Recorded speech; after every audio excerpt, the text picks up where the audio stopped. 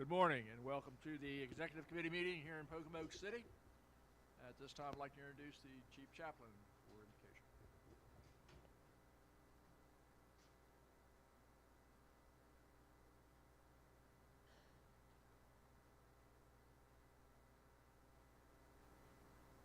Excuse me, Chaplain Hetz.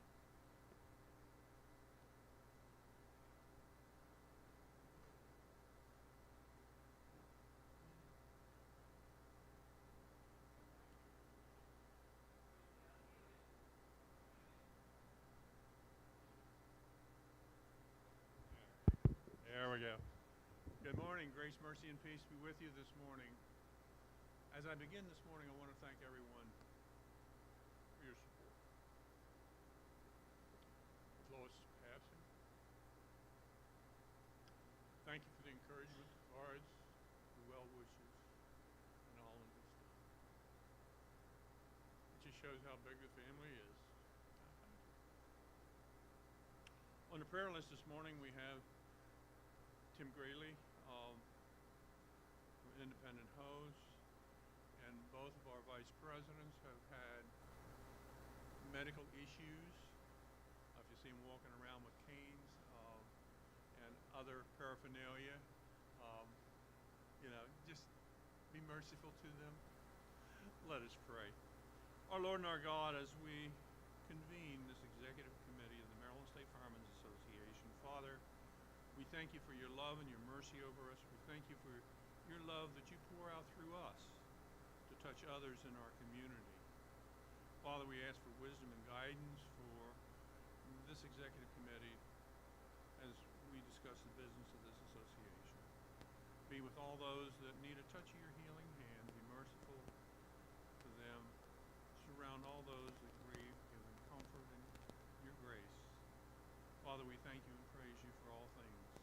Amen. Please stand for the pledge. Do we have a flag? Out front.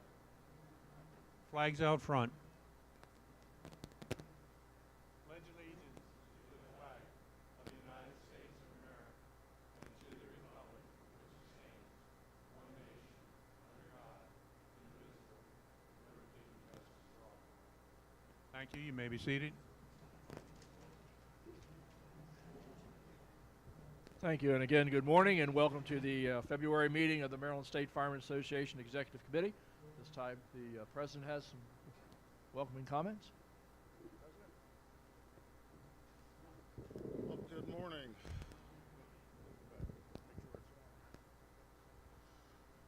Welcome to the Eastern Shore, and hope everyone had a good holiday season, good Christmas. I want to wish everybody a Happy New Year as we get things started this morning. Happy Valentine's Day to you early, a couple weeks early, and I'm hoping that we have a real good meeting here this morning. I know we will. A lot of good discussion, with the committees and stuff. So it's hard to believe that my term's almost over. Where did 6 months go?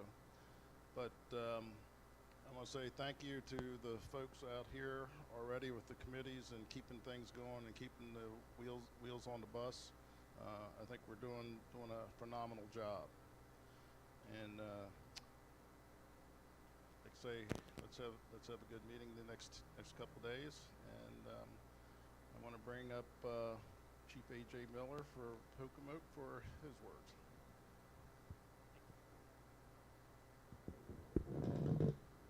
I would just like to welcome everybody to our wonderful town of Pocomoke City and welcome everybody to the Pocomoke City Volunteer Fire Company. Make yourself at home. You guys want to go over next door to look at all our stuff, feel free. And on behalf of the Pocomoke Fire Company, I'd like to thank you all for all the hard work you do to benefit our members and benefit the wonderful state of Maryland. Thank you.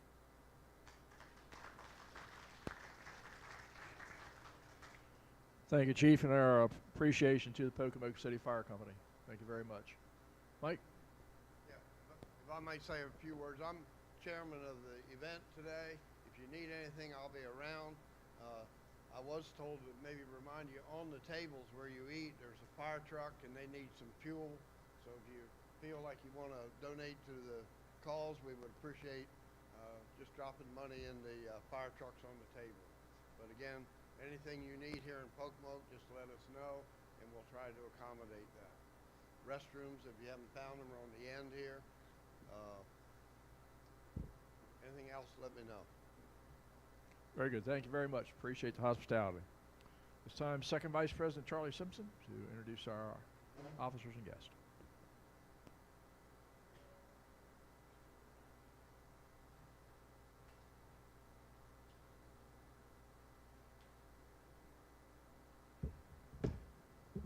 Thank you, Mr. President. We have with us today all the officers of the Maryland State Firemen's Association for 2024. Our President Eric Smothers, our First Vice President Skip Carey, Second Vice President myself, Secretary Doyle Cox, Treasurer Ron Sarnicki, our Financial Secretary Mitch Vogt, and Parliamentarian Richard Brooks. Have with us today one of our honorable, all of our honorable people of past presidents, and with us is past President Bob Cumberland, 1987-1988. We have with us past President Stephen Cox, 1996-1997. Past President Roger Stager, 2000 to 2001. Past President Robert Jacobs, past President 2004 to 2005. Okay. Frank Underwood, 2008, 2009. I have Doyle Cox, 2010, 2011. Dave Lewis, 2011, 2012. Mark Bilger, 2017, 2018. And we have our junior past president, Ben Kurtz, 2022, 2023.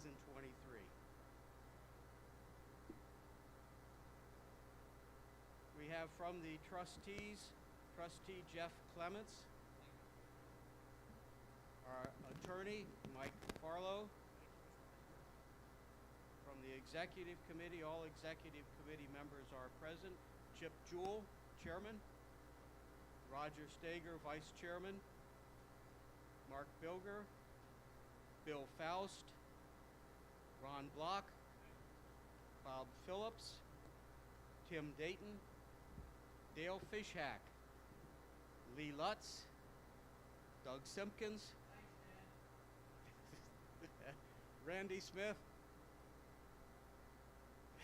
Buddy Sutton, and officio is Ben Kurtz. I believe that's all I have for the guest invitations at this time. Who did I forget? Guest. Oh, I'm sorry. Yes, guest. Yeah. Okay, guest. We have with us tonight, this morning, guests from the State Fire Marshal's Office, Jason Mowbray. Maryland Fire Rescue Institute, Director Michael Cox. We have from Shock Trauma, Rebecca Gilmore. From Maryland State Police Aviation Command, Jonathan Larson. From the Chairman of the Fire Prevention Commission, Edward Tosterman. And our host, Chairman, Chaplain, it'd be Michael Dean.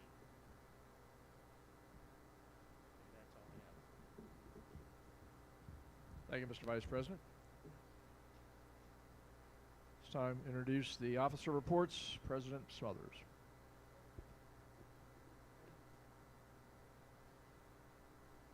Good morning. I filed my report electronically. Just want to touch on a few highlights. First of all, I want to say a big thank you to our legislative committee in Annapolis. The hard work that they're doing for the MSFA fund and working to get that going, that's probably the biggest thing that we have right now in Annapolis, is to try to get funding today. I really have to take my hat off to the legislative group for taking the bull by the horn, so to speak. And MSFA is really taking the lead on MSOF. So there's a bill that's going to be submitted to increase our motor vehicle registration fee. So as that works through, we've been in and out of Annapolis testifying. We just testified last week on Friday and Monday. But I really have to take my hat off to Chief Phillips and Teresa for keeping the wheels on the bus and keeping everybody informed in Annapolis. There's a couple other initiatives that we're following. The LoSAP tax incentive, where that bill is actually being submitted to increase our tax incentive going from 7 to 10,000. So we're supporting that. For the fire police, there's a bill that's going to be submitted to allow them to use some additional lighting so that they don't become lawn darts out along the roadway. So right now it's just red, but there's a bill that will allow them to use either red and white or red and green. So if you've seen SHA's vehicles, you can see that green light at a pretty considerable distance. So hopefully we're garnering enough support for that. The legislative or EMS committee, which is comprised of a myriad of folks, most of all of our partners, but also a lot of the legislative delegates, senators and delegates. And they kind of monitor all the bills that we see through the fire service. And they ask a lot of questions, which is good, because remember, I mean, 44 of them last year were all new folks. They have no idea what the acronyms is, MIMS, MIFRE, MSFA, and we're knocking on doors to try to garner their support. And so far, it's working. So as we're walking the halls and as you go around the state, please be mindful and talk with your elected officials. That's the stuff that's going to help us move forward, especially with MSOF. We really need to get their support, because if we don't get funding this year, we start going in the hole. And that affects everybody. Training, testing certification, 508 funds, shock trauma funding, all that stuff is tied into that one umbrella, and we don't want to be left behind. We certainly are supportive in the trauma center's efforts across the state. They are also looking for additional funding to help offset some of their costs, and we're going to be supportive in them. That's a separate initiative, and sometimes the two kind of get mixed up, and so we're trying to make sure that we keep that separate. And you know, so far so good. It's a busy time in Annapolis. We're following stuff, so I don't want to steal the thunder from the legislative group when they do their report, but a lot of good things going on. Certainly want to thank my vice presidents and all the hard work that they're doing. I'm going to have to get them some scooters here a little bit. So, but outside of that, they seem to be ambulating a little slower, but that's okay. I do want to say thank you for all the invitations that I'm receiving for your banquets and stuff. And I'll try to get around as much as I can. I'm going to lean toward the executive board and our past presidents to kind of help me out a little bit, as these guys are getting ready to go under the knife for various things, just so that we maintain a presence. And I can tell you that on just about every committee that I'm aware of that's fire EMS related, MSFA is a part of that. We're part of those discussions. The state is getting ready to roll out their own version of the lithium-ion batteries. So we've got a committee that's established here. I'm hoping that folks continue to get that up and running, but the state is also looking at that at a state level now, and we're part of that conversation. We need to be a part of that conversation, just because of the operational standpoint. We certainly don't want just the business folks to drive that bus. You know, we're the ones that's got to mitigate whatever goes off or whatever happens, and we need to be a part of that discussion. So we will continue to do that. move things forward. And I think I'm going to leave it right there, Mr. Chairman, and if anybody's got any questions. Questions for the President? Thank you. Thank you, Mr. President. Mr. First Vice President.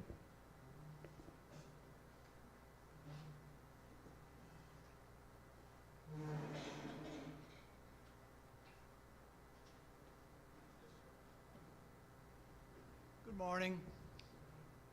My report's filed electronically. I'd like to add my thanks to all of you for showing up here. Gives us a chance over here to show off our beautiful section of the state. It's a little flatter than some of you are used to, but we kind of like it.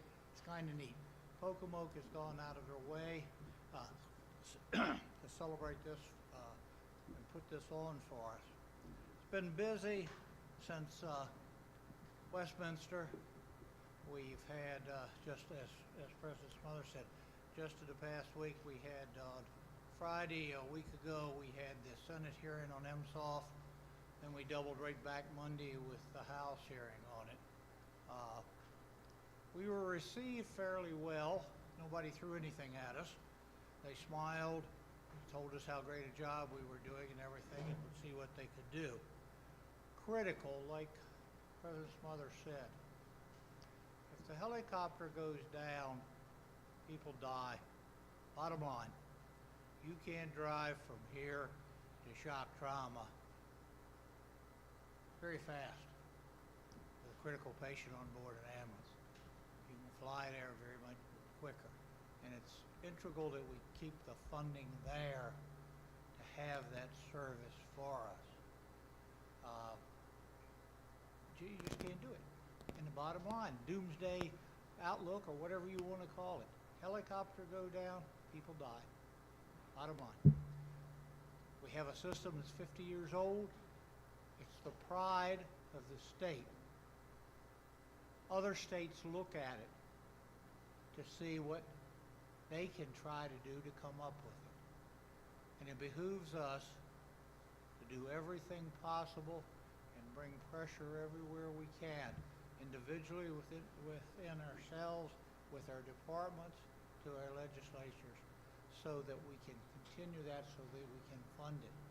Just like everything else, the cost is going up.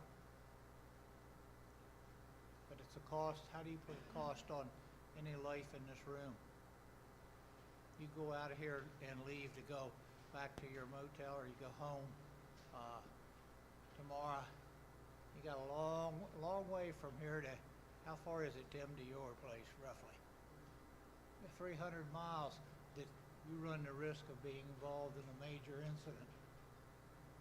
And you need that chopper to get you there. We learned it in Korea. We learned it even more so in Nam. We learned it more so in the desert. It's important. You can't say it enough. Other than that, have a good time. Enjoy the land of pleasant living. Like I say, it's nice and flat, so you don't have to worry too much about running off the side of a mountain. Watch out for the ditches in the marsh, though. They're kind of dangerous, too. Right? And do your best. You are already. Continue to do it. To the past presidents that are here, we couldn't have done it without you. You have led the way. All we're doing is trying to fill in your steps. Thank you. Thank you, Mr. First Vice President. For those of you that are new, just to make sure you understand, I'm Chip, he's Skip. Just so you know who's who. Okay, Second Vice President, Mr. Simpson.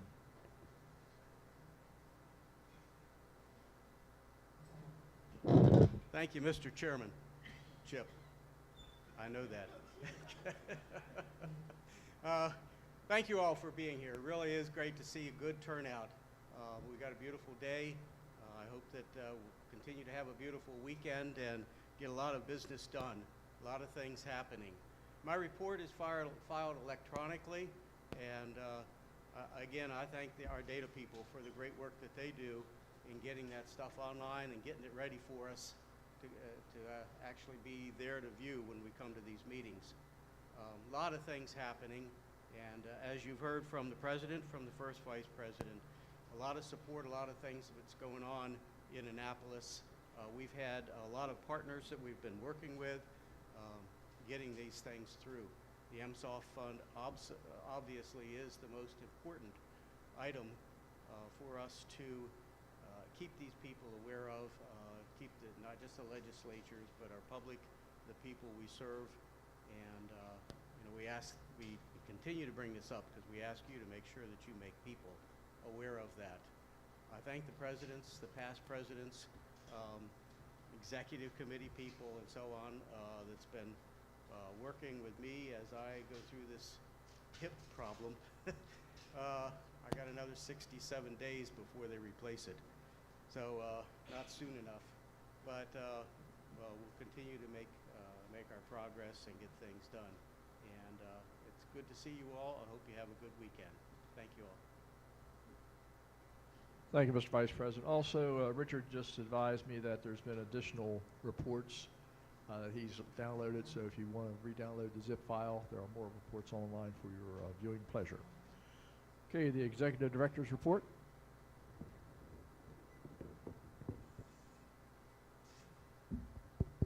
Good morning, everyone. Chairman Jewell, members of the committee, and guests, good morning and greetings to all from the Crofton office. My report's been electronically filed as well, but I just wanted to go over a couple of the updates. We did have the commission to advance and strengthen in firefighting emergency medical services within Maryland. That report has been out. If you all have not seen it or would like a copy, please let me know. MACO is going to be bringing some initiatives forward to the legislative session this year, and the legislative committee will report more on that. The weekly reports, just for a show of hands, how many received my report last week? Okay, because I did have a few people who said they didn't receive it, so I just want to make sure that it's not an email issue on MSFA. If there are instances where you're not getting the report or consistently not getting the report, please let me know. They are issued pretty much almost weekly, so if you're not seeing them, please let me know. Just an update from all the SAFER projects we have going on. I did receive a comprehensive progress report on the new website. It's not going to be on the WordPress platform. I do not recall the name of the new platform because I am not technologically savvy. So, but it is going to be, everything is going to be streamlined on the new website. Everything's going to be compartmentalized. It's going to be a lot easier for users to navigate. So we're excited for that. Some of the updates, the refreshed designs on the customizable marketing will now include cadet, administrative, auxiliary, a lot of the other aspects instead of just fire and EMS customizable marketing for the departments to use. So we're looking forward to that. There's also going to be Spanish options implemented into the toolkit. So if there are departments that are looking to reach out to their Hispanic communities, those resources will be now available. The website rebuild, the site map has been established. They've transferred a lot of the content from the old website or the current website to the new one, and all of the branding for all of the resources has been redone. So there's a lot of resources and things that really didn't have our branding on it, didn't identify it as MSFA documentation. So we're working with them to make sure that all of that has that. They are anticipating completion by the end of March or possibly sooner, making sure that there's no other tweaks or issues that they have with the website. So we're excited. The 2-day recruitment and retention officer course is going to be offered through Mission CIT. I did hand all of you a fact sheet or course description, so you should have that with the report that I gave you. Tim, I think yours is under your microphone. So since the outline has been approved, we did go through with the recruitment and retention committee to make sure that they were on board with the program as well. We ironed out some of the concerns to make sure that each offering in each region would be curtailed to what the specific issues were in that region and not just a cookie cutter offering. So you'll see on the report that they have 2 MIF-free locations that have been confirmed for the first 2 in Southern Maryland and Western Maryland, and then locations to be determined in the other regions, but the dates are confirmed. So once the link is up for registration, people in those regions can go ahead and start making their plans to attend. There will be a limited number of seats at each course offering, so it's a much more intimate, course delivery. So we're excited that it's not just going to be a one offering and a bunch of people, that might not be included in recruitment and retention are going to be coming. So it's going to be 25 people max for each region, and we're going to hope that most of the recruitment and retention people from those regions will attend. So we'll give you updates on those as that becomes available. The second round of Safer Marketing Grant Program is scheduled to begin on March 1st and run through April 1st. We had a really successful program last year. We already have 16 departments ready and designated to apply. And that includes the tent, the tablecloth, all of those marketing. And we saw a lot of people on Facebook sharing their marketing that they received, and it was well received across the state. We're also looking at a second regional roadside marketing campaign. There are still signs out there, so across the state you can actually see some of the MarylandVolunteer.org signage still on the roadside. I guess they don't take them down until they have a new one that's ready to go in, so we're kind of benefiting from some of these that are still up on the roadway. And we've had 2 more cadet CTE programs take advantage of the customizable marketing opportunity and mileage reimbursement. So if there are any cadet programs out there that either need a revamp on their marketing, or if they need reimbursement for mileage for their students, please let us know. We'll be happy to help with safer funds. 2024 convention, I won't go through all the notes that I had on my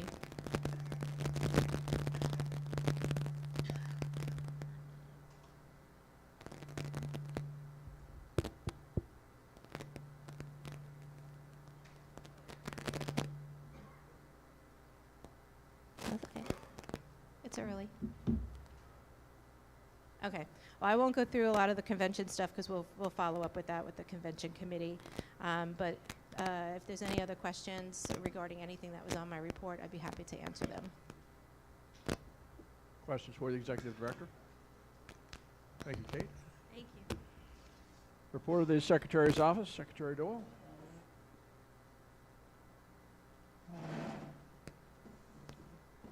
Try a different mic. Good morning. You should have received my report electronically. Just a couple items to hit on. Credentials have started coming in. After 1 month in operation, we've only received less than 50. So each one of you on the executive committee needs to contact the departments in your area. Yeah, get them motivated, and so we can get the credentials in and get them up. Randy, just for your information, Calvert County is all but one completed. So good job down there. First mail out should be going out sometime the middle of this month. Ron has given me the information he needs to get out. I have some, but if you have some information that is pertinent to go out with the mail out, let me know and we can get it added in. Mr. Chairman, action item today is the December the 2nd and 3rd Executive Committee meeting at Westminster. Each one of you should have received a copy of it to go over.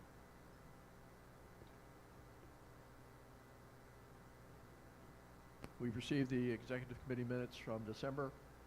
Any additions or corrections? Entertain a motion. Motion by Bill, second by Mark, to approve the minutes. All in favor, signal saying aye. Opposed, nay. Ayes have it, motion carries. Thank you, Mr. Chairman. At the last meeting, Executive Committee meeting, and over the months, the presidents have been passing out directories. If anyone has any corrections, please come back and see me. We will get it updated in the book, and so it will be corrected for next year. And with that, as normal, as you travel to the banquets and so on, if you know of a company or an individual that is celebrating a milestone such as 100, 150 years, or however many with their membership, let us know. We can get the appropriate certificate, plaque, or whatever into the department. Any questions? Mark?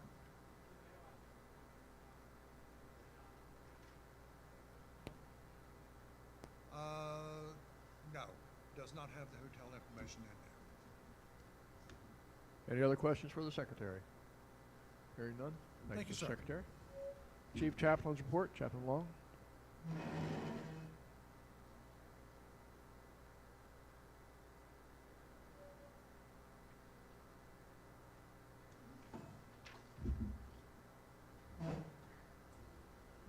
Good morning.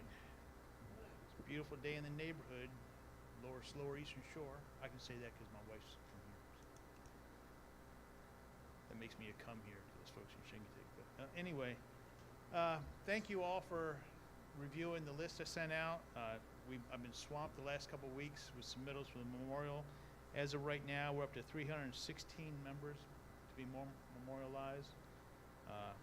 Way up from the last time I sent you that list out, it was only 162, so great job.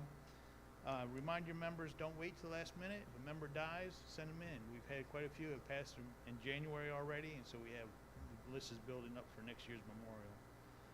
I want to highlight the Essentials class is coming up March 18th and 19th down here on the Eastern Shore of Princess Anne. If your members haven't signed up for the chaplain's course, send them to the MIFRE website and get them signed up. No better opportunity than have a free chaplain's course. So, remember, Charlie Barnhart is still dealing with health issues. Seems like one minute I'm getting a phone call, he's in the hospital, and the next minute I'm getting a phone call, he's out of the hospital. So that's a revolving door with him. So please keep him in your prayers. Any questions? Mr. Steger. February 1st. Yeah. Thank you. I'm gracious. I'm gracious if they have some. A fluid February 1st deadline, so don't go too much farther. Thank you. Thank you, John. Okay, Ladies Auxiliary, President Maine.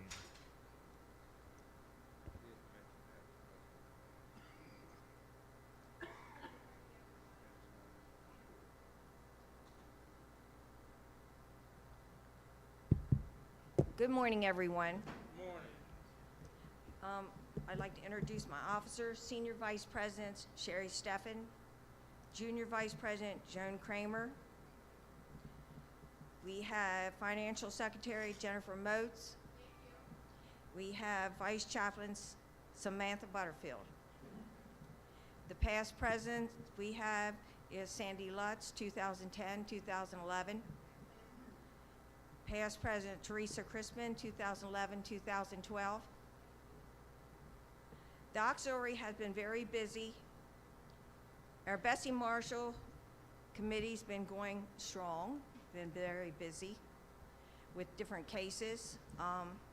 If you know of any auxiliary or individuals interested in joining the state auxiliary, get in touch with our officers on that. The February mailing has went out. Our spring conference is April the 27th at Brunswick Eagles. Our open house is April the 26th, 6 to 8 at the Brunswick Ambulance and Rescue Company. If you need anything, please let me know, and have a wonderful executive meeting weekend. Thank you, Madam President. Any questions for the Ladies Auxiliary?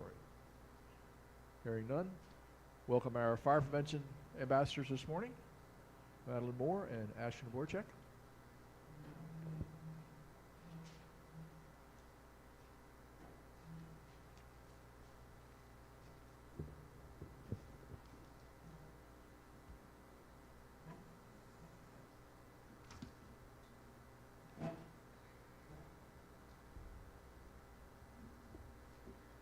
So good morning. I just want to thank everyone for their support, again, for during our terms. It's been great traveling with Ashley and getting to spread the fire prevention messages. Since December, I've traveled 424.7 miles, and I've attended 10 events. Since June, I've traveled 2,344.7 miles and 54 events I've attended. So, update on my activity book. It's here. So, I do have one copy with me. This is not the finalized one yet, because there has to be some changes to this book, but you can take a look at it at my seat. The only changes with it will be an added page to let everyone know that there is Braille included with it. And in this book, the Braille pages are in the back, so the Braille pages will be moved. So it's behind each of the worded pages, so it will be used for anyone that would like an activity book. And then lastly, I just want to remind everyone to keep anything that can burn 3 feet away from heating equipment. Thank you. Thank you, madam. Ashley?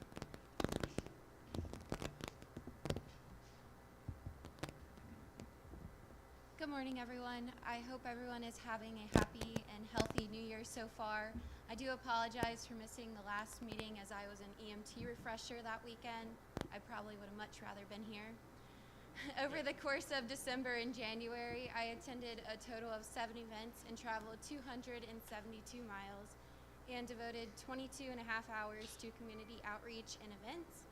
I would like to remind everyone that if you do have events you would like Maddie or myself to attend, or both of us, to please contact us. We do have our business cards with us today, and that has our emails and our phone numbers on them. And as we know, this time of year it is cold, and a lot of house fires are caused by heating equipment being improperly used or installed. So please remember to establish a 3-foot kid-free zone and pet-free zone around open fires and space heaters, and leave the installation of heating devices like wood stoves to the professionals. Thank you.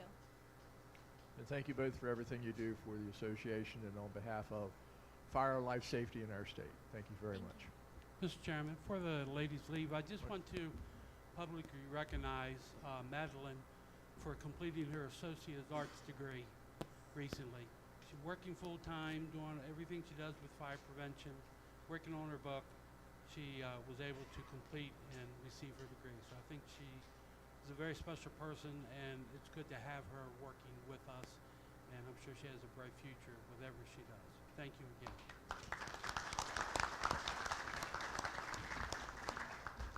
And if you want sponge cake, see her mom. Okay, continue with MSFA reports, Board of Trustees. Jeff? Oh. Excuse me, I'm sorry. Excuse me. Teresa?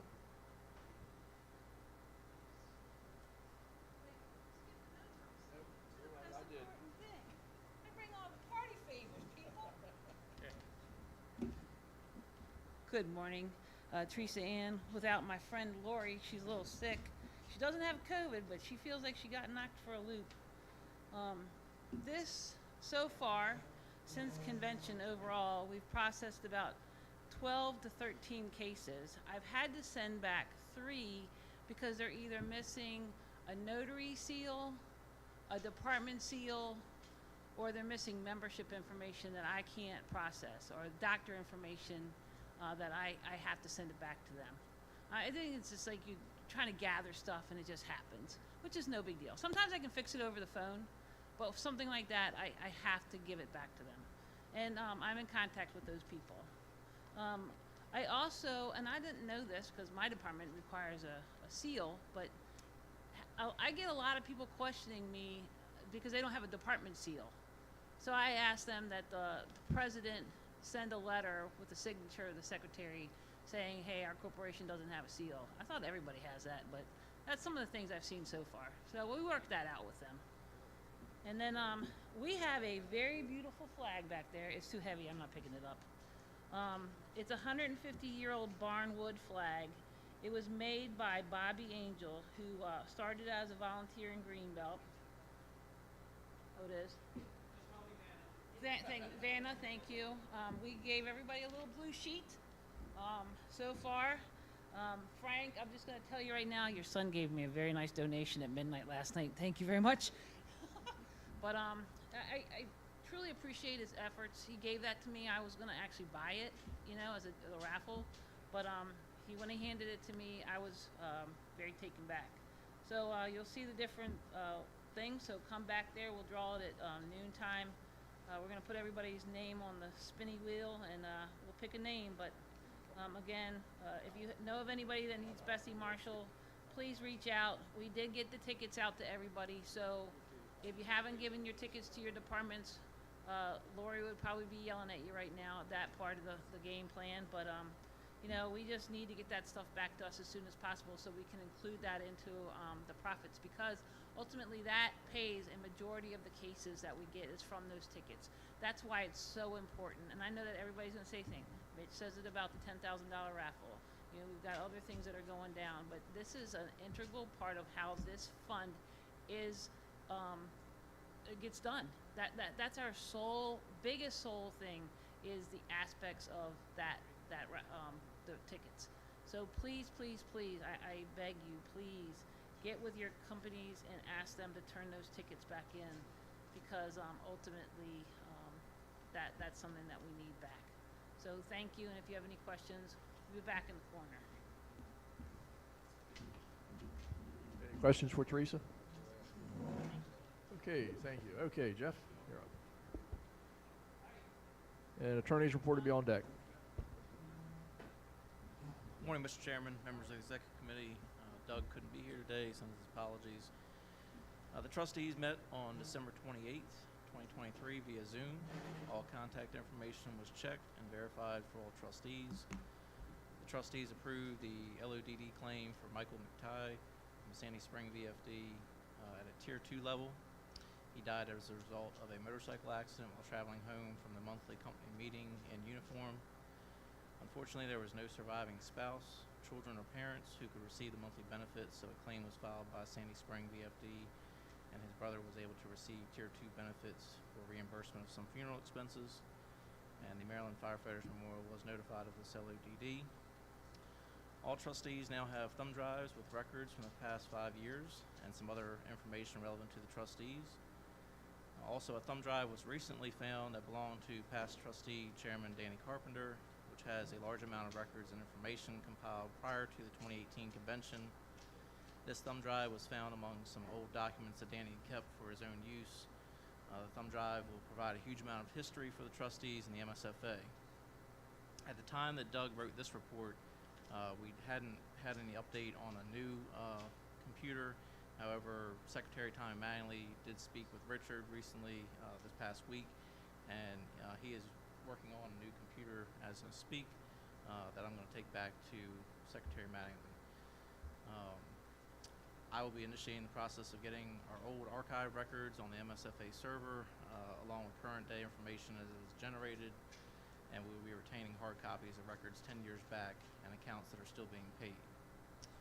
Generally, there's not been a lot of activity for the trustees since the last executive committee meeting, and we remain ready to assist with any questions, reference benefits, procedures for filing claim for benefits.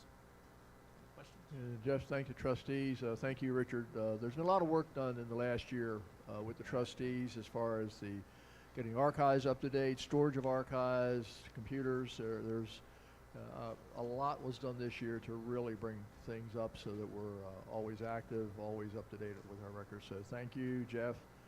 Thank Richard, and thank everybody, Tommy and everybody that was involved to get that done this year. And thank, I believe some of the archives are now actually kept at the office. They are. So they are now at a direct, safe storage area. So thank you all for what you did this year to continue to improve the trustees. Thank you all for your support. And Any other questions for the trustees? Richard. Chip, just a quick comment. The computer that they had is brand new. They thought it was old because it has Office 2016 on it. Every one of your laptops has Office 2016 because I bought bulk licenses so that we didn't have to start paying subscriptions. And until that bulk license runs out, everybody's still getting Office 2016. Works great. But I also have a new computer. Okay. Another. Oh. Yep. Thank you, Richard. Any other questions for the trustees? Thank you, Jeff. Thank you, sir. Attorney's report on Decabee the parliamentarian. No report. Questions? There you go. No money, no report. That can't be an attorney's report. My son's an attorney. He says more than that at dinner. What was that? I said, that couldn't be an attorney's report. My son's an attorney. He says more than that at dinner. Thank you, Mike. Richard.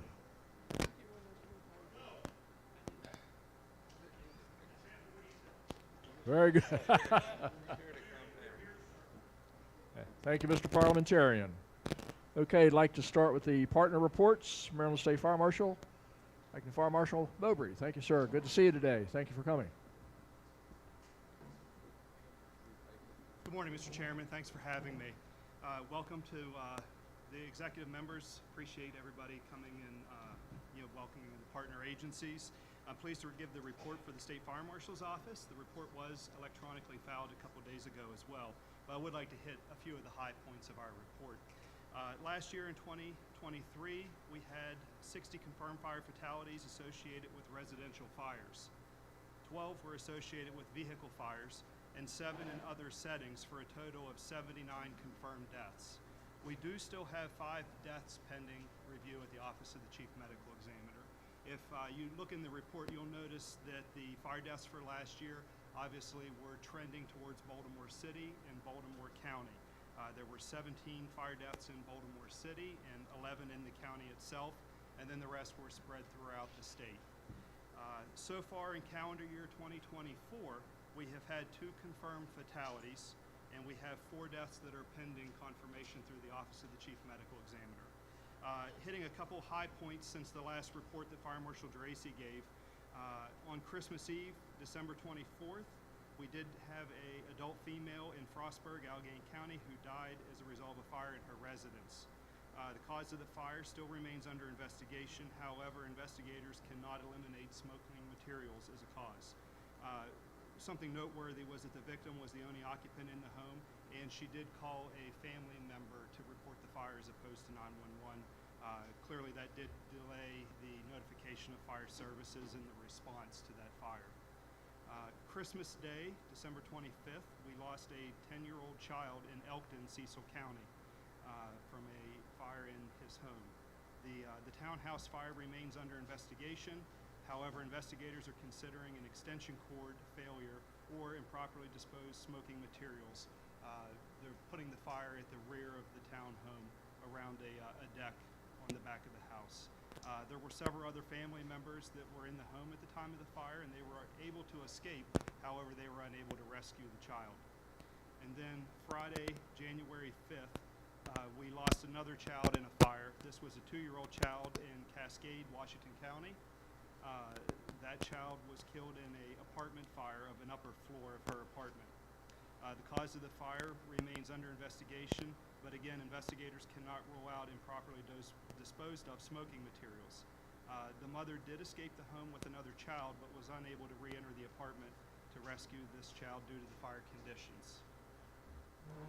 In 2023, the Office of State Fire Marshal conducted 831 investigations, 604 of which were fire, 160 explosive, and 67 other investigations. We did have 45 criminal cases that we closed by arrest, with a total of 70 arrests made. We did over 11,000 fire safety inspections across the state, and our engineering staff did almost 1,200 plan reviews as well. So the staff was really busy over 2023. Obviously, at the end of last month, Fire Marshal Geraci retired after over 50 years of public service in the fire and fire marshal's offices. So it was a well-deserved vacation or retirement rather. And he's down in Florida, no longer on vacation, but now residing in Florida. I spoke with him a couple days ago, and he's doing well. Him and his wife Kelly have settled in, and as we were getting snow, he said that it was in the high 70s, but there was a little breeze, so it sounded tough for him. We did get to celebrate Fire Marshal Geraci's retirement at our annual agency luncheon back at Christmas, and he was presented several different awards from various agencies and the superintendent's office. During the last quarter, we did onboard a new deputy state fire marshal. It was Deputy Mark Grove from Western Maryland. He was actually a former sheriff's deputy with the Washington County Sheriff's Department, and we're happy to have him on board. He's beginning all of his training and the basic field training and fire investigation certifications now. As I mentioned, we did host our agency luncheon and awards. During the award ceremony, the Fire Marshal Geraci did present a lot of our administrative staff with various awards and recognizing their important efforts to the agency. A lot of times our agency's civilian staff and the clerical staff don't necessarily get the recognition that they clearly deserve. They keep the wheels turning for our operation, and it was a nice opportunity to recognize them for that. In December, we did conduct a sign dedication. We worked with the Rockville Volunteer Fire Department to do a roadside dedication of a memorial sign along I-270 in Rockville for our fallen Deputy Chief State Fire Marshal Sander Cohen. As you guys remember, several years ago, Sander was struck by a car and killed as he was rendering aid to a vehicle that was broke down in the roadway. So that was a very nice dedication, and we were appreciative of the Rockville Fire Department for their hospitality. They had members of the fire service, the fire marshal's office, and the family come back to the fire department afterwards for fellowship and a dinner, so that was very nice. During December, we also were engaged in a lot of community outreach and community risk reduction. Our sworn staff participated in several events called Shop with a Cop or Police Presenting Packages. Basically, these events are an outstanding opportunity to integrate with the youth of our communities. Most of the time, the school systems identify children that are either at risk or at need, and they partner them up with a law enforcement officer to include our staff. So it's actually a very rewarding event that we participate in each December. Want to give a big thanks to the MSFA Legislative Committee. We've been working with them weekly on various bills that have been coming up. I'm sure, as you guys are aware, this is a very, very busy session at Annapolis. There's been a lot of bills that have been coming back and forth that we've been involved with or giving responses for. I just highlighted a few of these bills that stood out to us. As the President already mentioned, one was the Lithium-Ion Battery Commission. We're working, there was a bill that came out of Frederick County Fire Department in reference to corrugated stainless steel tubing for gas fuel piping systems. And there is just another various bills that we're working on or either monitoring or giving reports back to. There are a list of several departments that still have overdue MFERS reports for the calendar year 2023. As of earlier this week, that list is included in my report. And I would like to just say that there were two issues that aren't necessarily in the report, but as of the middle of last week, there were 12 applications for the State Fire Marshal position. That position was posted shortly after the new year, and it actually closed last night at midnight. I have not been given any more update on if that number has increased or who may have applied, but that list will be verified by the Human Resource Department of State Police. They will then submit the list of qualified applicants to the Fire Prevention Commission. Prevention Commission will go through their selection process and send 3 names to the Secretary of State Police. Secretary of State Police will then do their review process, and they will select a state fire marshal and make that appointment. I'm very excited that the application period was announced as early as it was. Initial indications was that it may actually have been delayed until after the legislative session. Happy to say that it was not, and I look forward to onboarding a new fire marshal as soon as we can. So that's very exciting. The other item that I'd like to mention is that I did issue a memorandum to all of our code enforcement personnel throughout the state this past week as it relates to enforcement of the amicable hazard requirement for non-sprinkler residential high-rise buildings. It was brought to our office's attention that there may be a legal concern over how the amicable hazard was adopted by the Commission and that it may not have legal sufficiency to be enforced. At that point, I did request legal guidance from our counsel. Counsel did give guidance that there were procedural violations of that adoption, and that it did not have legal sufficiency. So as a such, we're not able to enforce that specific requirement as it's been adopted. However, it is important to note that an individual inspection or finding of a particular building to have an amicable hazard could still be enforced underneath of that requirement on a case-by-case basis. So we didn't lose the ability to enforce the regulation to apply amicable hazards to non-sprinkler buildings.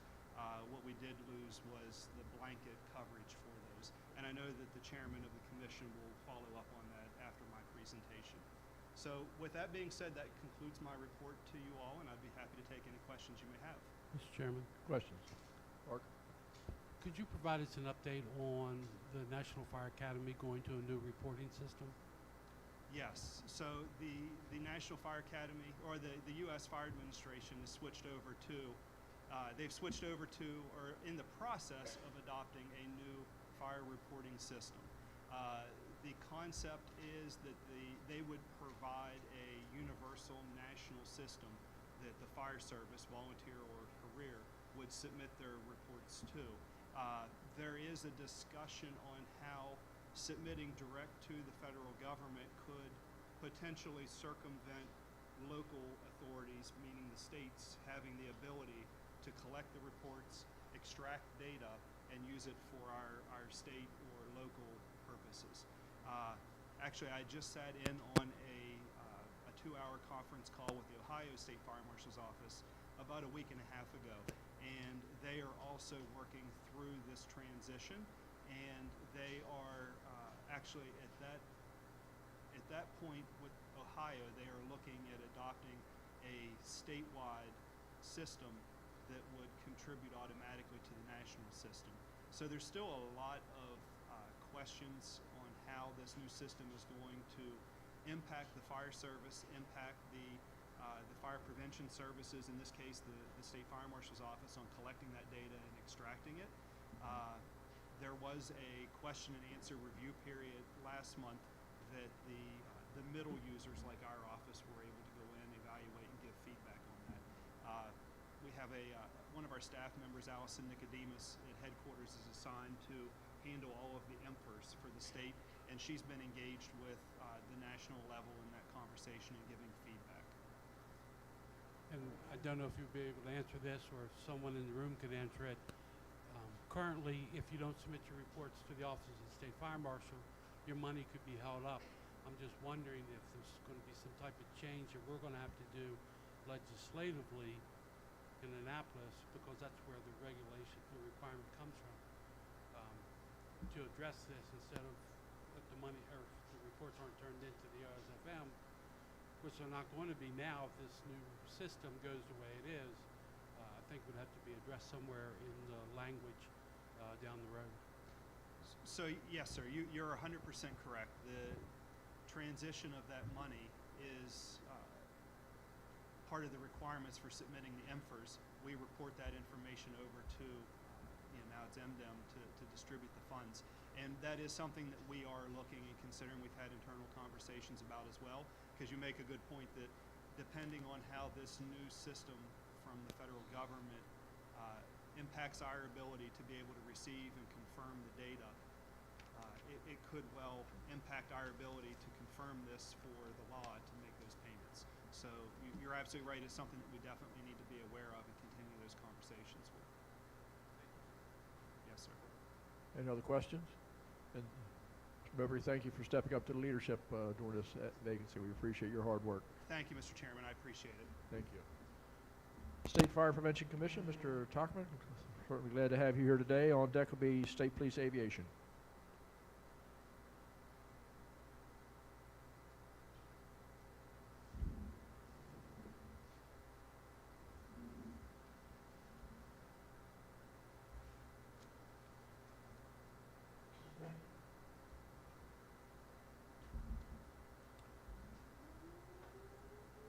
There you go, say just for you.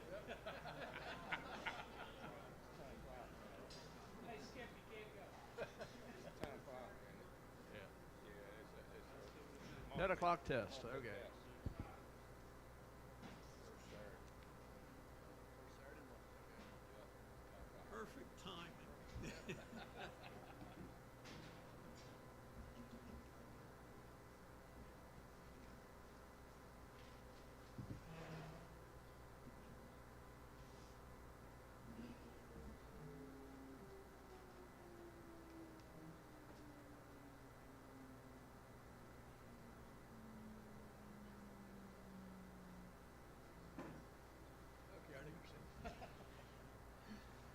Chairman, members of the Executive Committee, pleased to speak before you today. I last appeared before you at the last August in Liberty Town as acting Fire Marshal Mowbray just spoke with regard to the replacement process for Maryland State Fire Marshal.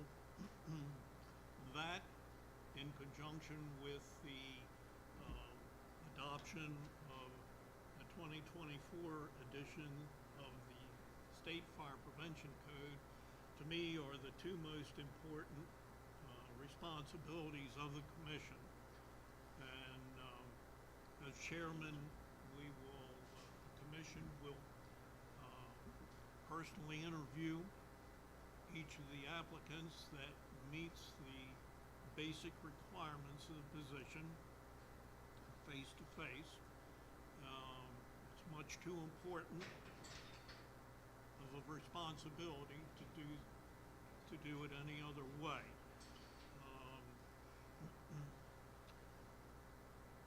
In doing so, we will select the top three, what we consider the top three individuals. We will forward those individuals' names to the superintendent of the state police, who has the authority in conjunction with the governor to make the final selection. We've had 4 good state fire marshals, beginning with Robbie Robertson and ending with Ryan Barassi, and the Commission has no intention of lowering the standards at this point. At the last August meeting, I promised that with regard to the work on the 2024 edition of the State Fire Prevention Code, that if there was any trouble, any hindrance to the adoption of the code, that I would appear before you again as soon as I could, and I'm here today to fulfill that responsibility. During November, December, and January, there were a total of 5 meetings of the work group that has the responsibility for reviewing the 2024 editions of NFPA 1 and 101 under the chairmanship of Chief Fire Marshal Ken Bush. First 5 meetings went excellent. We made good progress, and on January the 17th, Ken Bush and I met with the First Sergeant of the Maryland State Police, as well as a captain, I forget his name, as well as the Deputy Chief of Staff. The purpose of the meeting, which I called for, was to determine exactly what the state police does with the recommendation that the State Fire Commission forwards to them. Do they have somebody that sits down and reads 4 inches of code? If they did, they wouldn't understand half of what they were reading, but what exactly do they do with it? The answer that we received is no, they don't read it. They only review it for form and format. And so the meeting went well, with the exception of the last 15 minutes, at which time the Deputy Chief of Staff announced to Ken and I that if the 2024 code had any reference to retrofitting residential high-rise unsprinklered buildings with sprinklers, the code would go nowhere.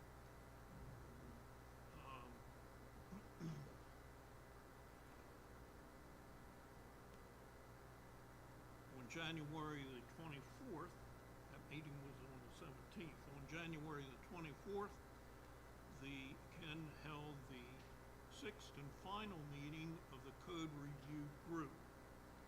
And that meeting went well as well.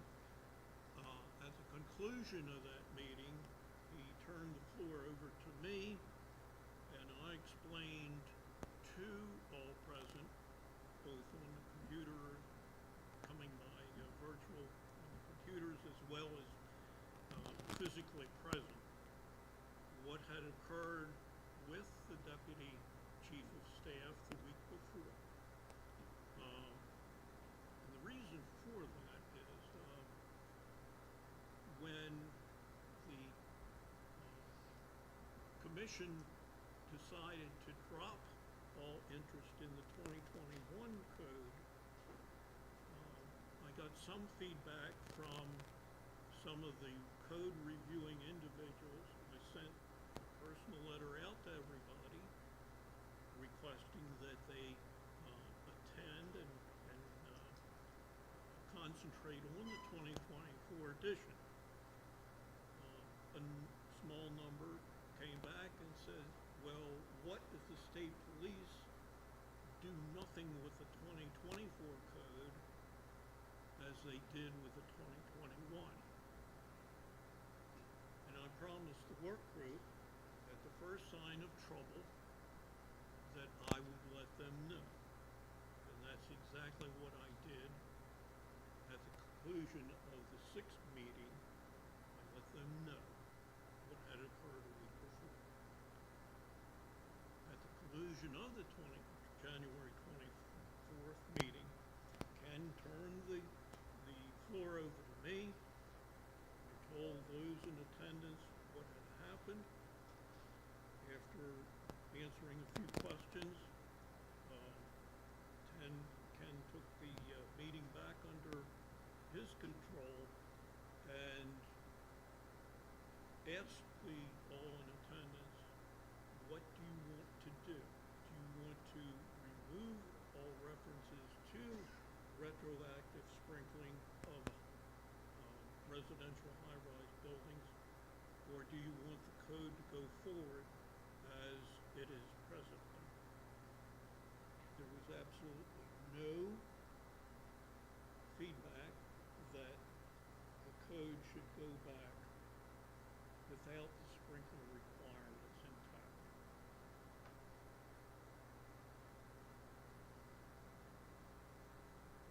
As Acting State Fire Marshal Mowbray just stated, January the 29th,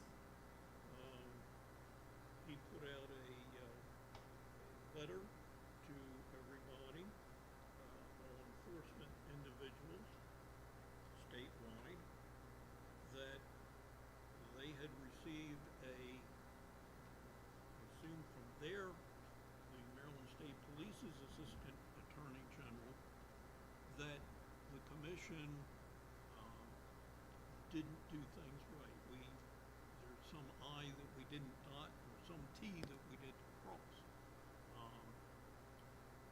I've yet to know or learn what that dot or cross T is, but anyway. And so the State Fire Marshal's Office isn't going to enforce what the Commission had identified originally.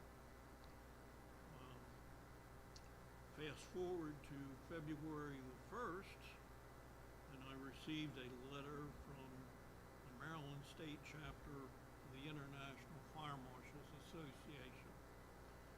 And I'll read that to you. It says, Mr. Tockerman, I am writing you on behalf of the Maryland State Chapter of the International Fire Marshals Association, for which I serve as president.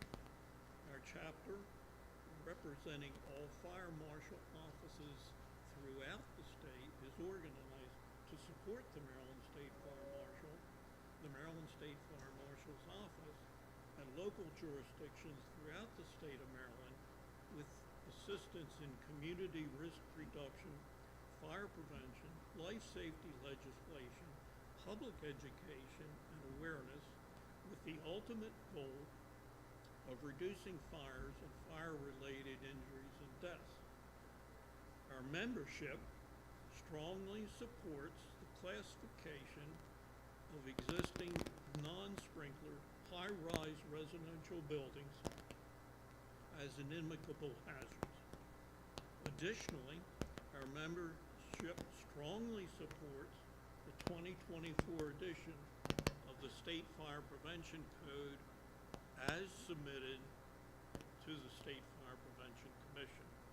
It is our hope that the classification of these high-rise residential buildings as inimical hazards remains in effect, and that the 2024 edition of the State Fire Prevention Code be approved as submitted to the Commission.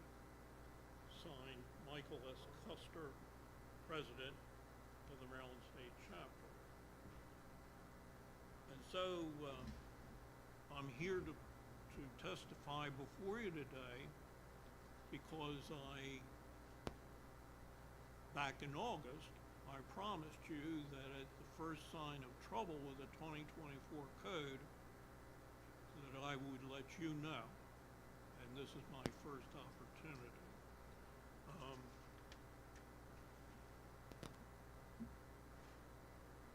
As far as I know, Chief Fire Protection Engineer Ken Bush is on track to present the amended 2024 code to the Commission at its February 15th meeting. The burden of decision, what will be done with that 2024 code as amended, will fall upon 8 voting members, Commission members. Commissioner Bilger, Commissioner Jared Johnson, and Commissioner Dan Stevens are here today. As chairman, I neither make motions nor do I vote on motions unless there's a time.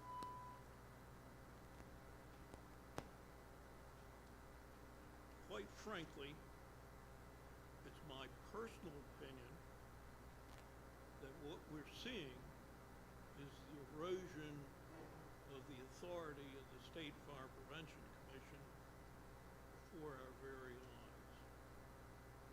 This whole business with residential sprinkling, unsprinklered high-rise residential buildings, it's a political issue. The AOBA, standing for Apartment and Building Owners Association, very powerful.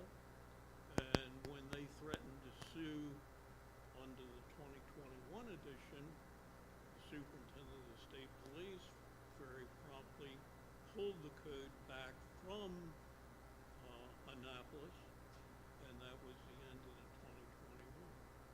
And I assume that the state police will follow through on their word, and that the 2024 edition will go no farther.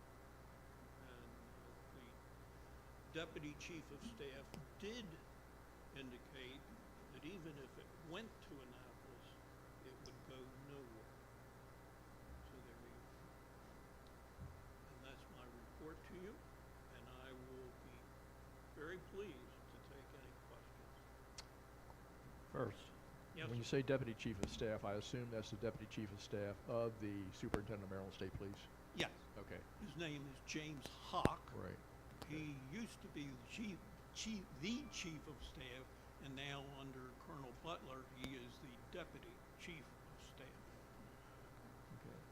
Okay. First off, opinion-wise, obviously this, before the code, the 2021 code, of course, came up. Since that time, we have had a rather high-profile fatality within high-rises, non-sprinklered buildings, and it has become, I think, more of a public issue now than it was several years ago. Yes.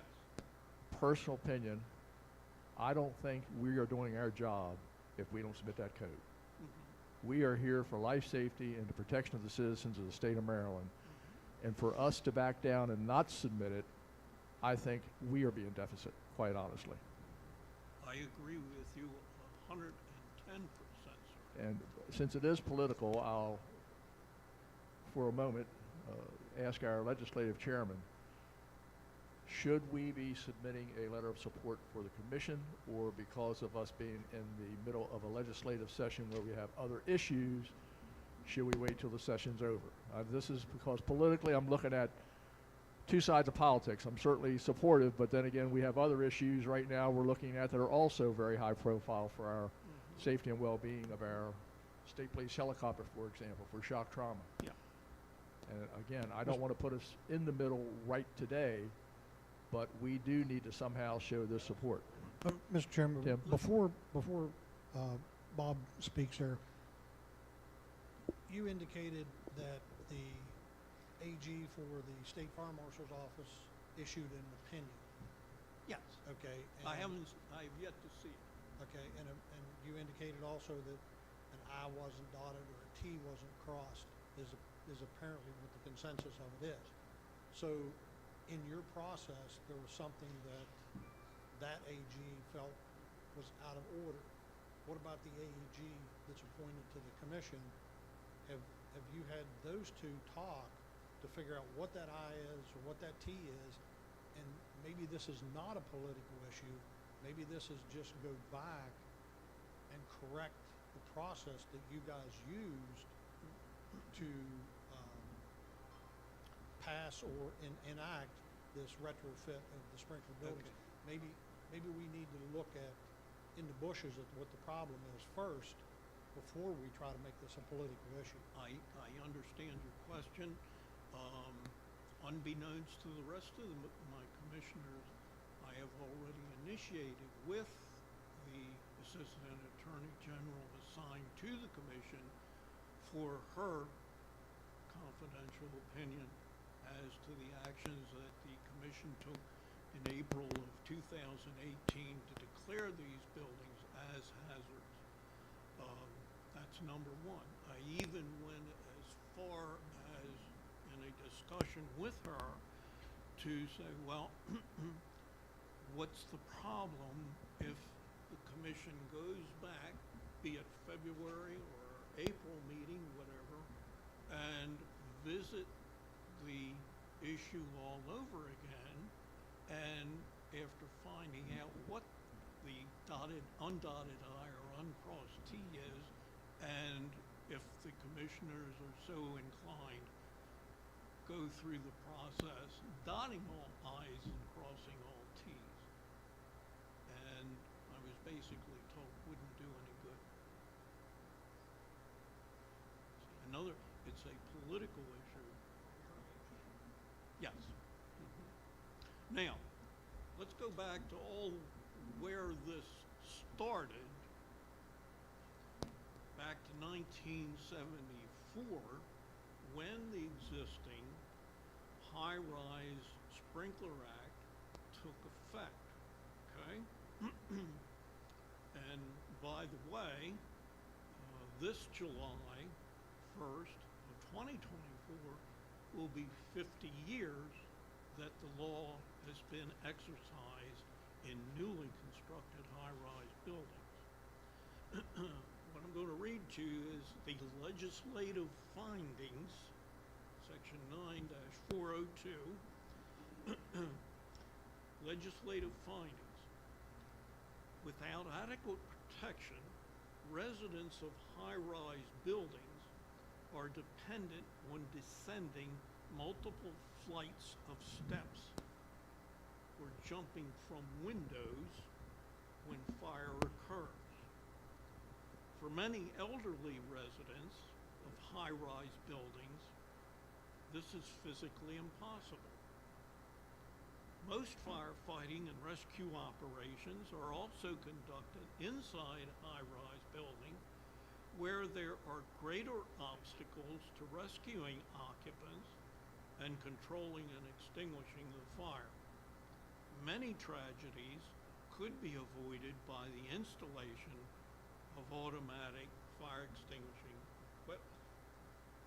So the commission decided what's happening to these people that are are occupying residential high-rise buildings that existed before the new law took effect. That's where it all started from. Any other questions? Okay, I Yes, see, sir. I'm making sure I separate the issues. We have two issues that I see. We have one that initially the commission declared the non-sprinklered high-rise as. And then we go by and then- hazard. So that's one issue. The second issue is we have the 2024 code adoption. Correct. Correct, okay. Mhm. With respect to the 2024 code adoption, I'll go to Chief Phillips.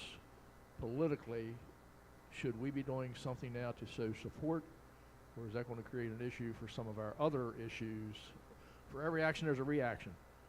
We certainly need to take an action, but I don't want that action to come back to haunt us in the middle of a legislative session. So I'm seeking some guidance, Chief. Well, the first thing I would say is this. Number one, what is your time schedule? Because you said you have your next meeting February the 17th? February 15th. 15th. Well, sorry about that. That's okay. So that meeting is going to determine whether you're actually going to go forward or not. Yes. Okay. And if you decide to go forward, what's your time schedule to take it from your work group and your commission into Annapolis? Well, it passes once the commission votes for it to go forward. And Ken, you correct me if I'm wrong. It goes through a process in which it's published in the Maryland Register.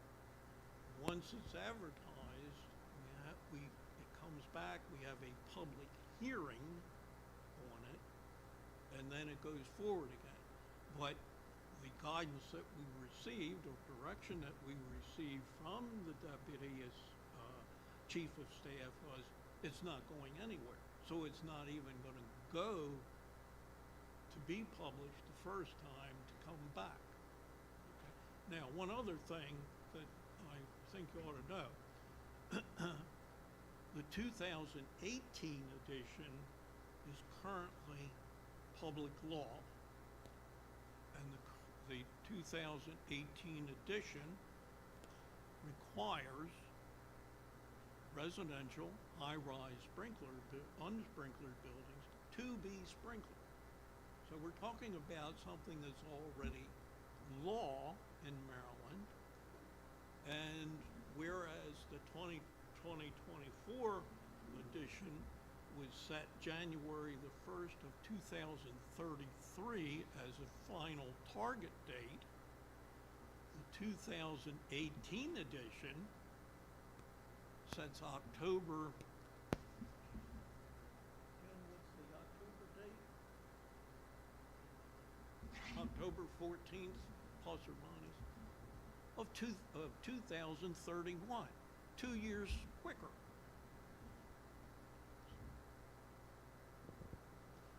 Obviously, I think, though, that it'll go to court if nothing happens. So my answer to your question, what should we do? Number one, in Annapolis, everything's about timing. That's why I ask, how long is it going to take to get there? The second thing I'm going to tell you is, don't fight a battle either A, you can't win, or B, you don't need to fight. Due to timing, if you don't get that out, if you have your meeting on the 15th, you probably won't get your paperwork and everything moved. I'm going to guess for 10 working days. So now we're at the beginning of March. You're not going to get it through physically. You would be really, really lucky if it even sees the light of day going in that late. I would say the first thing we do is not take immediate action right this minute. Let's see how far it progresses. If we're going to, and I have no problem supporting it, don't get me wrong, but don't fight a battle you don't have to fight. That's where I would go with that. Who had a question? Fire Marshal? If I could just kind of add on, it seems like two issues, but really it is a singular issue. The way the fire code is written, they have existing chapters for all these different occupancies. And the way the Maryland law is, we cannot enforce those existing chapters of the fire code for existing buildings unless there is an amicable hazard. So if there was any type of building that was built maybe 1980, we actually have to look at what the code was in 1980 and apply the code as it was written then to today, unless there's a hazard. So in the additions, as the chairman pointed out, from 2018 on, it has said for existing residential high-rises that they need to be sprinklered. Under Maryland law, we can't enforce that sprinkler requirement unless there is a amicable hazard. So it doesn't seem that there is an issue, from what I'm being told, with the way the code from NFPA is written, requiring existing high-rises to be sprinklered. The issue is the amicable hazard declaration that would instigate all of these buildings to be retrofitted underneath the code by the date that the chairman had pointed out. So it seems to be that clause, and he can provide more information, but I think that their AG recommended to include a statement in this edition of the code that would up front make that declaration of an amicable hazard, and then it would be codified in the code when it's adopted as a regulation. And the chairman could speak more. So I think that's... Yes, sir. No, they're intertwined. Mr. Chairman, are you currently waiting to have commission members sworn in so they can act? Yes. That's another issue, but I did take care of that one. The Governor's Appointments Office gave or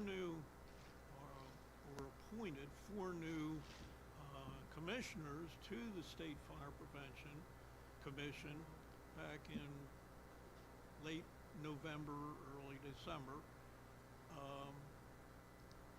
But then sent them letters saying there was a clerical error, and so therefore you're going to need to take your oaths of office over again. But that's not the end of the story yet. But then when they went to take their oaths of office over again, well, we don't have the right paperwork for you, so we'll let you know. One of those individuals, a fellow named Mark Hopkins, took his paper, this is Harford County, took his paper to the courthouse and said, I want to be sworn in. Here's my paper. And they swore him in. But that left three, one of which was an existing commissioner running for his second term of 5 years. They wouldn't give him his oath of office. And so I sent a nicely worded message to the Governor's Appointments Office saying, you know, thank you very much. We need to resolve this issue. That was on a Thursday. Last Thursday, I sent a nicely but not as nicely worded message to the Governor's Appointments Office saying, unless these individuals are allowed to take their oaths of office, there's not going to be any official action taken by the State Fire Prevention Commission at its meeting on February the 15th. By the end of the day, I got a message back saying paperwork is going out today. By this past Tuesday, they should be able to go to the courthouse and take their oaths of office. So that problem should be taken care of by now. Commissioner Johnson, have you taken your oath of office? Okay. All right. So that issue is evaporated. Other questions? Tim, do you have something else? Sure. Any other questions? I think the acting fire marshal kind of clarified that there is that issue, but I think it's more so in the verbiage of how it needs to be in the code moving forward, so that we can enforce it. But there has to be a hazard. Right, yes, and that would be consistent with the memo that we had put out. If we do an individual assessment of a high-rise, and the code enforcement agency, whether it was Montgomery County or Baltimore County, They could go in, do that individual assessment for that high rise, just like we would do for any building, even that building built in 1980. Any building, we would do the individual assessment, identify the amicable hazards that we have, and then take enforcement action on that and go before the commission. And they could make an independent declaration for that situation, and we could enforce the requirements to retrofit the sprinklers. And obviously, that becomes a little bit more labor intensive because you would have to be able to identify each of those buildings as opposed to a blanket declaration. So from our side, as being able to enforce it, we would just have to be able to enforce that individual building on its own, underneath of its own requirements. And if everybody's not familiar, the definition of an amicable hazard is a situation or a hazard that is so pressing that it creates an immediate danger to life or property. So that's kind of a pretty high threshold that we have to meet. Obviously, if a high-rise doesn't have exit signs that are illuminated, that's probably not an amicable hazard. But if the stairwells are constructed in such that you no longer have a fire or smoke-proof enclosure for the occupants to escape from, then that could be articulated as an example of an amicable hazard. So there is a difference whenever we do the code enforcement at being able to meet that threshold. But if we meet the threshold, then we could then enforce the existing chapter of the Fire Prevention Code. Thank you very much. We appreciate it. Thank you. Any other questions? Thank you, Mr. Carter, for coming today and keeping us abreast. And I think you understand that this executive committee and hopefully everybody in this room certainly stands behind the life safety of the people in the state of Maryland. We only did with Chief Phillips. Timing is everything in life, and we've got to make sure the timing is right when we jump into. I might also mention that on February the 15th, when Ken Bush presents it to the commission can move forward with it. They have the authority to change any of the local amendments, and they could also table the issue for as long as they want. So, anyway, okay. Thank us very much for keeping us educated and informed. Thank you, sir. You're welcome. Okay, Maryland State Police Aviation, followed, I think, by MIMS. Is Dr. Delbert here yet? Okay, we may go directly into shock trauma. So. Not yet. You're not high enough in the rank yet. My safe word, okay, is vacation. You got a gun, we don't. So if you yell vacation, he's running out the door. Right. Good morning, everybody. I'm Jonathan Larson. I'm a first sergeant, but not the first sergeant that you met with, okay, with the Maryland State Police. Right? Yeah, let's certainly clarify that. So I'm Assistant Commander. I help oversee helicopter operations over here on the lovely Eastern Shore for the state of Maryland. So welcome. And if you find yourself falling off a mountain over here, you're probably on the sand dunes right along the beach just east of Coastal Highway. There you go. All right. So let's get into it. First of all, I would like to say thank you for the words that the first Vice President, started off with, speaking about the Aviation Command, okay, and its history, and what it provides to the citizens and the travelers through our great state. Okay, we have a fantastic, program that is truly the tip of the spear in the United States. Okay, it's been evolving over 54 years. Okay, we're going into our 54 years of service to the state of Maryland, that we provide air medical, law enforcement, search and rescue, homeland security, and disaster assessment. Okay, MSP, we have 10 Augusta Westland Leonardo 139 helicopters.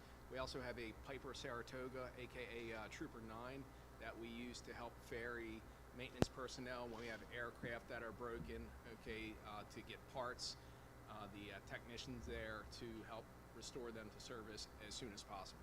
As you can imagine, if we have a helicopter that breaks down here on the lower Eastern Shore, well, the mothership, is Martin State Airport. So, we can utilize Trooper 9, get those techs down here with the parts needed, to fix that helicopter quick, fast, and in a hurry, and get them back online. We also use it to shuttle, okay, and deliver our whole blood. Okay, I'll get into that in a little bit. So as of the end of 2023, Maryland State Police Aviation Command has flown over 165,000 patients. So that's a pretty big milestone there. In 2023, we completed 1,916 medevacs, transported 1,956 patients, responded to 141 law enforcement missions, assisted with 30 apprehensions of some pretty vicious felons, flew 174 search and rescue missions, performed 18 aerial extrications, hoists. The command logged more than 2,760 flight hours, supported by 170 professional trooper clinicians, pilots, maintenance, and support personnel. Our aircrew training section, which is, so the Maryland State Police, we obviously have our Maryland State Police Academy that, okay, all new troopers go to be indoctrinated into our ways, okay, and our culture. That has been in place since 1935. Now, when those troopers come in, they successfully make it through the academy, and then they come over to the Aviation Command. They have another, okay, academy that they have to go through, and that is our own in-house academy where new trooper paramedics endure a rigorous program, and that is called our aircrew training section. It's composed of our chief flight paramedic, 3 trooper paramedic instructors who provide the initial and upgrade refresher medical training to all the current and incoming trooper clinicians. Aircrew training oversees the command's flight training program and associated section field trainers. So every section, each one of our 7 sections has a in-house trainer as well. Okay, that, you know, if anybody needs any remedial training or if we have new trooper paramedics, we can partner them up and assign them to work on crew. Not everybody is a great teacher, okay, but we do have some really good teachers, okay, so we make sure that we optimize and utilize them. So in 2023, the aircrew training section processed and upgraded 7 trooper clinicians from rescue tech to crew chief. The crew chief, for those who don't know, is the lead flight paramedic. So when we show up on a scene and we step into the back of the medic unit, you know, we typically, you know, the one who comes in the side door is the lead paramedic. The one who comes in the back is the rescue tech, might be the junior. However, we do routinely, we have more crew chiefs than we do rescue techs, okay? It took us a while to get to that point, so we do fly with a lot of double crew chiefs. So we just kind of like leapfrog, hey, I'll take lead on this call, you have the next one, you know, because I don't want to get hosed with 2, you know, EMEDs reports, okay, on a night shift. So rank has privilege, right? Our pilot training section. The pilot training section is composed of our chief pilot, 5 command instructors who provide initial upgrade and refresher pilot training and check rides in our helicopters and our FTD. If you've never been to Martin State Airport and you would like to see our FTD, our flight training device, go. Okay, we could absolutely arrange that, and we could probably get you a little stick time in there. All right, you know, be a fun experience. It's actually easier than you would think. In 2023, our pilot training section conducted 112 annual pilot check rides, 97 day-night hoist qualifications, 8 recurrency refresher training programs, 4 second-in-command initial qualifications, 3 section-in-command pilot in-command upgrades, and trained 1 new maintenance test pilot. The section IPs conducted 216 quarterly training flights. Whenever possible, portions of the pilot check rides and quarterly training flights are conducted while in mission. So if, for instance, Trooper 4 down here on the lower shore, we have a medevac that our destination is to Baltimore for, you know, whether it's Hopkins or trauma or Bayview or Wilmer. on our way back. We're just not going to deadhead, okay, and waste that blade time coming back.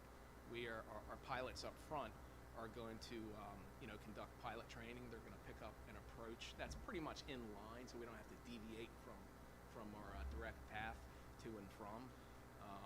And so they're going to, piloting is perishable skills, okay? Especially when it comes to instrumentation. So, we take every advantage that we don't have to generate specific pilot training missions, okay, to just go out. But listen, sometimes we have to, especially during the winter months over here on the shore, probably out in Western Maryland as well, where the call volume dips a little bit, okay, have to generate some flight time to go out and make sure that our pilots, okay, stay proficient. Maintenance division. So our maintenance division is made up of 31 highly trained specialists who inspect, repair department aircraft in accordance with the federal aviation regulations and the manufacturer recommendations. The work performed and the individuals involved are, I would say, extremely vital to the daily success of the command. They're the unsung heroes of the command. They're the ones behind the scenes. They are the gears, okay, and the cogs that are, keeping us moving. Certainly, that they don't get enough credit, okay, as they should. Operational Control Center, aka SysCom. The Operational Control Center consists of 6 full-time duty officers who receive assigned requests to the MSPAC services within the state and surrounding areas. The duty officers are responsible for mission coordination, fleet management, command staff notification, continuous weather monitoring, and consultation with the pilots during questionable weather events, and they work hand in hand with the MIMS staff and EMRC, conducting the call intake, dispatching, and having the overall. The duty officer's job is 100% of the time, okay, is to have situational awareness throughout the entire state of Maryland, okay, and all the aerial assets that are either idle or are on mission, okay, flying. Our whole blood program. In May of 2023, the Aviation Command began carrying whole blood on each of its 7 helicopters, instituting the first statewide program of this type in the United States. Ground-based EMS operations have, whole blood, okay, but we are the first HEMS outfit, okay, to do it statewide. This new capability was a result of years of work by a collaborative team by the Maryland State Police Aviation Command, University of Maryland Shock Trauma, University of Maryland Medical Center Blood Bank.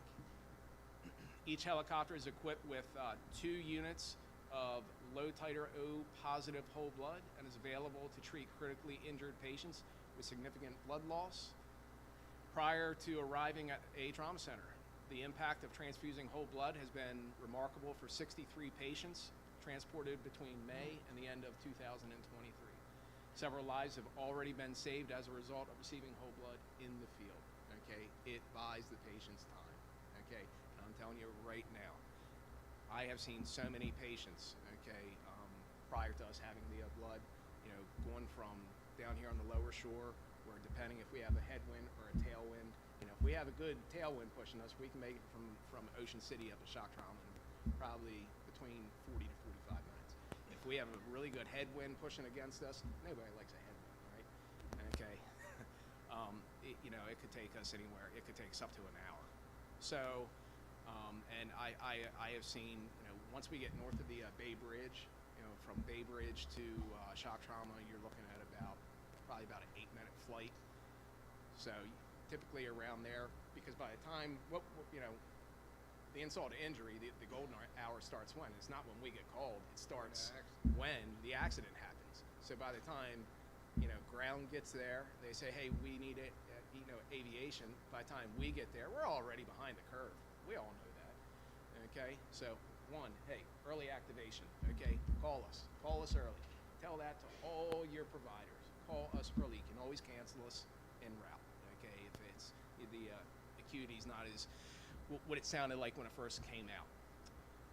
But once we get north of the Bay Bridge, okay, we're already behind that curve. We're already pretty much over the golden hour, and we start to see patients decompensate. And then once we get inside the Key Bridge, we've got about a 3-minute flight, and you really start to see them decompensate. And then when you're on short final landing, that's typically, you know, when it really starts to go south, and you know, you better warm up your CPR hands.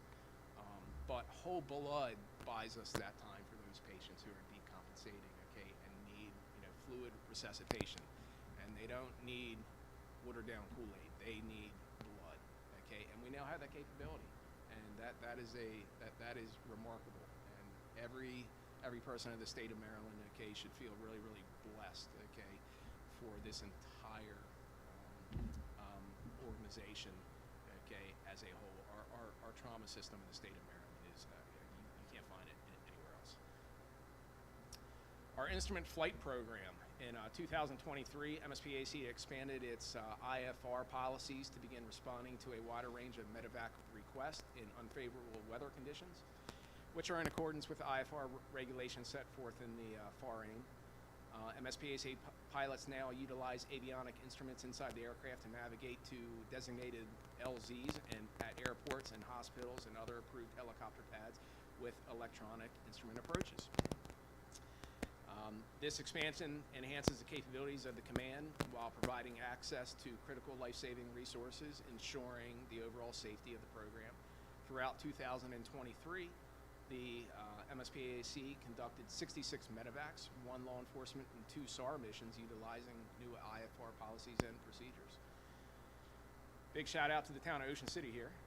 So in October of 2023, the town of Ocean City was approved funding to establish a helicopter instrument approach procedure and departure procedure to the location of the Northside Park, West Lagoon Field. With the assistance of the Maryland State Police Aviation Command, a contract has been signed for an approved vendor to create the IAP to Northside Park and perform the IAP certification. I haven't actually seen it yet. I saw a rough cut of it and it looked pretty good. So folks who are down in Ocean City, when the weather is unfavorable, okay, we can, and we're not in freezing conditions, we can now depart Salisbury, okay, or not even Trooper 4, it could be any of us, any of the helicopters can shoot and approach directly into Ocean City. I mean, nobody's ever been in Ocean City during the summertime and, you know, got stuck in traffic, right? So, that's a huge step in the right direction. Okay, and the approach is the first in the state of Maryland that is not directly to an airport or to a helipad at a hospital. So it is the first of its kind. And I've already been receiving phone calls from some of the other jurisdictions around saying, hey, can you help us possibly get one of these? So if anybody needs help with that, feel free to call me. Our aerial rescue program, okay, our hoisting program, throughout 2023, over 100 pilots and aircrew were qualified in day and night hoist operations. The highly trained crews executed 18 hoist rescues this year in diverse, challenging terrain, from mountainsides to mudflats to underway cruise ships in the bay, heading out into the Atlantic Ocean. A number of the hoists performed this year were up 56% from 2022. So that just, word is out, okay, you know, we're trying to get out and do a lot more training with fire and EMS. If you guys want to train, if you guys want us to come to, like, you know, open house or whatever, provide, you know, static demos, you know, go over our capabilities, you know, because there's always turnover. There's always new providers coming in who don't know or might not know what to expect, or just might have reservations about calling us. You know, they don't want to be that guy to make a mistake. You know, and you know, we would love to, you know, be able to, you know, train with your folks. Okay, we really, really would. Okay, it's a partnership. In 2023, MSP hosted its first ever Air Rescue Symposium at Martin State Airport. Over 55 aircrew members from multiple agencies attended, to include Virginia State Police, Pennsylvania State Police, New Jersey State Police, Maryland Department of Emergency Management, Maryland Army Air National Guard, Baltimore County Police Aviation, United States Navy Pax River Search and Rescue Detachment, United States Park Police, and the United States Coast Guard. For those who don't know, the Maryland State Police Aviation Command is the primary aerial response asset for the tributaries and waterways in the state of Maryland. When a request is made to the United States Coast Guard, they call us until we then get the mission package. We go out, we conduct a preliminary, and then if we, while still in the background, they're still gearing up, spooling up to respond. Okay, but we can be on station a lot sooner than them because they're coming out of Atlantic City, okay, with their helicopters, or they're coming out of North Carolina. So our unmanned aerial rescue system, our UAS program, is composed of 31 troopers and Deputy State Fire Marshal, Aviation Command, the crash team, and the Fire Marshal's office. They conducted 429 missions, totaling 266 hours of flight time. The UAS team routinely provides crash fire, crime scene assistance to enable faster scene processing and roadway reopening. So there's a bunch of notable missions on here. This report was filed electronically, so I'm not going to go through read them all. I think I've taken up enough of your all's time. But I just truly want to, sell our brand here and just let everybody know how special this program is. It's no secret that we do medevac, okay? But we also do search and rescue. We also do law enforcement. We also do disaster assessments. We do dignitary support. Okay, there are a lot of aviation programs out there. However, most of them only do one. Okay, maybe two of those mission profiles. Our pilots and our trooper medic clinicians, we do all five. Okay, we are truly the Swiss Army knife. Okay, of HEMS to truly just certainly don't want to sound arrogant or anything else, but we have a lot of great men and women who are really, really good at their trade craft. So I appreciate your time, and everybody enjoy your time down here on the Eastern Shore. Are there any questions for me? And we appreciate everything the Aviation Division does, absolutely. Buddy? Vacation. Eric, vacation. Now, okay. So if there's ever a question about, hey, is aviation available? I tell 100% of the time, call. Okay, so you're on scene. You say this patient needs to go to a specialty center. We need aviation. Okay, high acuity patient. They need to go to Baltimore. Or they need to go to DC or wherever. So you'll make that call to your dispatch. Your dispatch will then call Syscom. Syscom will reach out to the closest asset who's available. All right, we will receive that mission package via our flight vector CAD system.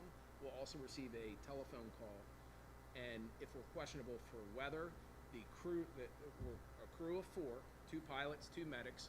Okay, it's a crew decision, and not one person makes that decision because those are 4 lives, okay, that we're all making that decision collectively. So we receive the mission package. If Syscom leaves it sanitized, okay, they just say, hey, it's, this is the patient, because they don't want us to make a haste decision if we know it's like a pediatric patient, because everybody, wants to save the day with pediatric patients, right?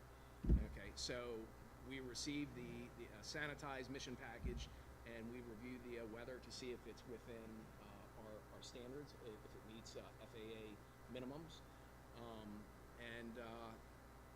so we, the crew, make the decision. Okay, yes, this conforms to policy. We can execute this mission, or hey, maybe we can't come to you, but we have a designated LZ close to you that we can shoot an approach into, and we can file IFR, and we can rendezvous and pick up that patient, and then we can file IFR and go up to shock trauma. Okay, so we're really creative, okay, to stay legal and stay within the parameters to do what's in the best interest of the patient. But I always say, just call, okay, because some folks will look at me, they're not flying, okay, but you don't know unless you ask.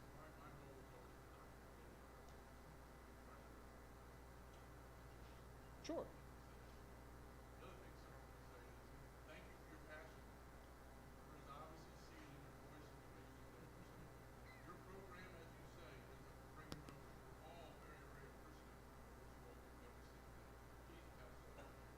Yes, sir. Yes, sir. Absolutely. Thank you.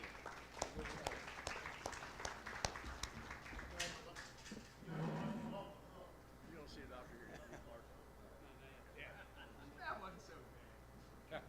Yeah, I would say the other thing, just to back up on this weather thing, with Syscom, one of the things that we don't do in this state is helicopter shop.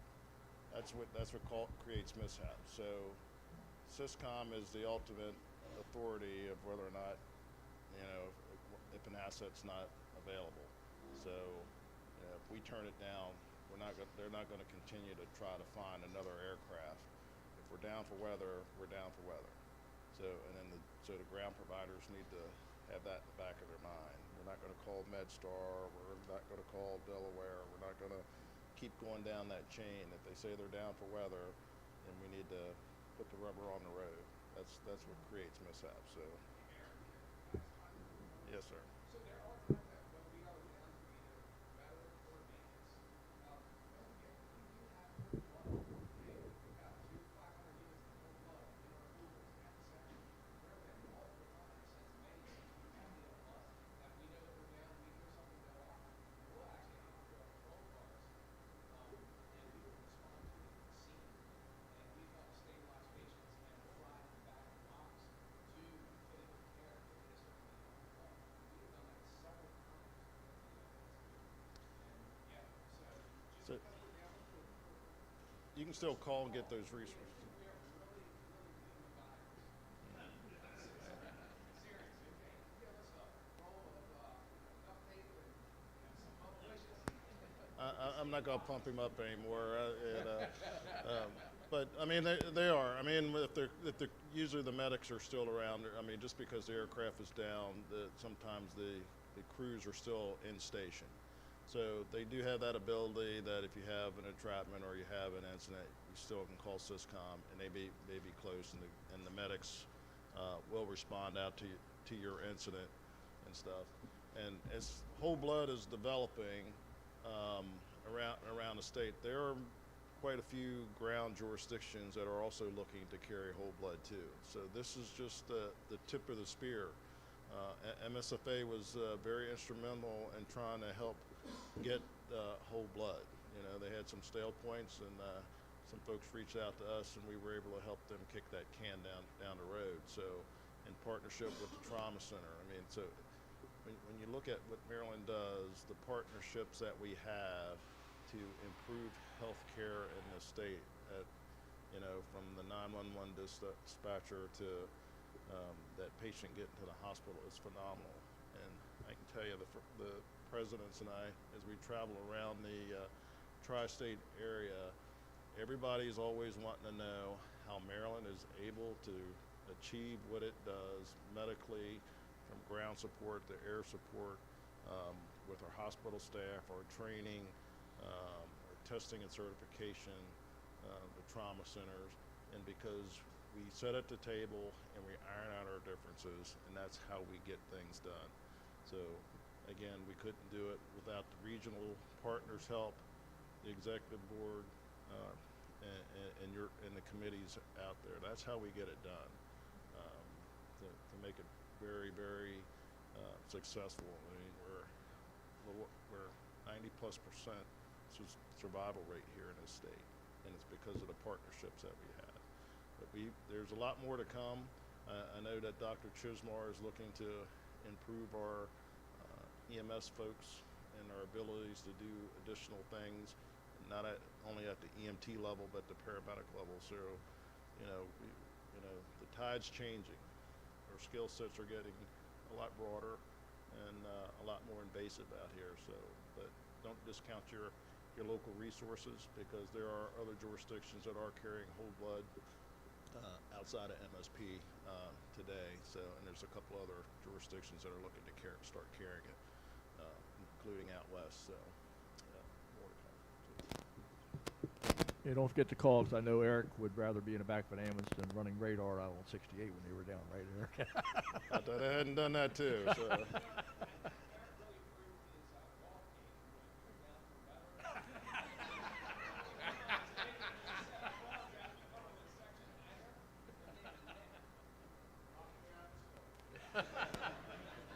Knock the ball right back into the state of Maryland, right, Eric?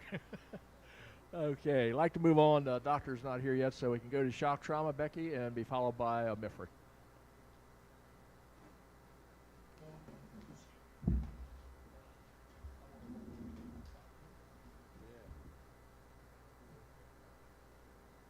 Good morning.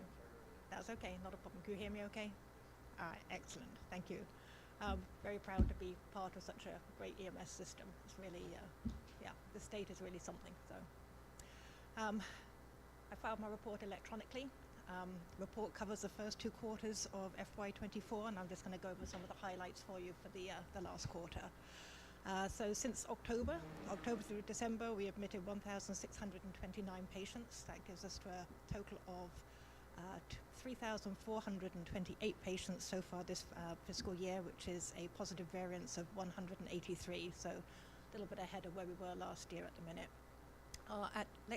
Actual length of stay, we've seen a little bit of an increase in that. We're working on trying to work out why that is going up. Obviously, the longer patients stay, the more problems we have downstream. Need to be able to get patients in, so working on why our length of stay is going up, and hopefully we'll bring that down shortly. The CCRU, they have also seen an increase in the amount of patients they're seeing. They have a positive variance of 68 so far this year. Inter-hospital transfers, we continue to work on this. We know we have some struggles in this area, trying to get all the patients in that need to come to us. We have several strategies that we're looking at the minute, and hopefully we'll have some better numbers on that moving forward. We have done very well with our capacity hours. We have those right back down again to where they were way before COVID time, so proud of the work we've done on that. Inter-hospital transfer volume, 16% of our transfers are coming from other trauma centers at the minute, so proud to be at the top of that system. OR volumes, so OR volumes are also up. We have a positive variance of 170 on that. And our clinic volumes also positive variance of 226, so we can see there's a whole lot more patients coming through to us at the minute. Hyperbaric, we are 12 patients ahead of our budgeted numbers at the minute for that. Did see a little bit of a decrease in the last quarter, but expecting to see that pop right back up in the January through March section.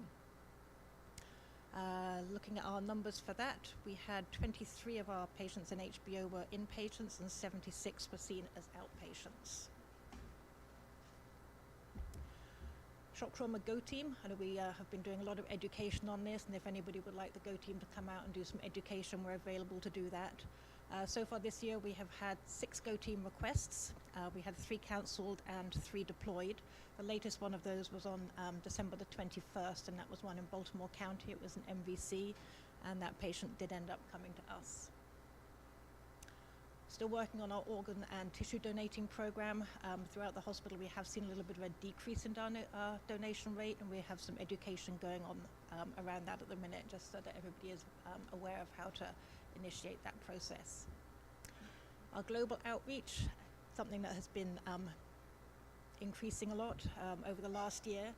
So far this year, this fiscal year, we have had 13 observers from the United States, 1 from the Caribbean, it was from Cuba. We've had 3 from Europe, from Denmark, Germany, and Italy, 4 from Asia, Hong Kong, Japan, and Malaysia, and 6 from the Middle East, Egypt, and Israel. We also had a site visit and a tour for 8 South Korean physicians. People come to see us. Predominantly they come and observe with our trauma teams that account for 25 of the observations, but they also observe with our anesthesia, orthopedic, nursing and plastic surgery teams. Center for Injury Prevention and Policy, again, that is something that has really been beefed up over this year. We have had a whole lot more staff come on board, which has really enabled us to do a lot more of our injury prevention and violence prevention activities. So far, fiscal year 24, we've had a total of 87 events with 3,091 attendees. So 3 events of those were trauma prevention community outreach with 425 attendees. We had 6 events of our trauma prevention teens Think First. So Think First is a neuro, brain and spine injury prevention program, which we go into a lot of schools and do that. Our neurosurgery group go out for that. We had 6 events and 287 attendees. We have our DDMP, which is our drunk driver program, 6 events and 315 attendees. Stop the Bleed so far this year, we've had 45 events and 1,139 attendees. Opportunity there if anybody would like to partner with us, help us teach classes. We have classes all over the state, always looking for people to help us teaching classes. So reach out to us if you have any desire to assist with that. 14 events for our Minds of the Future. Those are our teens that are looking into going into healthcare. That's 792 attendees. Violence Prevention Program. Our Smart Kids, which is our Saving Maryland's At-Risk Teens. These are teens that are in probation services. They come down to shock trauma. We've had 6 events with 60 attendees for that. And our Trauma Survivors Network outreach, something that we had a little bit of a hiatus on following COVID, but that has been restarted successfully. We have a restructuring of that. We've had 7 events with 73 attendees.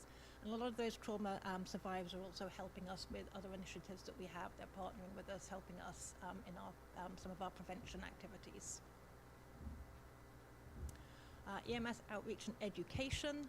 Our tours are going on. We've had a total of 7 tours of nursing students, some students from Japan. We've had 13 from Frederick County. They were 911 operators. We had 17 from Carroll County EMS, 4 from Taiwan, a surgical group, 26 from a biomedical program, and 10 from the Bumi Shriner members. Other educational activities. We've had ALS skills validation. We had 2 of those in November, both run for 4 paramedics in each class. The Wilderness Medicine Interest Group. Back in November also, 29 preventers, 3 paramedics and 26 physicians took part in an off-site wilderness setting. We also had our EMS conference that was run by our Shock Trauma EMS Liaison Group. We ran our EMS conference, Best Practices in Trauma Care. It was a half-day conference. It was attended by 55 EMS professionals, so that was a very successful day. And I think that is all I have. Happy to answer any questions. Thank you. Any questions for Becky Shock Trauma? Thank you so much for being here this morning. Thank you.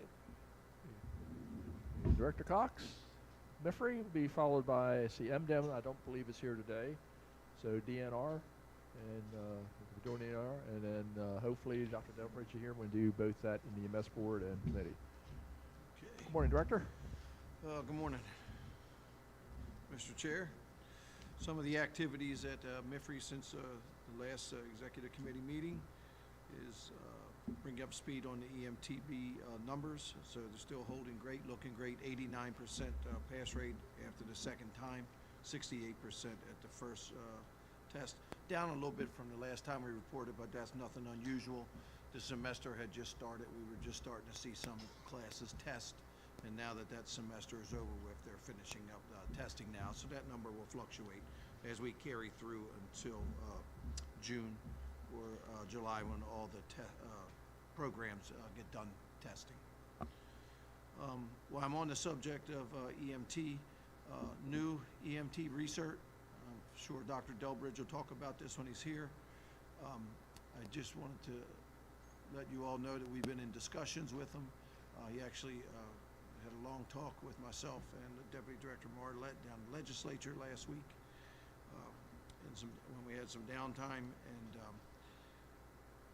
he had communicated to us that he had heard some rumblings about some concerns about the new program, the way it's arranged, and having to do the training online.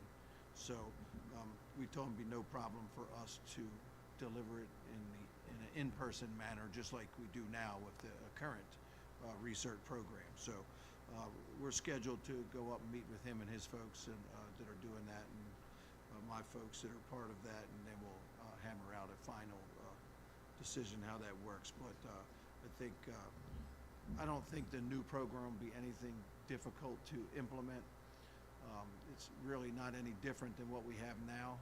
MIMS dictates, the medical director does what subjects need to be covered in that research cycle, and then we put training together for that. So I think it'll work out the same way, and including the skills checkoff that'll be there as part of the new program. But I'll let Dr. Delbridge elaborate on that, but just know that we'll be meeting with them to hammer out the final, how that will look.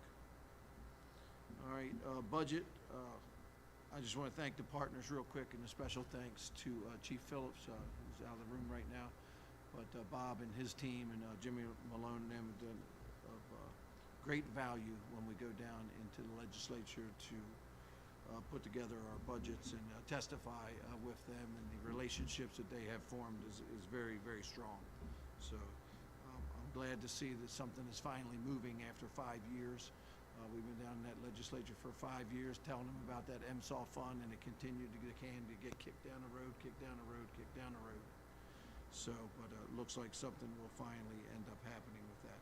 So, pro board visits and IFSAC visits. I had, at the last meeting, told you those folks were in town visiting with us, and I'm happy to report we did get reaccreditation from both agencies for the next 5 years. So, no problems with any of the certification issues. Pearson VUE testing, 2,800 tests since we put those testing centers at the regions. And I mention that only because the new testing center out at Western Maryland in a new facility will be coming online as soon as a couple parts are received. And then no more will anyone that's taking classes up in Western Maryland have to travel any great distances to get to one of the Pearson VUE testing centers. So I think that putting those Pearson VUE testing centers in, and we working with our partners at MIMS and the EMS board chairman at the time, was of great help to fix the EMT problem that we had years ago, and the low testing and the low scores. As you may recall, many folks, because of the scheduling issues to get into some of them Pearson VUE testing centers, fighting with the beauticians and the barbers and the steam fitters and whoever else, they just wouldn't go take the test. Passed the program, wouldn't go take the test to get certified. So, so there'll be one more coming online, and that'll be done.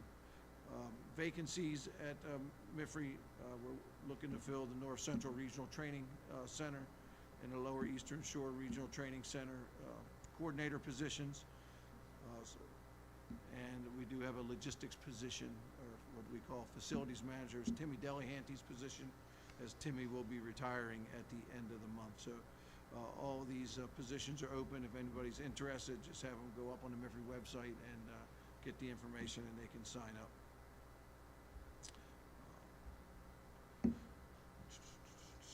Seminars and training. First up is the Maryland weekend at the NFA. You may have heard that was canceled by the National Fire Academy.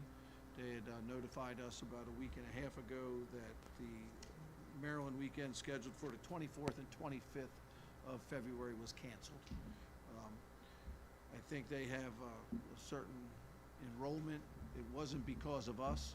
We had the same numbers of people going this year as we did last year here for the Maryland weekend, but I don't think they had anything else on campus, or whatever else they had scheduled on campus was canceled. And I think it all ties in with their food services and all that stuff there. So they canceled it. We're in discussions with them now to see if we can't change that to either April 20th and 21st, May 18th or 19th, or June 8th or 9th. So more to come on that issue in the near future. March 2nd and 3rd is the Hoagland Seminar at University of Shady Grove. March 3rd through the 8th is MIFRE's National Staff and Command Program in Annapolis. March 23rd, there's a Public Fire and Life Safety Educator Seminar at College Park. And in April or May, we're still working on this, we just can't tie the folks down to the dates, but there will be the possibility of a shipboard firefighting seminar that we would like to hold up at MITAGS or the Maritime Institute in Linthicum. And last but not least, we're still working to schedule the lithium-ion battery storage and electric vehicle fires seminar that we're going to put on in Caroline County area of the Eastern Shore. While we're on the subject of those lithium-ion batteries, I know you heard some information earlier about the commission that's being formed in the legislature about that stuff. We hope to have a seat on that commission to assist with that. But I will say that we were just offered an opportunity the other day to work in a federal work group of folks from the Pentagon, Navy, Marine Corps, there was Coast Guard, some other folks from the feds to get to the bottom of the lithium-ion issues and try to come up with the appropriate tactics for these issues. So we were offered a spot on that. We accepted that we would help out with that. MICRB, that last meeting of the MICRB was held on January 17th. All right, and after that meeting, the new numbers for instructors in the state are 780 emergency services instructors, 15 instructor trainers, and 264 instructor evaluators. So MICRB will meet again on the 27th of April. And there will be PDI offered at MIFRI in either the first or second week of April for any instructors that need that if they're on that recertification schedule. All right, and then last but not least, if you hear any rumblings about some instructors not being able to teach, it is probably true. There was some mandatory training that was put out for the instructors. We gave 10 online deliveries, 2 makeup sessions online. So all the folks had to do was sit in front of the computer, turn it on for about an hour and a half and take care of the mandatory training. But we still have a number of instructors that did not complete that. So they're kind of going to be restricted from teaching until they go back and do the makeups for that training. All right, that's all I have, Mr. Chairman. I'll answer any questions if anybody has any. Questions for Director Cox? Mr. Sutton. Good, Chief. Sure. Hazmat ops. Hazmat ops, actually the hazmat programs and the rescue programs have all changed based on the new standard that came out and the Pro Board and IFSAC reaccreditation. So those programs now have, some have 3, some have 4 levels. They are now the awareness level, an operations level, a technician level, and an incident commander level. One of the issues with hazmat ops, instead of breaking that down into 3, we just give it as a hazardous materials operations program, and we have made big notes to the students that don't breeze past the awareness part of the class, because when they take the exam for the class, there's only 10 questions on the awareness portion, and they have to be broken apart as separate. So they have to, pass 7 of those 10 questions, or they're not going to be certified in awareness. We've had people that failed the awareness portion, which is the very basic stuff, passed the operation stuff, but they couldn't get certified because they didn't pass the awareness portion, and they have to go back and take that. Yes. Yep.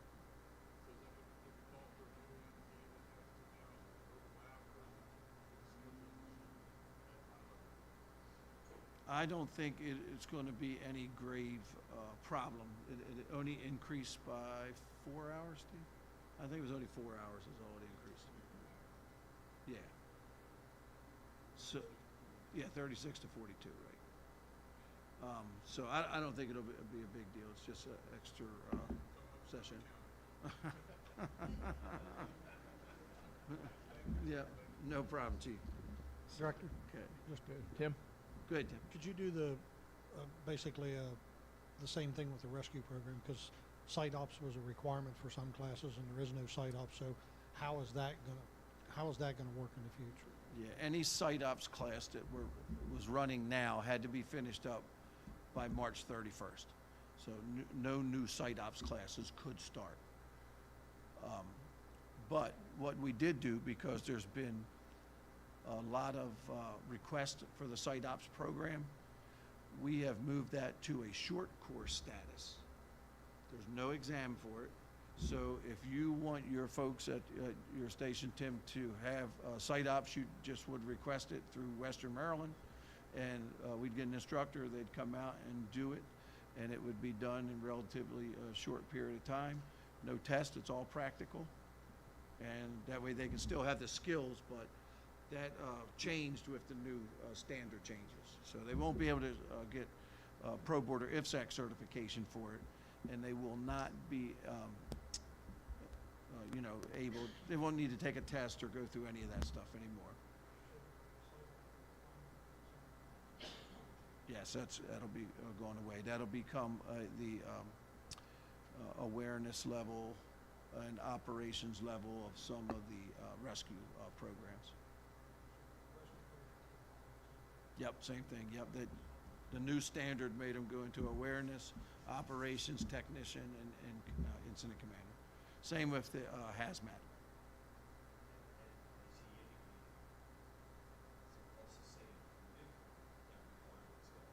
Right.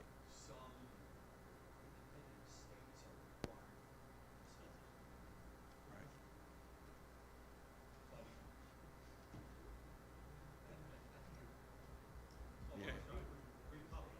Yeah.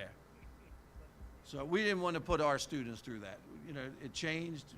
Everyone has to move to the new standard. But the site ops program is a really good program and a precursor to the old rescue programs. And we were still getting a lot of requests for it. And, you know, we want to be able to give the customer what they need. So we immediately just said in one of the meetings, I asked, how hard would it be to let them keep doing the, site ops program? And, get rid of the tests, get rid of all the other stuff, because it's all practical skills in the site ops. And it's good stuff. The other problem is when they change these standards, the publishers immediately kill the books. So it's hard to get the books. So I think that the site ops, we were making our own, just a little practical guide that we're putting together for that, or like a student guide for it. It's not a test, it just talks about, what they're doing, since we can't get the books for it anymore. Thank you, Mike. Any other questions for the director? Thank you, Mike. Okay, Thanks thank for coming you. down. Appreciate Greatly it. appreciate it. Okay, DNR.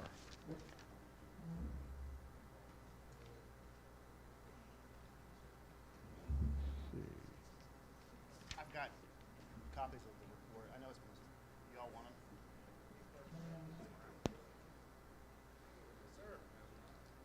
Morning, guys. My name's Lance Carroll with the Maryland Forest Service. I'm filling in for Chris. I'm the wildfire risk and reduction and prevention guy for the state. I'm out of Salisbury. It's been a busy year for us. 2023 was. Wildfires for acreage and numbers was up about 50%. We just had shy of 200 wildfires in 2023 with 199, and just shy of 4,500 acres with 4,482 acres. This year so far, well, last year we did, I don't know if a lot of you knew, we had a pretty decent sized wildfire outside Baltimore in Gunpowder, which was, I believe was arson. So wildfires have definitely been picking up last year. This year so far, we've only had one fire, and that was less than an acre. Prescribed fire is another thing that's increasing, or we're working to improve access for on state lands and also private lands. In 2023, we did 118 prescribed fires on 9,188 acres. I'm in the process of making or forming a prescribed burn council, which will also help private landowners get information, knowledge, equipment, hopefully in the future, so they can do prescribed fires on their property and do it safely. When I first came here to the Maryland Forest Service, it was a pretty old agency. We're a unit within DNR that's small, and that's changed. I want to say 2/3 of our people are new within the last 8 years. We've been filling a lot of the vacancies of people that have retired. We're looking to fill a vacancy for the Community Wildfire Defense Grant Program. This program it's kind of new. It's through the federal government. It started in November of 2021. It's got $1 billion of federal funding in it. The person that's being hired is going to work for me, but the reason why this is probably important to you guys is there's grant money in there if there's fire departments that are rural that are interested in having dry hydrants. They could write up a grant, submit it, and probably maybe get some funding for that. Wildland fire training. We just had our basic this year. S-130 was in Powellville on shore. Our annual refreshers for the PAC test and the annual refreshers so that people can go out west is February and March, or March, and both of them are in March, excuse me. One's at Sandy Point and the other one's at Fort Frederick, which is out west. And that keeps the volunteer firefighters that go out as ADs and state folks, keeps their red cards qualified. The Mid-Atlantic Wildfire Compact is going to host their annual academy, which will be June 10th through the 14th. Our fleet, which was, when I came on, I think my truck was 16 years old. I think the majority of them were 10 years old, 10 years at least or older.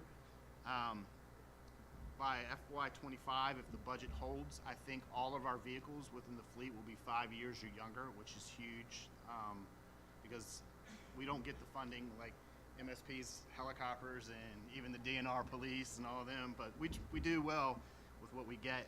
And a lot of the heavy equipment, which was the loan lease, I think was started from somebody that used to be part of this agency, saw that we needed that and got that, so we got dozers and heavy equipment that we send out west to like California or Texas, and a lot of that money has come back and is actually helping us buy new vehicles. So something that started years ago is actually starting to have a return for us now, which is helping us in-state and then also out-of-state. This year we'll get 2 new dozers. One of them is actually going to be here right outside Pocomoke at Milburn Landing, and I'm not sure where the other one was going to go, and they'll both have new transports. We also gotten 2 F550 Type 6 engines. We call them Type 6 engines. You guys would probably call them a heavy brush truck. They'll be done hopefully by the fall, and they'll augment the other 2 that we have that we send. We use them in-state for suppression, prescribed fire, and we send them out of state on wildfire assignments all over the country. They also make money for us, so we're excited about that. DNR, our parent agency, is actually, they just got an Airbus H-125, an A-Star helicopter, to replace their Jet Ranger, which is really, really old. I think it was a Vietnam era helicopter. That'll help us with reconnaissance on wildfires. It also comes with a bucket, Bambi bucket, which you can use for fire suppression. In 2023, we were in 9 states across the country for the interagency wildfire support. Started in May, and it looks like it's probably going to start again in May this year. And we didn't have our last person home from, I think, Mississippi or Louisiana until mid-October. Another program that's important for you guys is the Federal Access, or FPP. It's still there. I think with the stuff that was happening overseas. A lot of the vehicles and stuff might have been pushed to Ukraine because it didn't seem like there was as much on there as there had been in the past, but stuff's starting to show up again. So if there's something that you guys need, if there's a need that you think we can find, just let us know. We'll look. If we can find it, we find it and get it to you. If not, then we'll try to help. Other ways, where's the other grant? The VFA 2023 VFA grant awards are currently being processed. As successful VFAs submit documents for expenses. A 50-50 match grant provided a total of $127,000 in funding, and they're thinking that they'll have about the same amount of funding for the grant this year in 2024 as they did last year. That is it. Any questions? Thank you, Lance. Any questions for Deanna? Very good, thank you. Yes, sir. Rick, EMS, and I believe Dr. Delridge is here, so we'll be able to follow with him right with you.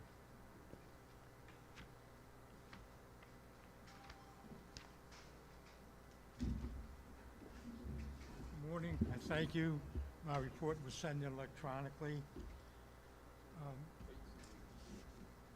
Dr. Chismar presented the 2024 protocols to our EMS committee. He's also set up a joint meeting with SEMSAC and the EMS boards. This allows both those groups to review the information at the same time. He asked this group to take this information to their stakeholders for review and comment before the February meeting. The proposed protocols are presented by Review Committee, which consists of volunteer and career EMTs and paramedics, commercial services, 911, critical care nurses, and physician medical directors. This is a multidisciplinary group. He's also reviewed and gave justification and rationale for each proposed protocol change. There was one question about the burn protocol change.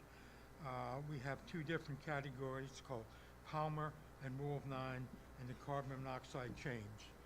Interface with MIFLI National Registry teaching. They teach both. But clinicians have been overstating the burn area, therefore an excess of fluid is given. Just get it together here. Clinicians have patients with significant thermal burns and struggle to choose the correct transportation destination, hyperbaric or burn center. Dr. Chismar indicated he will review the registry and review instructor program.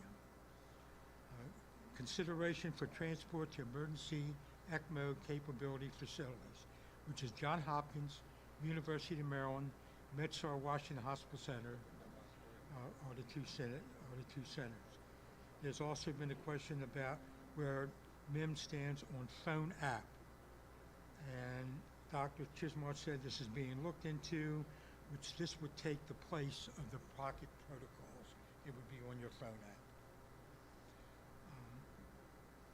Dr. Chismar asked if there are any questions regarding the proposed EMT renewal. Traditionally, you would use the 4 hours of trauma, 4 hours of medical, 4 hours of local, followed by 12 hours of skills session. Some chose the 24-hour active refresher. Some chose to participate in the jurisdictional skill competency. The new proposal is 20 hours of continuing education in various topic areas, taking hours for skill and didactic, bringing it closer to paramedic model and courage rounded education. This will allow busy volunteers the ability to complete their education on their time using disruptive or remote education. MINS will now monitor clinicians' protocol update completion. Recertification will only be awarded if the prior 3 protocol updates are completed. The skills competency verification will be done at the EMS operational level, approved by program on MIFLI. This will impact EMT. Final reading of the 2024 protocols will occur at the February EMS board. There was also a question about MIMS considering digital clinician licensings for phones. and this is being looked at the present time. From the ALS Subcommittee, committee is meeting weekly regarding standard content of the paramedic refresher. This committee will be reviewing ethics to the paramedic, not specifically legal, will focus on a legal matter.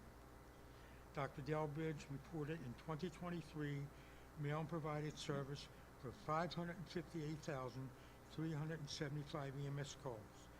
Stipend programs is working well. 563 persons participated with 71% completing the program. As of June 30th, 24, initial ALS certification will no longer require practical testing. Legislation induced to allow paramedics to continue vaccination program. The MOSOP fund will last a little longer than the initial thought. Title 30 legislation will affect 9 base station facilities. MIFRI Director Cox reported 2023 held 1,600 classes with 26,000 students, 6,500 EMS students. MSA and shock trauma gave reports.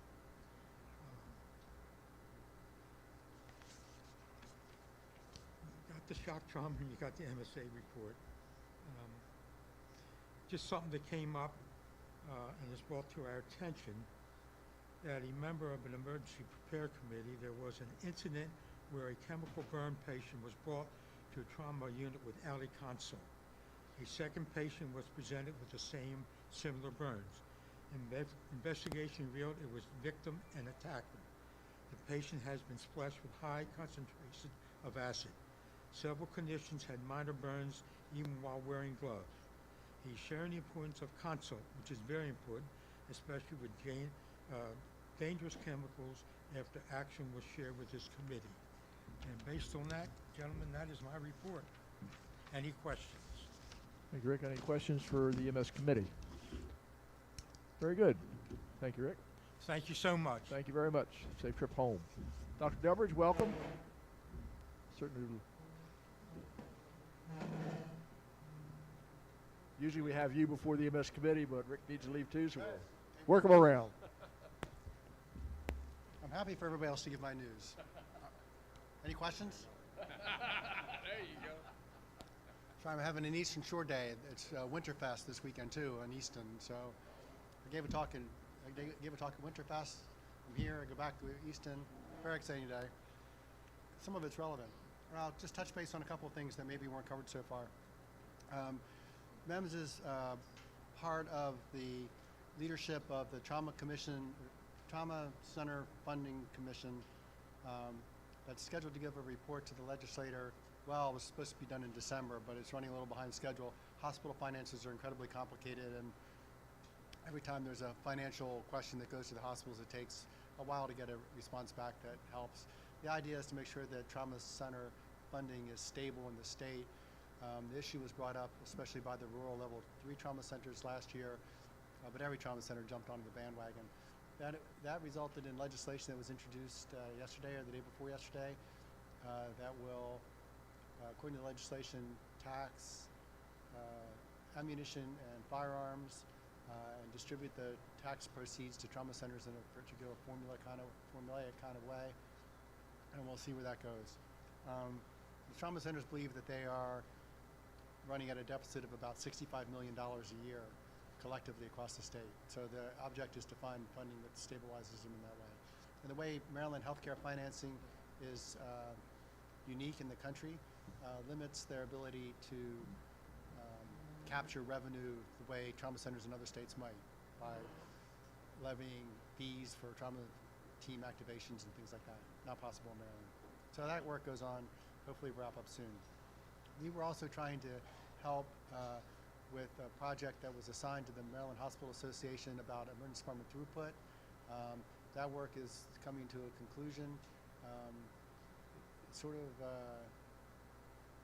the right experts in the room to be helpful, and a lot of extra input that sort of derailed the process just a little bit, and resulted in hiring a consultant that has been very influential in what the report says. And we'll see how specific it gets when it comes to the end. There's already a bill in the House that recreates the task force for next year this time with MEMS leading it, which would be a little bit astray of our bailiwick, although we're, of course, interested in emergency care all over. Once it gets too deep into the hospitals, and the problem is really not an emergency department problem, the problem is really a hospital problem and a healthcare system problem. It really requires a lot of resources, and we'd have to invest a lot in our ability to do that work and get the right people, and stuff is be very expensive. So we'll see where that goes. We, of course, continue to be incredibly interested in transfer of care time intervals. We do two things routinely. One is the hospitals get their data every week. Dr. Chismar emails them not just a summary, but the detailed data, so they can look up outlier cases and see why they were outliers. That's been very helpful, and we get a lot of positive feedback from the hospitals that it's helpful for them to get that information each week. We then collate that information on a monthly basis and forward it to the Health Services Cost Review Commission that is championing a process called EDDI, the Emergency Department Dramatic Improvement Effort. Every hospital has been asked to submit emergency department throughput improvement goals for the year, and they're tracking their progress toward those goals. And the data, one of the data points they're using is the transfer of care interval. We produce, excuse me, got some dreadful mucus. We color code hospitals' performance based on metric of less than 35 minutes is green, 35 to 60 minutes is yellow, and beyond 60 minutes on a 90 percentile basis is red. And we can keep track of how hospitals are doing routinely. Some hospitals, by the way, are typically green. I mean, they do very well on that particular metric, and it's a focus of theirs. And they are bummed out when they're yellow, and they work hard to get it back to green. And some hospitals are just all the time red. And it's the all-time red hospitals that are really problematic that we're focused on. So we're collaborating with HSCRC and the Hospital Association to keep our eye on that ball. And I'll wrap up by talking about, I think we covered this a little bit earlier maybe, but the change in paradigm for EMT recertification from being just a block of 24 hours of refresher course and skills verification to being more modular and being more discrete about content areas. To review real quick, it will require 20 hours of continuing education that can be gotten all kinds of different ways through online training stuff. Can be done in person if people desire to do that. I don't want to speak for MIFRE, but I know it's their, I believe it's their intent to tailor or customize, I don't want to say customize, tailor didactic offerings to correlate with the new paradigm and make it available for people that prefer to be in person. You know, I'm dedicating a weekend to be renewing my EMT. I don't want to be bothered by trickle effect and online stuff. And so I think there's a lot of collaboration around this. It makes sense, and it makes EMT recertification a lot more akin to what paramedics do routinely in terms of acquiring their continuing education. I mentioned last time we all met about skills verification is designed to be a 2.5-hour experience.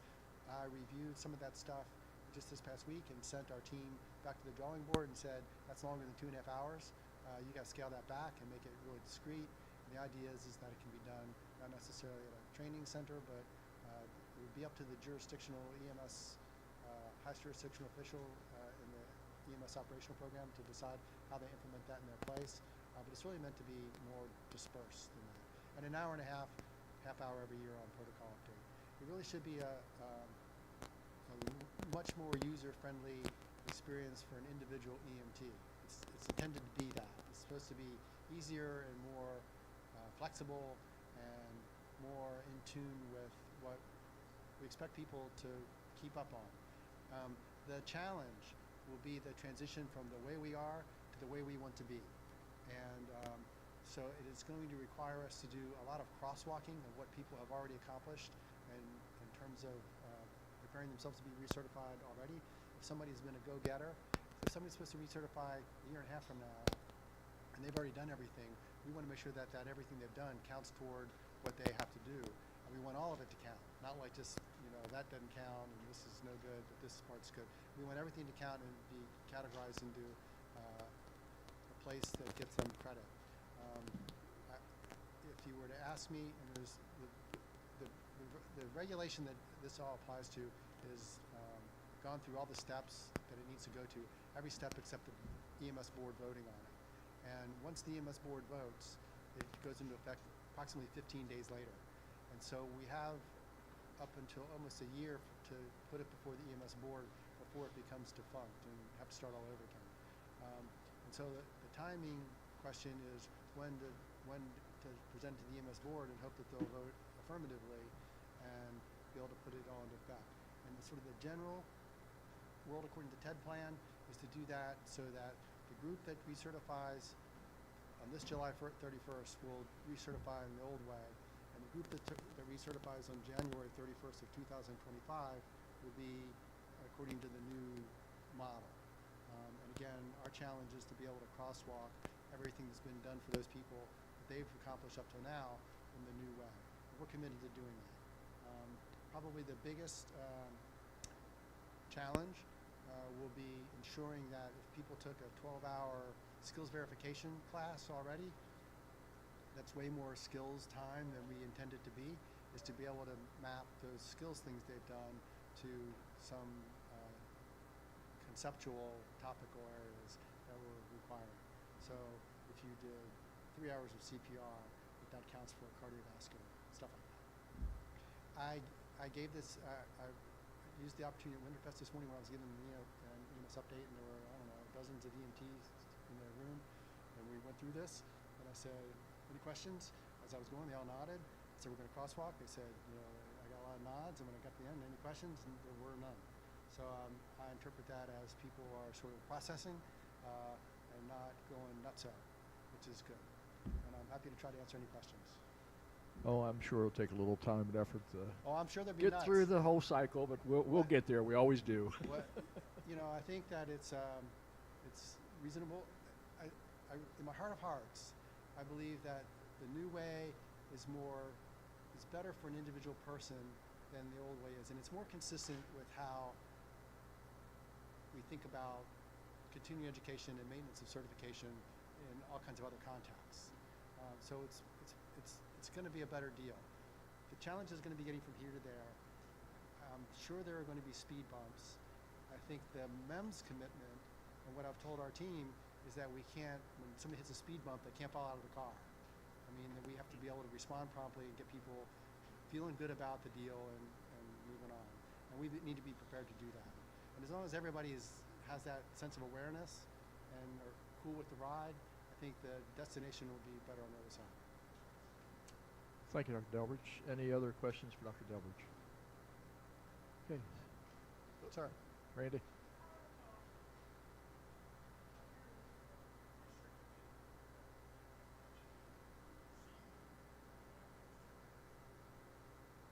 How's it been? Is it getting better? Well, it's better overall this week, but it wasn't so better last week.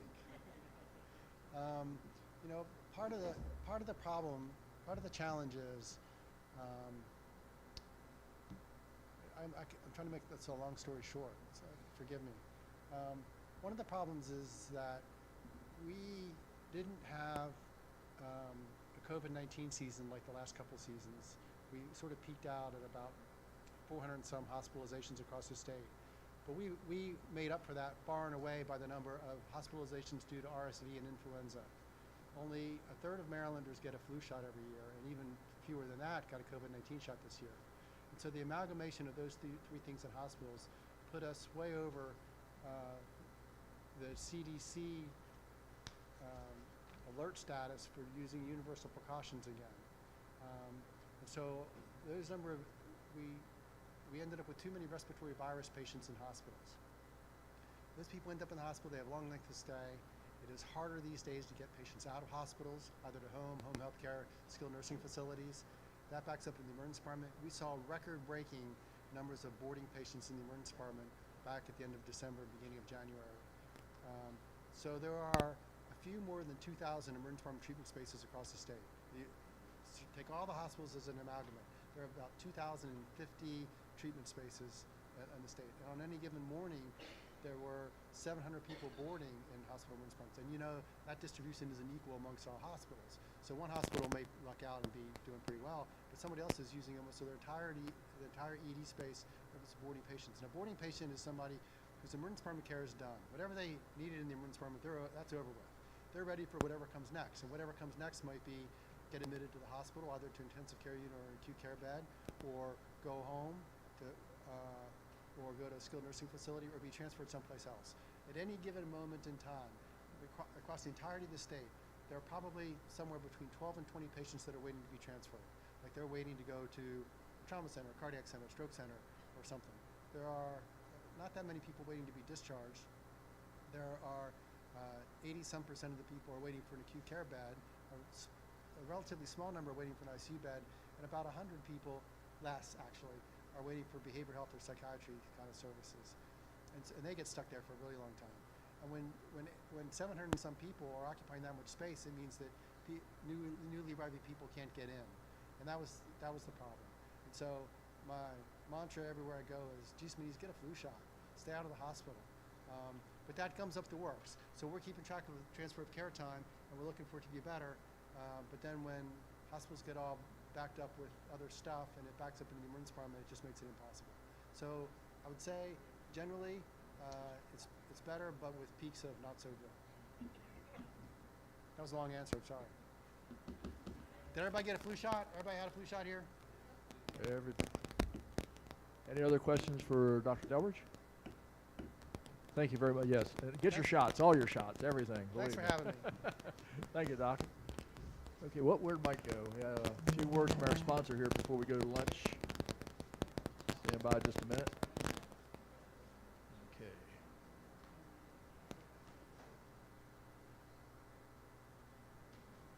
Eric, you want to go? You have anything you want to say before Mike Dean comes over? You have anything further you want to say? Something Mike want to talk about lunch before we go to lunch, but do you have any other comments for you two? I don't want to be between everybody and lunch, so. Okay. Yeah. I know how that works. Gene, you got anything you need to bring up? Oh yes, Sandy, you can do the money. Here we go.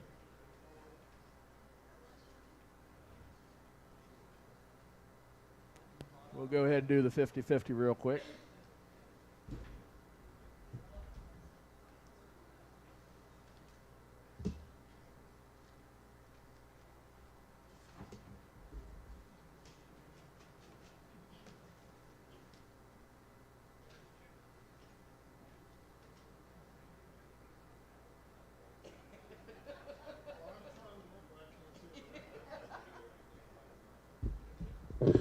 Hi, everyone. I want to thank you for your donation.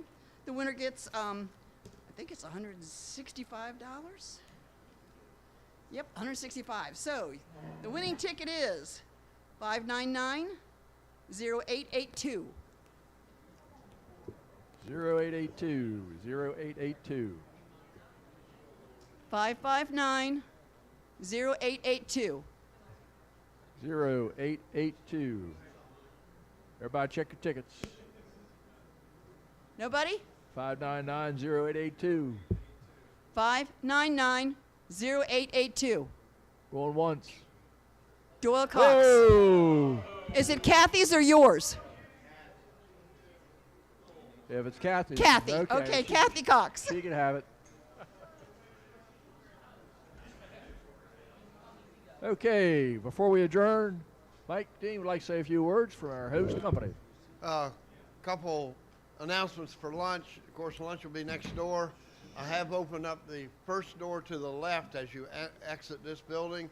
Anybody wants to take a tour of the station is welcome to walk through and look at the apparatus during your lunch break. The fire trucks are still sitting on the table and they are running low on fuel. If you feel so inclined you want to contribute to the cause, we appreciate it. Thank you. In other words, there won't be a separate little basket at the end, so hit the fire trucks. Chaplain? Please join me in prayer.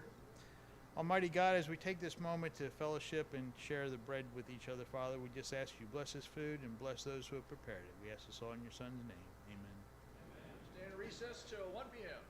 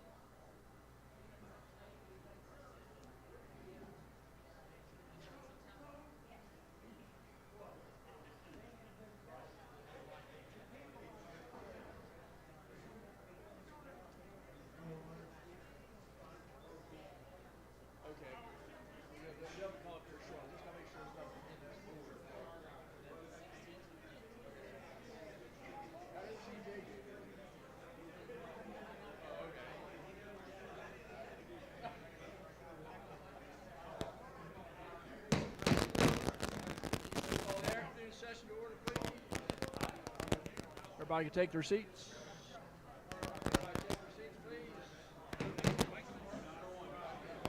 Testing, there we go. On now. Okay, take your seats, please. Yeah, there's just people talking too much. It's on, but not very loud. Yeah, I will. I did.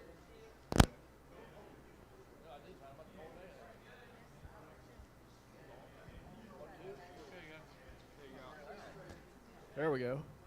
That better? They got turned down. Okay, let's get. Yeah. Chris, you got to turn down some.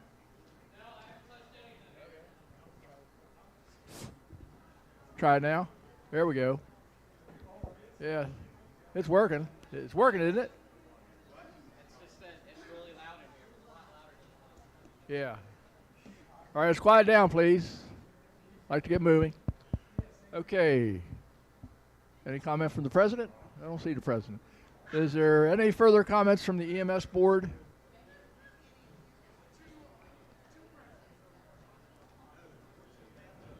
Any of the presidents have a comment to start? It is. Yeah, we got a lot. There we go. Is that better? No. Yeah. For some reason, I got right up to it. It's working, but not very loud. I can hear it. It's all right. We got a first vice president. That's why we got three Mr. presidents. President, do you have any comments to start the meeting? There he is. If he ain't here, they're supposed to go to the next one. Any comments to start the meeting, Mr. President? Glad we ain't in our fight. I bet we're trash. Nope, I really don't have anything. Welcome back. Hope everybody had a good lunch. Again, thanks to the Pocomoke Fire Department for lunch. It was great. So, a big round of applause for them. So, I will turn it over to you, Chip. Okay, is there anything further from the EMS board? That's the one in the area that we did not cover specifically.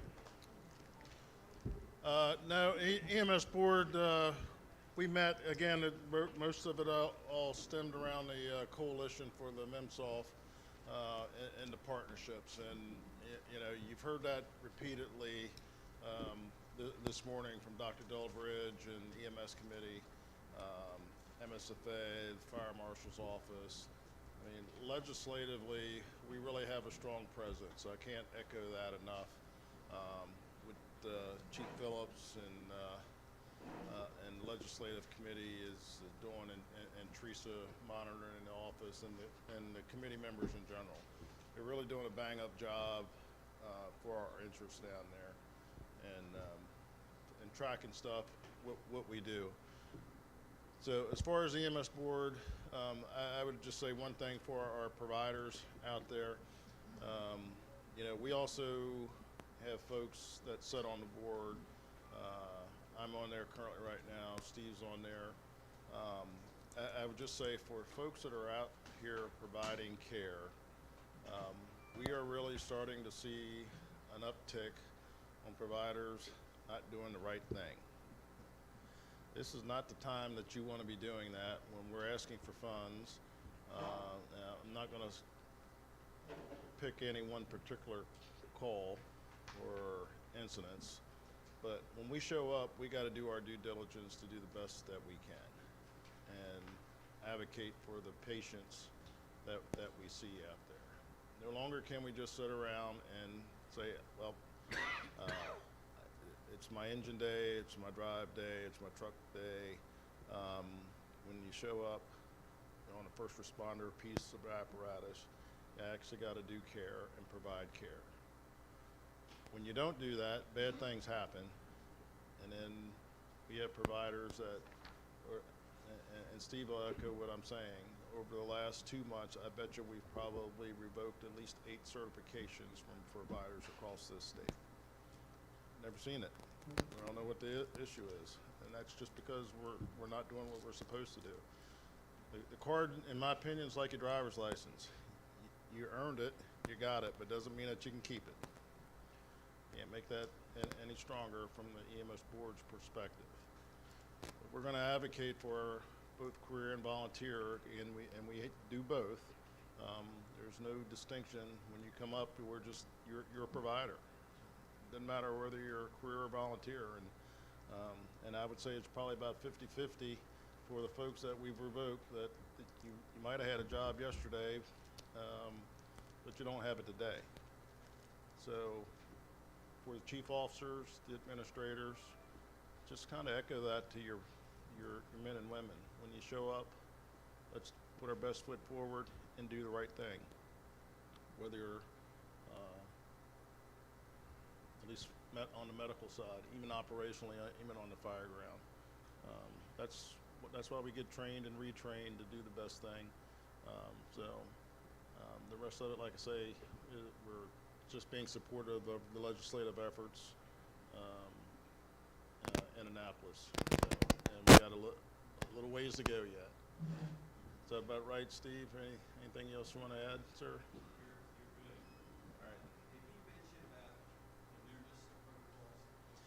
Yeah, EMS board, I don't think Dr. Delabridge did, but Rick did. The EMS board just approved the new protocols, so they should be coming out. I think a lot of us are used to the pocket guides for those folks that are actually riding the ambulances and the medic units. Eventually, those are all going to go away because they're just getting too expensive to print.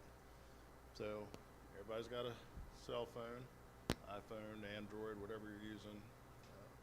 Skip's probably still using the tablets over here, but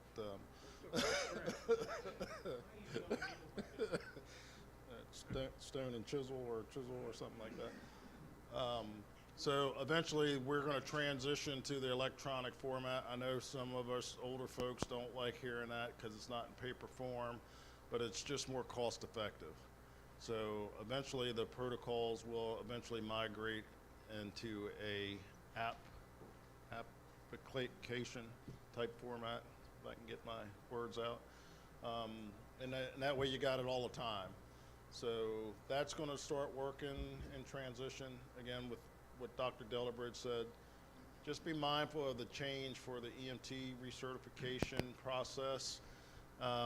That's not going to happen overnight. It's a 2-year process. I mean, we're looking at probably a 2 or 3 year process to get this right. So we know there are going to be hiccups.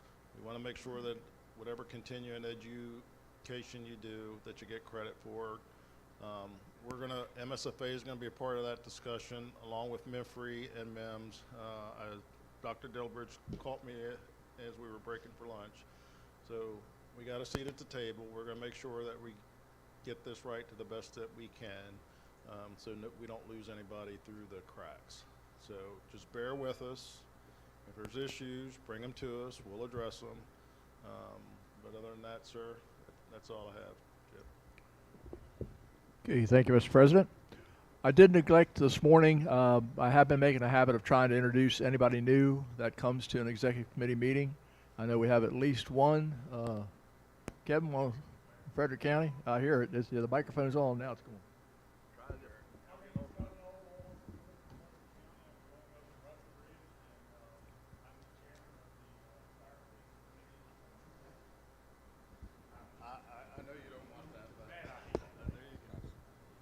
So, can you hear me?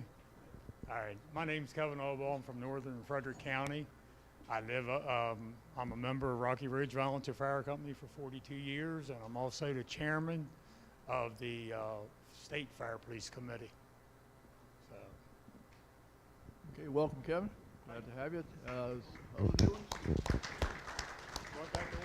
And I think Jared was over here. Who knew? Oh. Okay.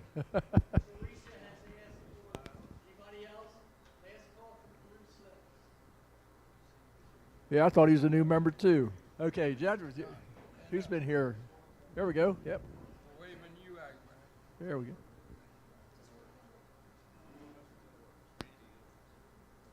Mr. Chairman. Who called? Mr. Vice President, go ahead. Mr. Chairman, just one addition to the list this morning. Past President John Denver came in this morning, 2012-2013. I'd like to welcome him. Thank you, Mr. President. Welcome, sir. Morning or afternoon. I'm Jared Johnson. I'm a commissioner on the Maryland State Fire Prevention Commission and a member of the Stockton Volunteer Fire Company. So thank you for having me. Congratulations for going on the commission, and thank you for coming and participating, and hope to see you at the next meetings. Appreciate Thank it. you, Jared. Thank you. Any other new members? Thank you, Jared. Give me a hand. Glad to see 2 new people. That's great. We've got to build on, at least multiply next time by 2 so we can get 4, okay? Keep moving forward. That's right. Get some youth in here and some new people. Okay, is there anything else under any of the ALS, EMS subcommittees that we missed? Did not give a report or need to report. Okay, moving into Transportation Branch, Transportation Committee. I know Wayne's not here. Billy, got anything?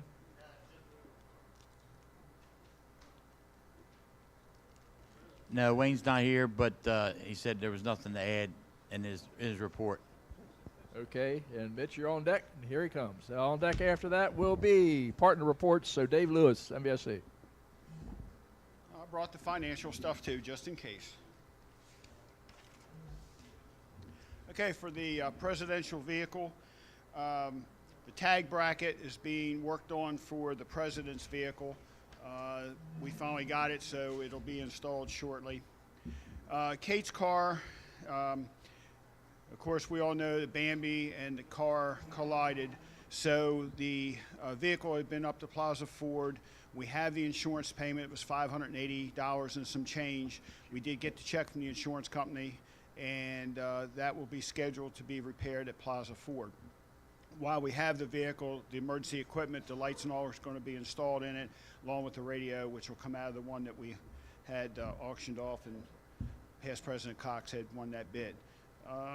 And then we'll also be putting the decals on it while we have it up there. Anything else, Steve? I think that was it.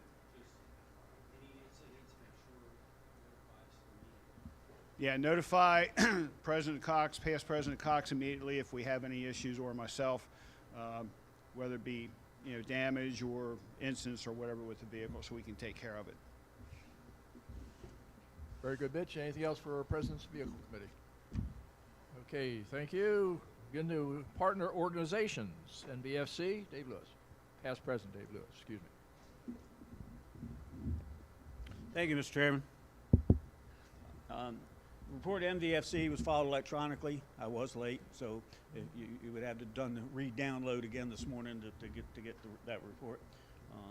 Eric and I continue to be active within our respective committees on the NBFC board, working up to our next meeting, which is April 25th to 27th in Arlington, Virginia, which coincides and precedes the annual CFSI dinner, so that many of our directors from out of state can attend the CFSI dinner, as well as visit with their senators and Congress folks down there. Again, we've been very busy. A couple things that I highlight in my report. We continue to work strong on the whole topic of mental wellness. We took the directory of providers. We took it from a paper version to actually an online searchable directory, so that's easier for people to access in order to get that. So that replaces our previous paper version, PDF version. And there was some discussion, but again, all of the prior providers we put in there have been vetted and understand the needs of emergency responders.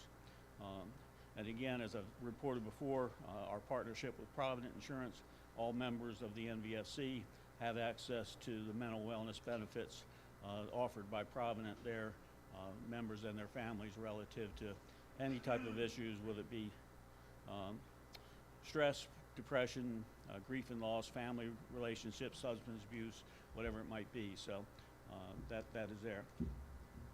Continue to work recruitment and retention.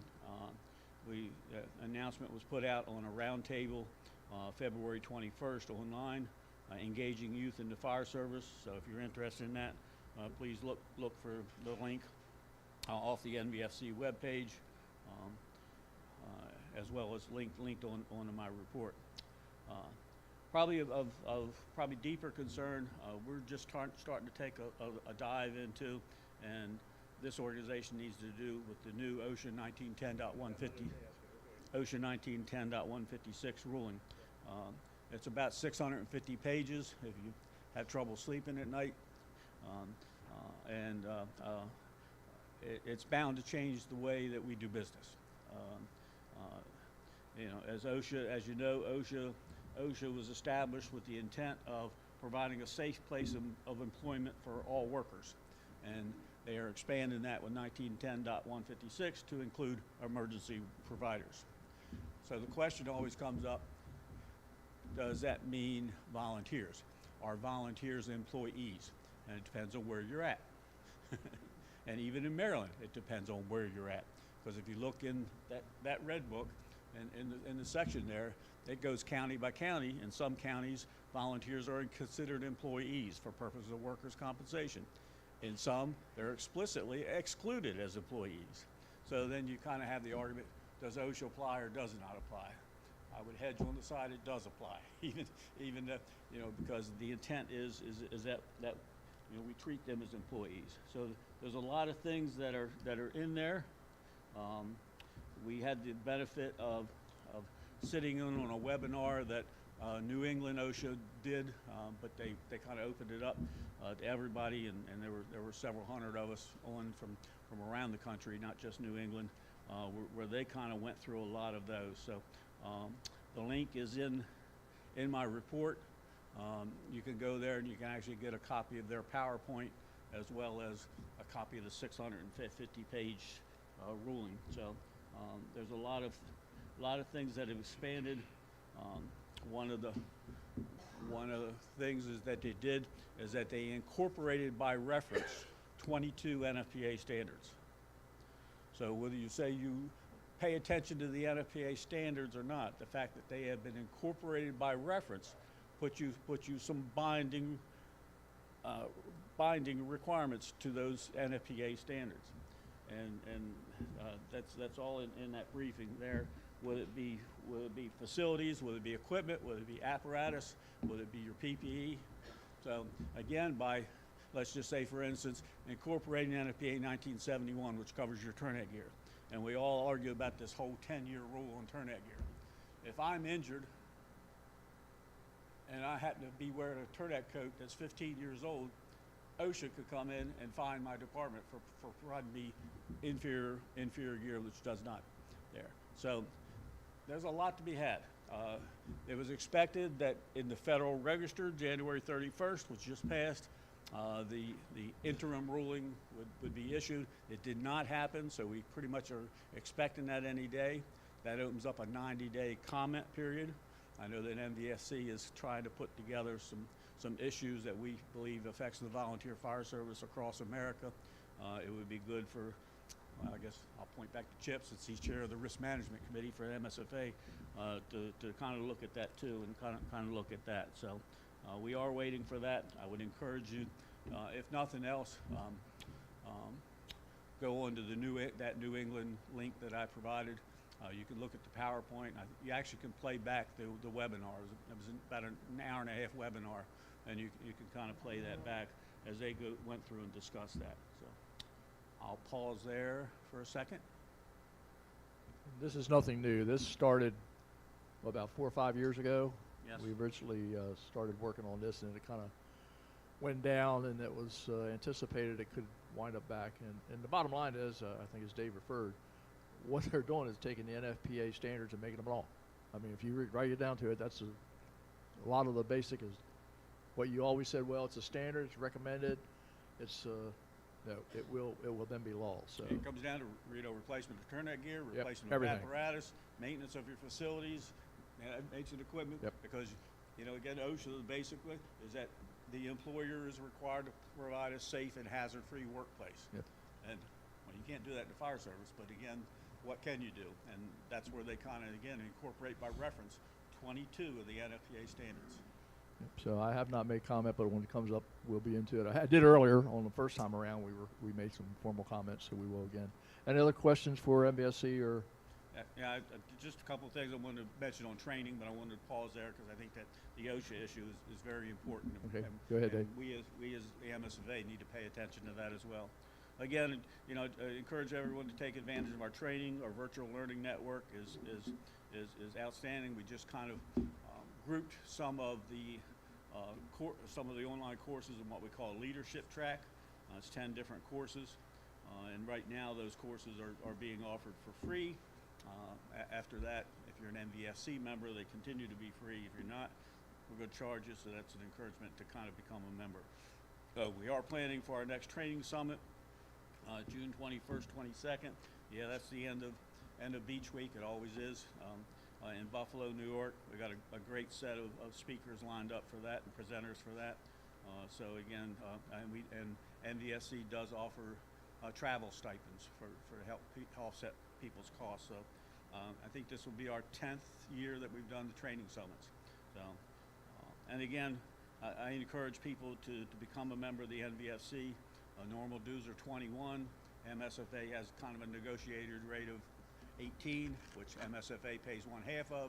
So therefore, you can join. You can have your members join for $9 a year. You get access to the virtual learning network. You get access to the travel stipends for some of the conferences that we do. You get access to the mental health resources. So again, the link is at the end of my report. So that's all I have from MVFC for today. Any other questions? Okay, would you like to do Cumberland Valley? Cumberland Valley, just kind of brief report. Since we did brief you back in December, you know, again, one of the main primary focus areas for the Cumberland Valley Volunteer Firefighters Association is with our Emergency Responder Safety Institute. We really are kind of the roots and foundation of a lot of stuff that goes on relative to roadway safety across America. In fact, Federal Highway looks to the Emergency Responder Safety Institute for their numbers. We closed out last year with 45 responders killed on America's highways. That's broke down to 8 fire and EMS, 14 from law enforcement, 20 from the tow operators, and 3 DOT and service patrols. So we'd like to see that number be 0. You know, we strive towards 0 deaths, and we work closely with the Federal Highway Administration. I've been last several months been through, I can't count how many meetings online with Federal Highway, as well as in person, as well as through the Maryland Traffic Incident Management Group, in order to try to, what could we do? Twofold. Number one, education of the public with the whole slow down, move over, and you know, give us room to work on the highway.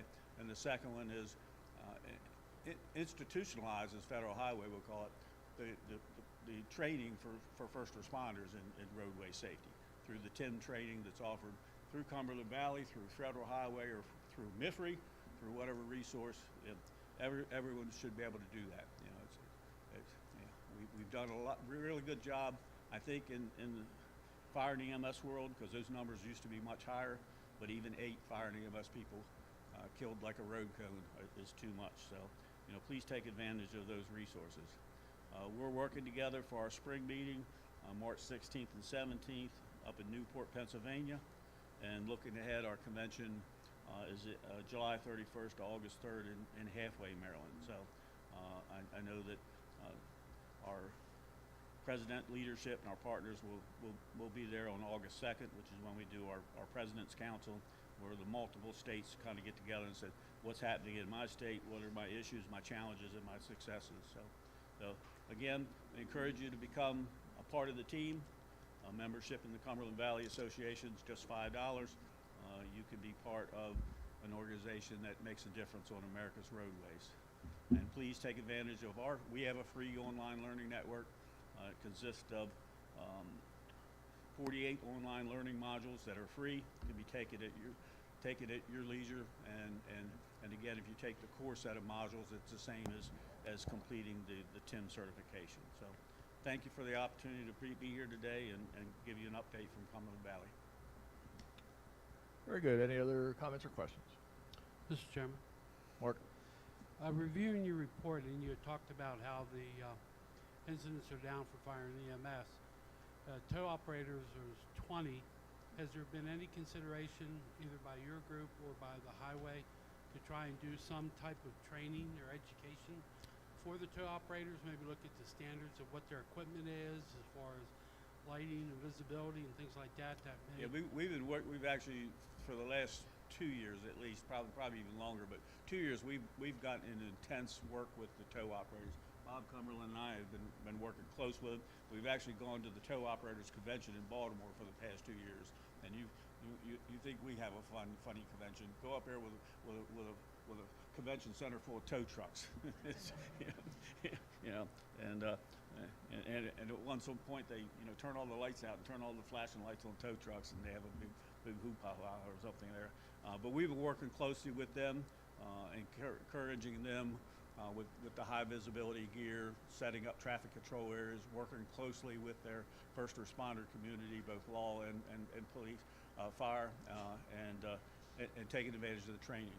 And there are actually some states that have required TIM training to be certified as a tow operator. So the state police won't call you if you're not on the list that's had tow there. Maryland's not going that route yet, but there are some states that are doing that. Working very closely. In fact, I'm in the middle right now writing an article for the American Towman's magazine, kind of talk about some of the issues, kind of the 5 top things that kill tow operators on the streets, and how they can mitigate that hazard through training such as offered by Cumberland Valley and other resources. And Bob could talk more too, because he's been deeply involved with some of that. Yeah, Mark, the big thing you find with the Towers Association, since we've really been involved with them in the last 2 years, it's all over the map. Every state's got something different. I know, like in Texas, we were real close with the Texas people. They got to go through their state government to be certified before they can be considered, on the tow service. Yeah, there are one of the states that require the tow operators to be TIM certified. And you find in the Midwest that to be true of most of the states out there. But then further you come this way and get on the other side of Mississippi, it's almost all over the place. Texas requires TIM certification for tow operators. They also require TIM certification for first responders. And our assistant trainer for Cumberland Valley, or the responder safety, has a special program that he's developed strictly for towing people, and in the northern states, Connecticut, Pennsylvania on up, he does a lot of training for them. But yeah, we're working with them. We got them to pretty much follow everything we're doing as far as lighting with gear on the highway, because we're doing a lot of studies right now for headgear for fire police and turnout gear. We're looking at the lighting. We're also looking at the chevrons on the back of the fire trucks, because with all the lights we have, the chevrons aren't showing up. So we're doing that study, and I think you'll see some changes coming with that. We're really working with the lighting people to be able to reduce the amount of lights or the viscosity of the lights when we're on the scene, because we're getting a lot of complaints, too many lights and they're too bright when they can't see us. So we're doing all those type of studies right now. So there'll be more to come, and a lot more coming as we move down the road. One of the other areas we really gotten deeply involved with is the technologies behind connected vehicles and automated vehicles, which really is two different things, but closely associated. Richard Brooks is working with us. We had a contract with the Governor's Highway Safety Administration, I think that's the right title, to actually develop some training that he's already presented once and is actually on schedule to present again.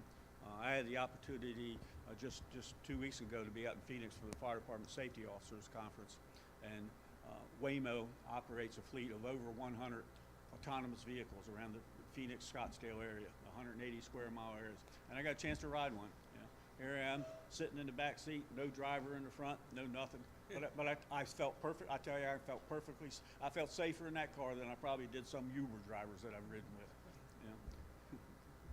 Yeah, and as Dave said, we're also involved with those committees here in the state, in the Baltimore metropolitan region. They really taking this by the ball and run with it, and they really tracking the number of people that our people or any agencies on the highway that has the TIM training, because they're trying to get the state, for everybody that's going to be on the highway, to be up to 100%.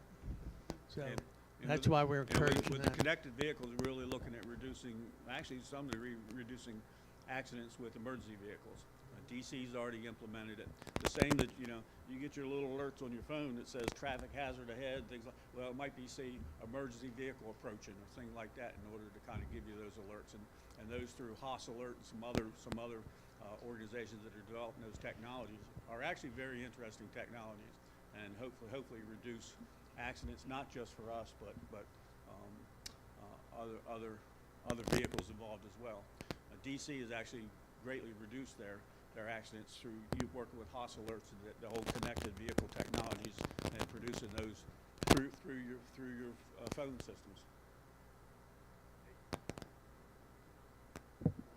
We also have, for convention this year, keynote, Todd Lease is going to be doing a presentation on TIM, and he's also going to be partnering with one of the NHA gentlemen to do not a TIM class, but a TIM presentation at convention. So there'll be continued conversation about the importance of TIM at convention. And Todd's our assistant training manager out of Cumberland Valley. Very good. Thank you all very much. So a lot going on. A lot going on. Good details. Anybody from the Fire Rescue Memorial? Maryland Chiefs. Chief Harwood, you're going to be the representative, I believe, from Maryland Chiefs.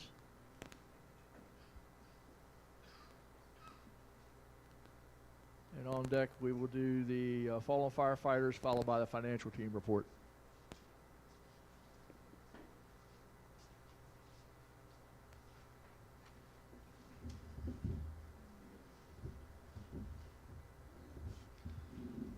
Good afternoon. Just filling in for Chief Lyon at the last minute. A couple items on our schedule that I would like to share with everyone. March 2nd and 3rd will be the annual John Hoagland seminar, officer seminar, be held at the University of Maryland campus in Shady Grove between Rockville and Gaithersburg. So then we move to April the 20th will be our annual golf course. Be held at the Oakmont Green Golf Course off Route 30 in Hampstead, Carroll County. Last but not least, our annual meeting will be on April the 27th, Kent Island Firehouse. Starts at 10 a.m. There'll be a guest speaker, break for lunch, and immediately after lunch will be the election of officers for the coming term and swearing in of the officers. A brief business meeting, and that will take care of that. That is all I have at this time. Any questions for Maryland Chiefs? Agar? Thank you, Mr. Chairman. Okay. Ron, you want to anything on fallen firefighters, and the rest of the finance team can come up, and we'll go ahead and do finance also, please. And I know you're retired, but assume you still want to at least give us the dates and any updates or changes. We always have things to talk about. So good afternoon, everybody. And it is nice to be here in this beautiful part of the state and to be able to give you a little bit of an update on the National Fallen Firefighters Foundation first. Obviously, I have officially retired in a full-time position as of December 31st. And after 22 and a half years, it's been a heck of a journey. But it's been a phenomenal, I know, it's like yesterday. I remember the first time in Emmitsburg, but it's been a great time. Victor Stagnero has been named the Chief Executive Officer of the Foundation. He was the Managing Director of the #2 slot under me. We went through a nationwide search, used a search company, did interviews in DC, had 12 individuals apply for my position. Victor went through the process, flying colors, and the board chose him to be the next. And we changed the title from Executive Director to Chief Executive Officer. With that, that created that vacancy, so we put out another nationwide search. We had 112 applicants for the managing director's position of the foundation, which is the number 2 slot. And somebody that is close to the Maryland Fire Service, Gary Kirchbaum, was selected to fill that void. And so he is now the managing director and handling the day-to-day operations of the foundation. So they're in good hands. Transition's underway. There'll be more changes, of course, and anytime new leadership comes in, they're going to make some adjustments to the organizational structure and some of the direction. But overall, the foundation's going to continue to function as it has. So you asked about the Memorial Weekend. This year, this past year, we moved it to May for the first time in our history. That actually worked out very well. It was better for the families. We were able to do a lot more on campus with food service and those activities, and so we are moving forward with a May Memorial this year, May 3, 4, and 5, first weekend in May on campus. The biggest element is, though, that we're right on the verge of 200 line of duty deaths to honor. And that is because finally a large amount of 9/11 cases have been finalized. Of course, there's a batch of COVID fatalities and cancer deaths. So you realize we've added to the basic criteria that we used for years, post 9/11, cancer, COVID. And now, due to legislation that just passed in Washington, the Public Safety Officers Act of 2023, suicides will be classified as a line of duty death, provided they meet certain criteria relative to the circumstances of the firefighter's death.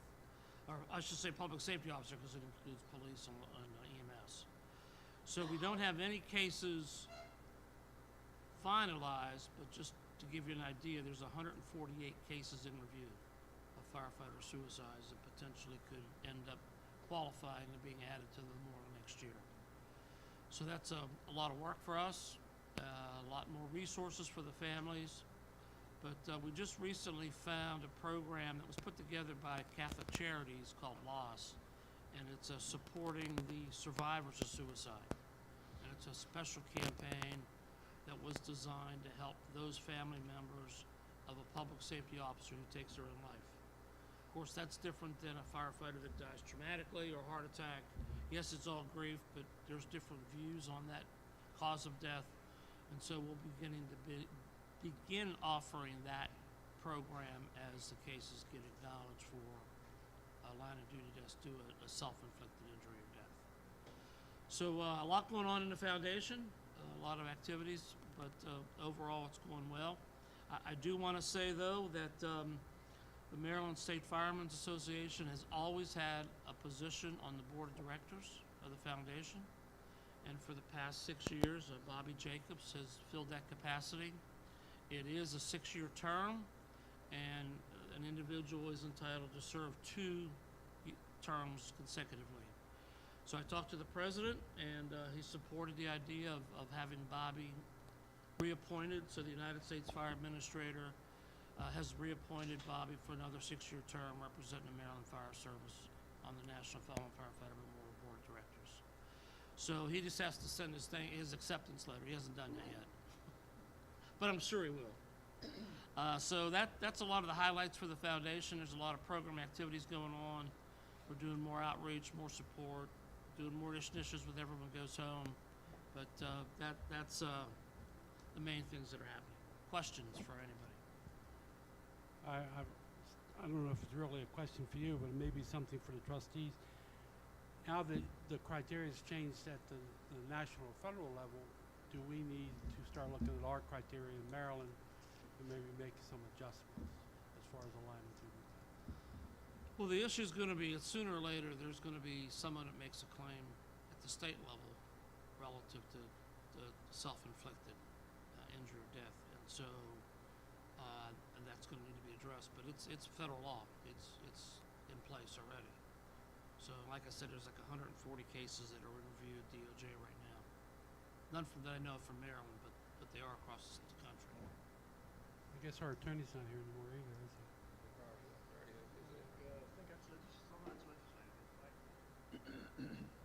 Mr. Mr. Farlow, you addressed, I believe some of those are legislative, is that correct? What's the specific question? The question is that the criteria has changed at the federal level for a line of duty death.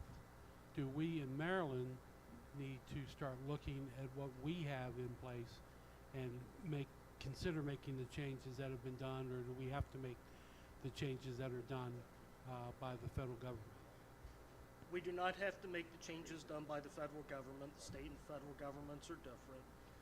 The legislature has imposed certain restrictions on what we can consider line of duty deaths for purposes of trustee benefits. If that were to change, it would have to be through legislation specifically addressing that, particularly as it concerns cancer-related deaths. So if that's the direction that we believed we should be pushing for, then the legislature would have to be lobbied to do that. But recognize that if that were to be opened up, and this is more of a legislative question than anything else, there would be a significant amount of money that the state government would have to provide in addition to what they're currently already providing to the trustees.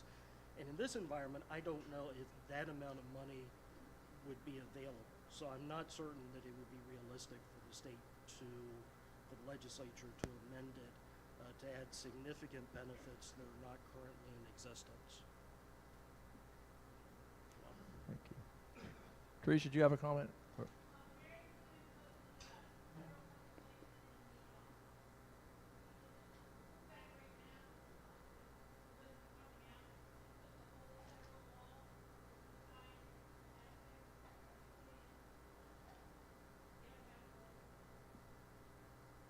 So it is moving to the legislature. Okay, so the presumption law, but I believe presumption law and the law with respect to the trustees are two different sections, is that correct? That is correct. The presumptions law regards specifically workers' compensation. The trustees' benefits are based on a different criteria entirely. Workers' comp legislation, for instance, establishes a presumption for certain cancers. The trustees' benefits, it's specifically excluded unless it can relate to a specific identifiable incident. Thank you, Mr. Attorney. More to come. I'm sure. Any other questions regarding fallen firefighters or the benefits relating thereof? Okay, Mr. Treasurer? Phil, thank you. Thank you. So the finance team is here. We'll give a little bit of a report. I apologize for last meeting that for some reason the reports didn't get transmitted to you, but hopefully everybody got the financial reports this cycle, correct? Profit and loss, balance sheet, and budget versus actual. Awesome. So we're in the process of getting the 1099s and W-2Gs out to all those individuals whom we had a payment in some fashion that was to be considered as income, predominantly widows and orphans, some of the speakers at the convention, and our contracting staff. So those are just about completed, and those packages will be going out to the individuals, and then the filing will be done with Internal Revenue Service. Our tax return is in the process of under financial review. The Fight Connor and Associates is doing that again. They will produce the 990, which should be ready by June for the executive committee to see the ending financial review and tax return. There was a slight change in the amount of funds that was provided this year to the appropriation fund. Last year it was $600,000. It was reduced to $400,000, and the relief fund stayed the same at $625,000. We weren't exactly sure what we were going to get, but talked to MDEM, Maryland Military Department, and they said that that additional $200,000 last year was something the governor's office had added at the end, but that the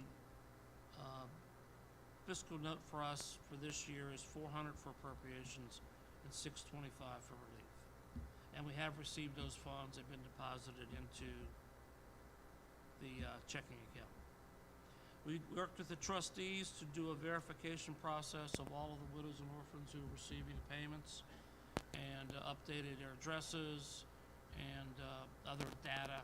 So we now have an updated, accurate accounting of all of the individuals who receive a monthly stipend from us. We renewed our Maryland charity registration. That's all completed. And so we've got everything relative to our reporting to the state of Maryland completed. As far as the SAFER grant goes, we just received our third SAFER reimbursement of $155,540.66. We're getting ready to submit our fourth reimbursement. We're doing it every 6 months, and that'd probably be around $320,000. A lot of those expenses are the additional training that the chiefs have done and the cost relative to our convention in Ocean City. We are working with the SAFER team to review all the current expenditures. We're at that halfway point of the grant. It looks like that we all have underspent the grant amount for the first 2 years, so we want to be able to take that into consideration and look at what we could do to ensure that those funds get expended. We went through a process with the credit cards. Some of you know that we had reached our credit limit with on 2 different occasions this year. A lot of that was around the convention. Our credit limit was $50,000 at the time, so we changed the credit card program to a new business class that allows us a individual credit limit of $75,000. So all new cards were issued. The difference between the cards, if you have the old and the new, one says Maryland State Firemen's Association, the other one says MSFA Inc. The MSFA Incorporated is the new card. That way people can tell which one they have. You should be destroying the old ones and using the new cards for any purchases. And the legislative office's card has been taken care of up to that credit limit on your card. So that was the whole process, but that's been completed. Is there any additional cost associated? No, the fees are the same.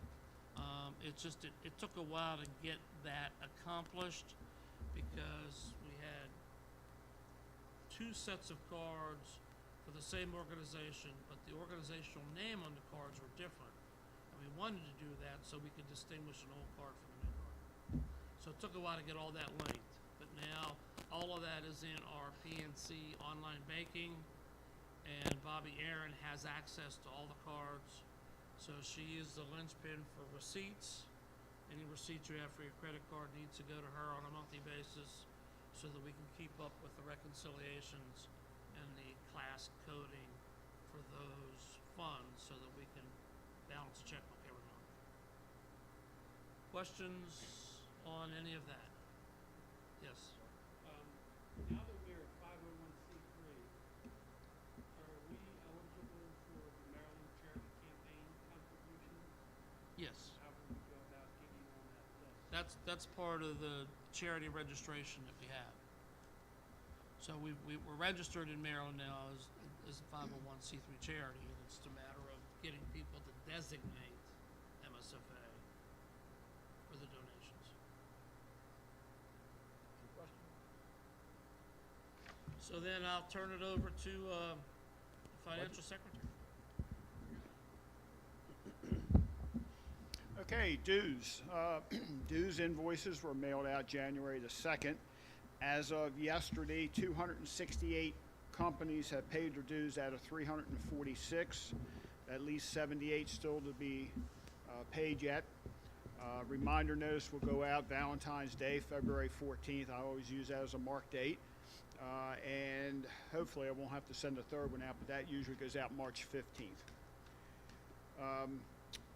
That's member companies. We have 13 out of 22 associate members have paid, and 1 of our 2 sustaining members have paid. And again, reminders will go out. Bobby, Aaron wanted me to remind everybody that the inventory is up to date, and she is reviewing it for accuracy. She's going over it a second time. As Ron has stated, she wanted to thank Ron. She now has access to the credit cards. I know I've had a new one, and I needed to get Easy Pass because the Easy Pass account is charged to my card. When I tried to update it, as soon as I got to the 16th number, it kicked it, put it back to 15 numbers, and said valid. The number is invalid. So after about 6 attempts, I finally called and got them on the phone, and they physically had at the administrative office change the number. We're good to go.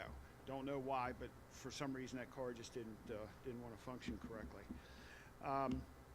Also, Ron mentioned that Bobby would like the receipts on a monthly basis so we can keep the accounts up to date. They are reconciled each month, so please get her the receipts at least once a month. That's it. It's the first part of the month. Can you give us a list sitting around here of who hasn't paid their dues? Meetings are Got my list. Like I say, meetings are coming up. We can get that. Try Sure. to get that information out for Yep. you. I'll take this Excel spreadsheet and mail it out. Any other questions? Budget Chair. Budget report? No requests at this point. We will be modifying the budget sheet that you had previously been given because we were using the 600,000 rather than the 400, but we're still in good shape. Any questions for the budget chairman? Okay, Ways and Means, and Joe, you'll be next for BCAF. Okay, Ways and Means, we've been receiving money in ticket stubs, and that's a good thing, from the member companies. And so far in the current raffle, we have $10,083 in the bank, and I've collected $600 so far today. But before that collection today, we're $1,711 behind last year. And we will be going to Springfest. Unfortunately, it's the same weekend as the National Fallen Firefighters Memorial. It's always the first weekend in May. Anyone who can come down and help, even if it's for a couple hours or a day, would be very much appreciated. That is Thursday, May 2nd through Sunday, May the 5th. Thanks. Any questions for Mitch? Okay, BCAF committee, followed by legislative.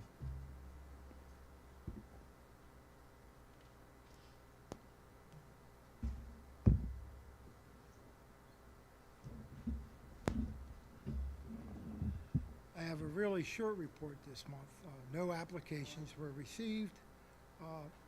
Last information from Scott Gordon showed a balance available to lend of $6.1 million available. We have a meeting will be scheduled for mid-March. Right now we have 3 or 4 possible applications. None of them have been finalized yet. As spoke with Craig earlier this week, and February the 11th is the due date for them to be submitted to Craig for review to make sure all the I's are dotted, T's are crossed before he issues them the final application so they can fill it in. So it's very important, and these companies have been contacted several times in the past 2 weeks to get it done. And as Craig said, you can lead a horse to water, but you can't make them drink. That's the best I can do right now. So hopefully when we get to Grantsville will have a couple applicants. But it's been a while. Apparatus has gone up so much, companies are trying to get the down payment so they can, you need for an engine, you need between $200,000 and $250,000 to put down. Medic units, you need $125,000 to put down. It's just pricing everybody out of business. Any questions? Thank you very much. Joe didn't mention it, but I think some of you do know one of the members of BCAF, a long time member, Tim Ganley, River County, passed away last week. He's had some medical problems over the years, but he was very, very dedicated to BCAF. I'm trying to remember how many years, probably at least 20 or more. Somewhere in that, I think he was there before I came on. Yeah, he was on right after Jason. So that's all very educated, very well respected, and faithfully attended all our meetings. He will be missed. Thank you, Joe. You're welcome. And we'll get the legislative here. You want to wait a minute there, Chief? We're walking up and wait for the siren to stop, or we'll get you going. Okay. He's used to talking over legislators. That siren doesn't bother him.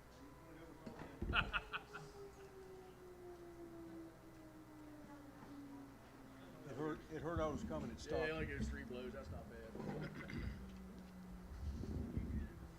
Yes, sir. It's the 1354 test.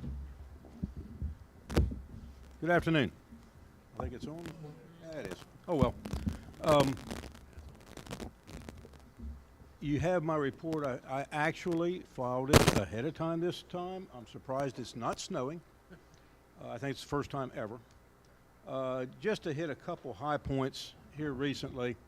Of course, session just started, but from January the 16th until January 31st, we had 1,875 bills this year. Hours so far, we had 217 hours in the office. And I want to thank, we've got 2 new members working with us on a weekly basis now. Dale Bowen and Billy Faust both have come in. They started working with our committee on a weekly basis. So we're growing. We've got future younger people. Everybody else in there has gray hair or no hair. They both have darker hair. We're very fortunate. We got 2 people in the back office every day that gives us a lot of versatility. Jimmy Malone is in Annapolis on a regular basis doing what Jimmy does best. He is opening doors and talking to people. And of course, one of the ladies from the LA MSFA are there on Tuesday, Wednesday, Thursday, and Friday also, taking care of the front office and trying to keep us quiet in the back room. With that being said, you've heard a lot about MSoft earlier today from several people. I'll only tell you that, yes, we had budget hearings. The legislative committee, the president's office, and other members, the executive director was down at these budget hearings to make a showing for the fire service. In support of trying to garner more revenue for the MSoft, we've had some help from the House this year.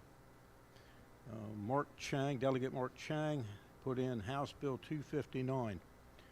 This bill increases the district court surcharges on certain motor vehicle violations. Started off a $2 increase from $7.50 to $9.50. In committee, they decided 10 sounded like a better number. You're not going to turn down more money. And that went through. I attended. I gave testimony in that on that bill, both written and in person. What I will say about that particular committee, they were engaged.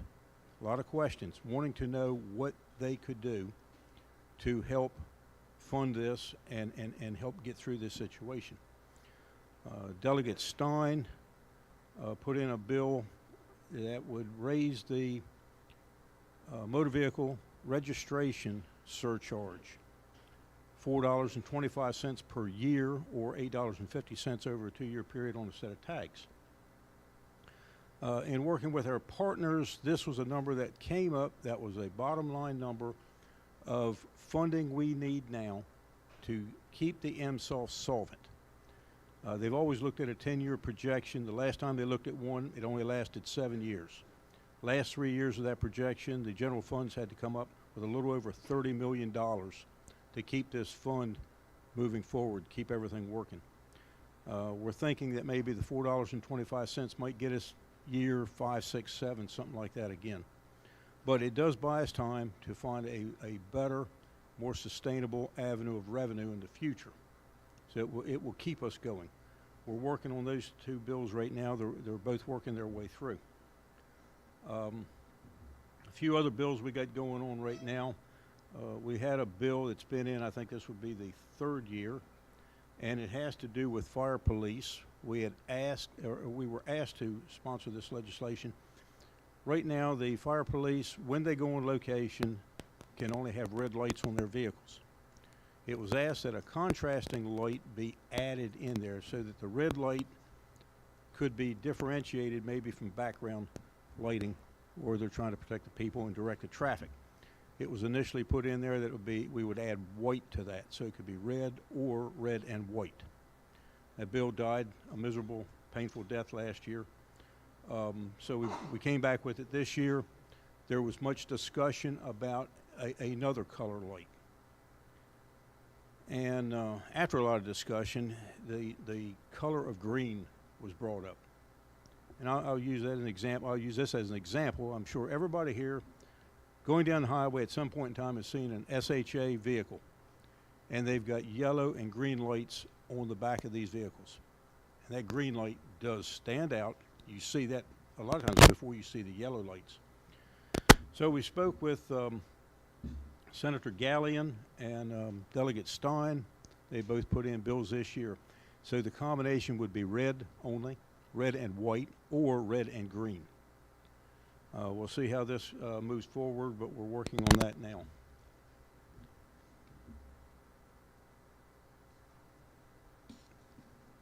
One of the other things that we're working on is the MACO study that was done last year, Senate Bill 414.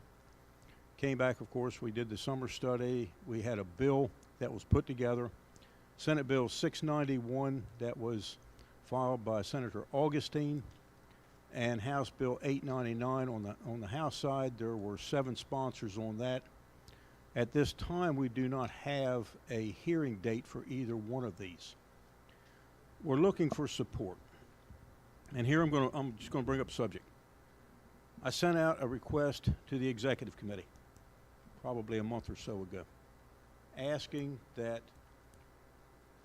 you would contact people and have them, if they were willing to come to Annapolis, contact me, so that we could have a presence when these bills come up. We can go in, and the committees can see, hey, look, here's the volunteer firefighters.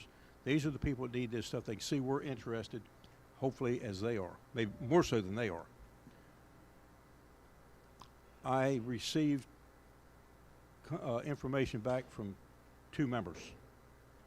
That was it. We need help down there from time to time. We've got to make our presence known. On days that we got hearings and bills that we're really trying to push and we get something, we're going to need help. So you'll be seeing something else from me coming out shortly, having to do with these bills, SB 691 and House Bill 899. We'd like to, anybody, so we can get into the House, get into the Senate, walk through the halls, make our presence known, knock on doors, go in and say, hey, we're here from the Maryland State Firefighters Association. We'd like your interest in this. We'd like your support for this. I'd like to see it happen. If it can, if it can't, it can't. Can't do anything about that. And I'll say enough with that. One other bill I'd like to talk about are a pair of bills, Senate Bill 323, House Bill 626. Senate Bill 323 was put in by Senator Jackson. Again, he's been a very staunch supporter of trying to get us an income tax subtraction increase. It went in again this year. We've already had a hearing on it. Last year, we were forever getting a hearing. We got one last week, or the end of the week before. House Bill 626 has not come up yet. But we've got it on both sides this year. We did not have it on both sides last year. It looks like it's going to get a favorable from the committee, go back to the floor for second and third readers. Last year in the Senate, it passed unanimous. It died a miserable, painful death on the House side. We're hoping to get a better outcome this year. The last thing I'll speak on is the bulletin. We've been sending the bulletin out, but we've been having some issues. And issues are kind of spread out. We had some issues on our side. Mr. Snyder's been working on this very diligently. He found out some issues we were having. He's worked to fix the ones he can fix. He's working with our whoever's handling our email server to fix the ones that he can't fix, but get our side of it fixed. Some of the issues have to do with other email servers, and we can't do anything about that. So I would ask just a couple of things. Number one, if you're not getting your bulletin, or if you're not getting it in a timely fashion, like it's showing up at 1 o'clock in the morning or something, let Teresa or I know. We need to know what time it got there, because we know what time it got mailed. What time did it get there? And what email server or system are you using? You know, Gmail, Google, that's Gmail, Yahoo, you know, Hotmail, whatever. Let us know. Maybe we can figure out what some of these issues are. And the only way we can fix them is know what the issues are, other than I just didn't get it, or I got it real late, or it was the next day, or whatever. But that pretty much covers what I've got to say. I would be glad to attempt to answer any questions. Questions for the legislature? I read somewhere about electronic gambling and putting in a bill or something to try and do something with that as far as increasing the money that comes in and out. Is that with new money, or is that existing money already that comes into the state along with the other gambling that has been occurring in the lottery? I can't answer that question, but I'll be glad to look the bill up and find out for you. So I just remember in the article about they were looking at, again, the electronic gambling.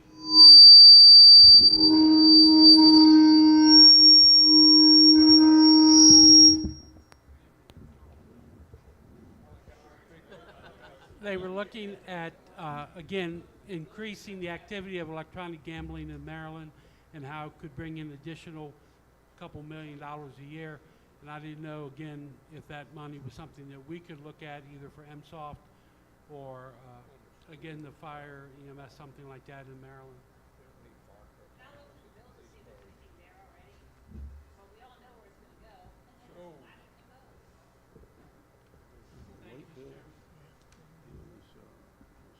Any other questions for legislative? Okay. Bob, you want to go into oversight? Yeah, the big thing was back in December or the end of November, there was Senator put in a National Move Over Law Day resolution. That got passed and signed on January the 8th. And we did send letters of endorsing, asking them, you know, to make sure that happens for us, for the Move Over Slow Down Law Day. So, Anything on out-of-state coordinator while you're there? yeah, well, also on the Fire Station Act, that's still in committees. It hasn't went anywhere, but if you notice on my report, we only have 2 of our delegates or representatives in the House that have co-signed onto that bill. So we need to work on them. Dutch Rubersberger and Dave Throne have signed on. Nobody else in our delegation has signed on to that, or co-signed that bill. And we're still working on getting them to increase the funding in the AFG safer and make sure that gets sunset date has moved, because that ends up this year. So Any those are questions for Bob on either one? federal stuff. Okay. Teresa, you got anything on the name change committee? Which will be followed by 17 Tate Turkle. Frank. Well, I'm gonna change it up, because the name Well- change is the name change right now, as we all know it, but, wanted to ask Gene and Eric to come up, because, we made $905 today. Oh, wow. So, thank you all very, very much. 938. So, House Bill there's 1,735 names on this wheel. Thank you. Oh, my gosh. So, my name is not in here, sir. So, you hit this shuffle button here, okay? Just like that, it'll shuffle it. You do that a couple of times, and then Gene, I'm gonna have you hit that. That's a left hook. Right. So it shuffles all the names. Answers your question, Mark, about electronic gambling. This is the boy game in town, is how we do it. We don't call it gambling, we Alright. call it gaming. Gaming, right. All right, that seems pretty good, sir. Now get out of the way. Miss Jean, hit the center button, please. Oh, man. Yep. As you see, it's spinning. There's no illegal shit here. It's magic. It's hocus pocus. Really close, you can see it spin. Look, she's putting the name in now. I'm good about this. She's already got the picture. This just makes it look good. Yeah. Yep. And the winner will be?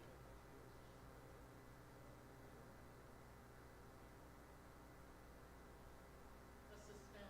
I know. Gotta get Snyder over here working on the computer. Click, click, click, click. It's going quick. It's going quicker. Joanne Richards. She's from Montgomery County.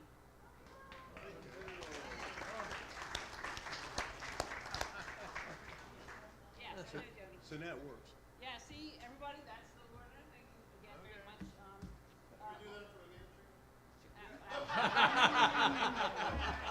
It's gonna be what, Joanne Richards? Yes. The name would be Joanne Richards.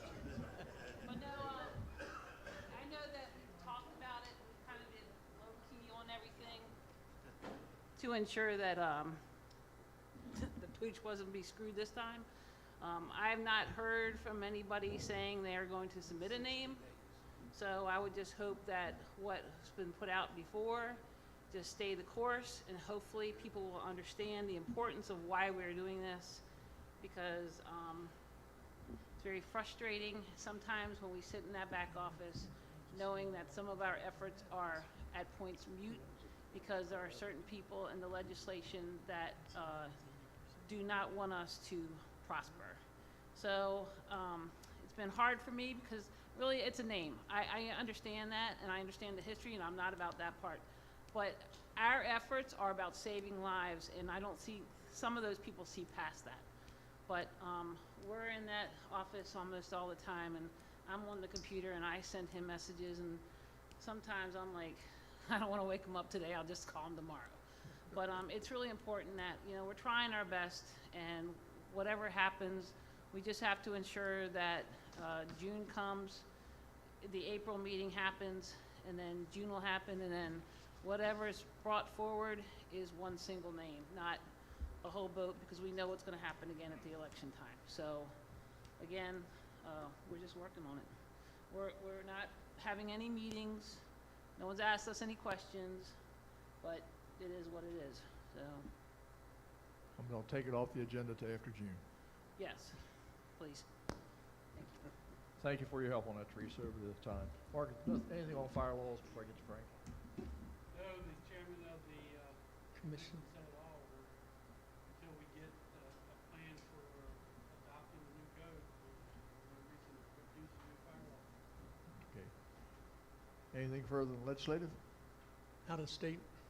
Oh, I thought you did that. I'm sorry, I asked you to. Okay. No, Go I'm ahead. still doing federal, I'm sorry. I'm sorry, I thought the second round.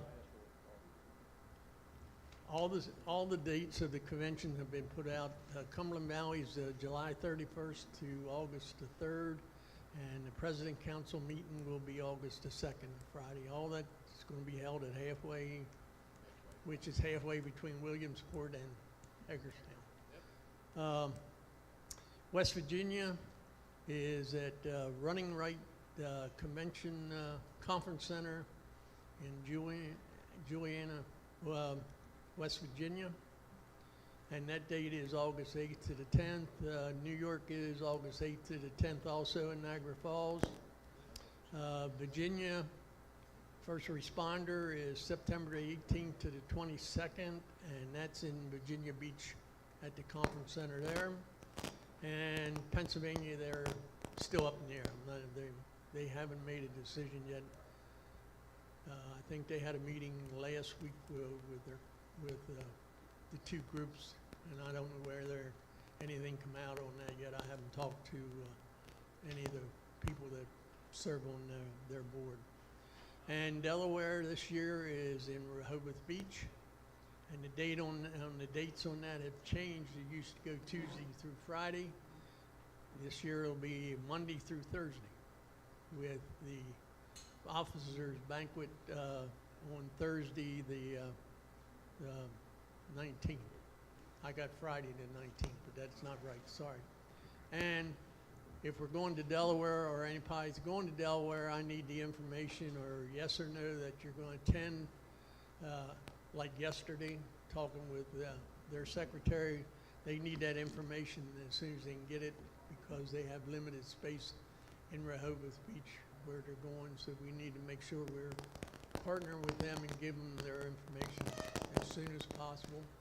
For those that stand, I've got a standing order in with their secretary for 8 rooms because right now the 2 hotels that they had in Rehoboth Beach sold out, I think, the day or 2 after they announced them because they're not big like they were when we go to Wilmington, you know, the big hotels. So they're working on getting some more hotels, and he said as soon as he get him, he'll let me know. So that, and Dave talked about it under Cumberland Valley, but today, 1 month into the year, we have had 4 responders struck and killed on the highway. 2 law enforcement, 1 tower, and 1 road service person. And that does not count the number that have either been struck and are injured or near misses. And I would ask everybody, if you have a near miss or you have a struck by, go on the Responder Safety website. There's a link there to go to a page to fill out all the information about that so we can accumulate those numbers too to send to Federal Highway to support our programs. Nobody else is collecting the near miss information, and so we've come up with a very easy drop-down program to answer all the questions that we need the answers to. So I would ask everybody, if you have any of your departments, or take it back to your department, they have a near miss, to make sure they go on that web page and fill out that form. We need that information so we can protect our people on the highway and, like Dave said, get it down to what our goal is, 0. That's the Responder Safety website, right? Yes, sir. Very good. Any other questions for legislative, federal, local, state, county, any of it? Very good. And Mark's touched on that. Past President Underwood, anything on 17 State Circle? Frank still here? Clean the carpet. Thank you very much, Frank. And thank you to the Datum Systems Committee for getting those speakers up. I think that's helped a lot. We appreciate it. Thank you. Okay. On to training. I don't think Gary's here today. Critchbaum, Training Committee. Is there a report from Training Committee? Okay. And MRCRB, I think they touched on that this morning. Is there anything else further from MRCRB? Okay, MIFRE Tech. Anything from MIFRE Tech? Or Pro Board? Safety Committee. I saw Mike. There he is. Mr. Comp. Yes, sir. First, good afternoon. I'm a little bit remiss. We have not had a safety meeting since the last executive committee meeting, and there's a purpose behind that. A lot of you know our meetings typically last 2.5, 3 hours, and I'm one of these kind of people from having to go to meetings in my old job.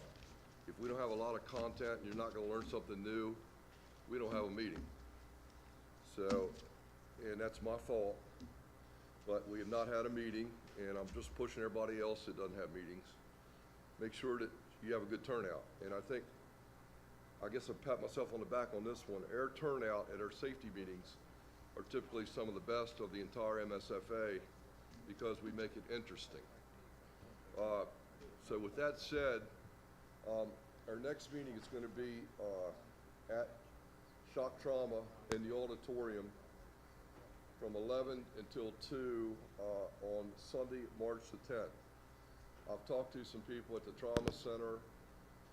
Right now, we're going to have a speaker talking on safety during mass casualty incidents.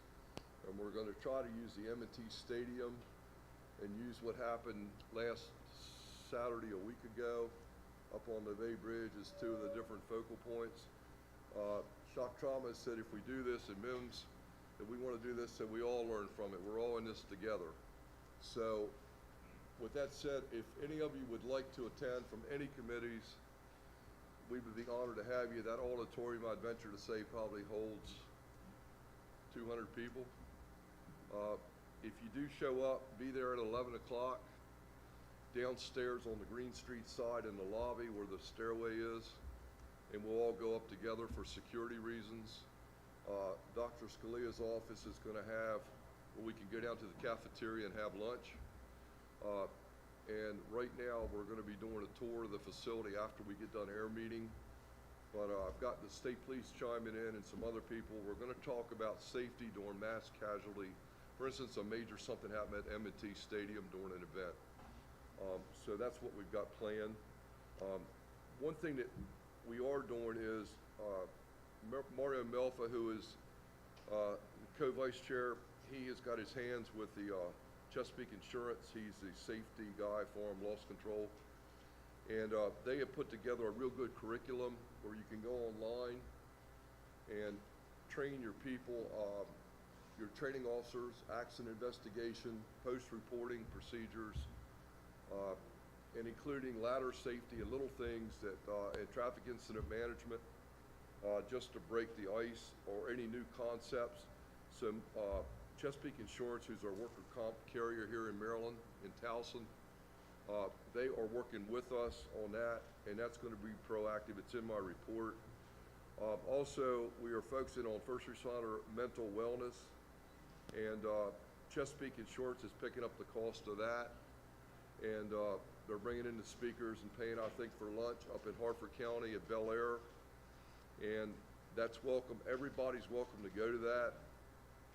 I would encourage you guys that are well thought of in your departments to encourage people to go to these seminars and bring it back. And we've got something in the safety side, train the trainer. So don't send somebody to a seminar, not expect them to come back with something to tell you all new. It's happening. Also, down in Calvert County at North Beach, which is just to the south of the Anne Arundel County line, Baltimore Gas and Electric is going to be doing sponsoring it with lunch,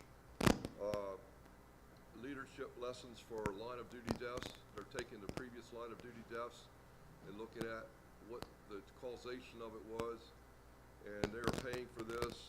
I bring this up. I doubt BG&E is going to pay for it on the Eastern Shore, but wherever their coverage area is, Anne Arundel, Baltimore County, Carroll County, they're willing to sponsor this, and that's a little plus for you guys to talk about what really caused the root cause of the line of duty death, and learn from that.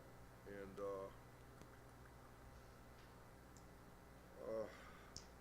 Chesapeake Insurance has said that in the event, and it's in my report, Anna Stoles, they've got the money to help us on proactivity. So if you've got an individual department, you want to get a couple together and have training and tell them what you want, they will put their people on it to get you training on the workers' comp side, which is where we get injured, not on liability, not on property. So that's available to you. And again, I would be honored to have you all at the meeting. We had the best turnout ever up at Shock Trauma a year ago, I think it was. It was about 50 of us showed up. And they made a big deal of our current president because they hadn't seen him in a few months. All the nurses went wild over him, and he was. Hopefully, he'll be back again. And somebody's got a fire. And anyway, we'd be tickled to have you there. And I think it'd be a good. It would make MSFA look good, Mr. Chairman, by having you officers there and the old guys there, because it shows that we are all in this unilaterally together. It's unified. Especially talking about these mass casualties, we've all got to work together on this. March 10th, right? Yes, sir. March the 10th. That might be a change in that, only because they've got some out of country. A lot of you don't know this, but they are a training facility for trauma for the entire world, and they come in from all over the world and study. And there could be something coming up that's a little bit more powerful than our little safety committee meeting. But right now, it's on the 10th, and the Trauma Center makes a big deal of it. They are so proud of MSFA's relationship, from Scalia on down. So you guys showing up for that, and get to see trauma as it, see the system. And then what we plan on doing is leaving there and going over to MIMS. Those of you who haven't seen it, that's where they watch the helicopters foot by foot traveling around the state, and what they're involved in proactively on getting the mission completed. And that's pretty interesting too. And I think if we could pull it off, we're going to talk about the mission of MIMS unilaterally working with the fire service. and then I don't know what else we're gonna do. We got good, so that's it.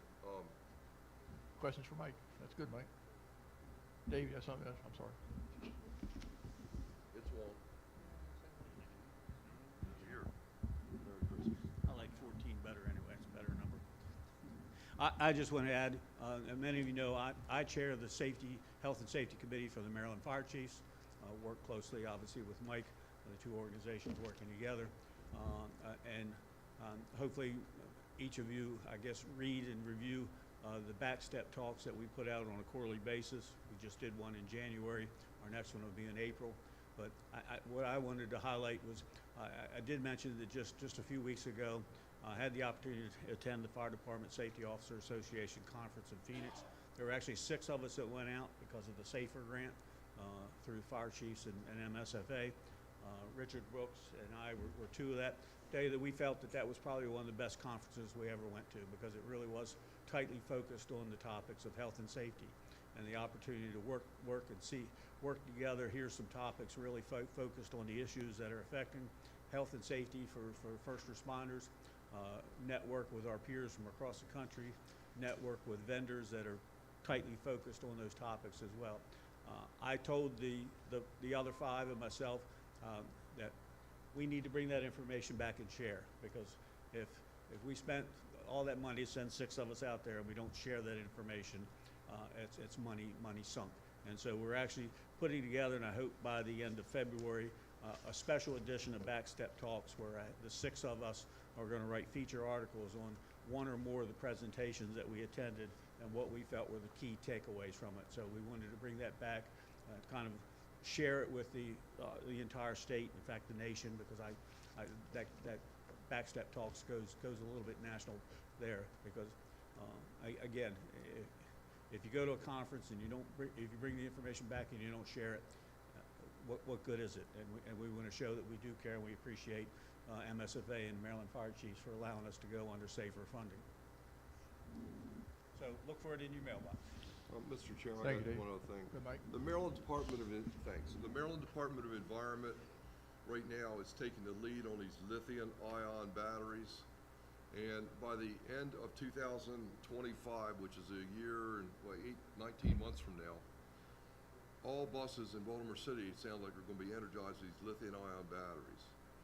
And that's just one of a whole lot of stuff that's going to be happening. I know Roger, the safety guy in Ocean City, is going to be dealing with Ocean City buses before long, because they're all, owned by the state? Owned by Ocean City. So the point is, you're going to see this growing and growing and growing, and to watch us trying to extinguish these fires, and it's not so much the environmental side of it is how to put them out and how they take off. So it is a safety issue. I would recommend right now that we put pressure on MSFA to get some really good training going out here. And the other one is currently work with the Maryland Department of Environment, who has done a real good job for us so far in getting this addressed throughout every region of the state, because it is going to hit us quicker than we realize with all these commercial vehicles, let alone personal vehicles. And then what's going on with the solar impact that we talked about, it's just a lot's going to hit us quick.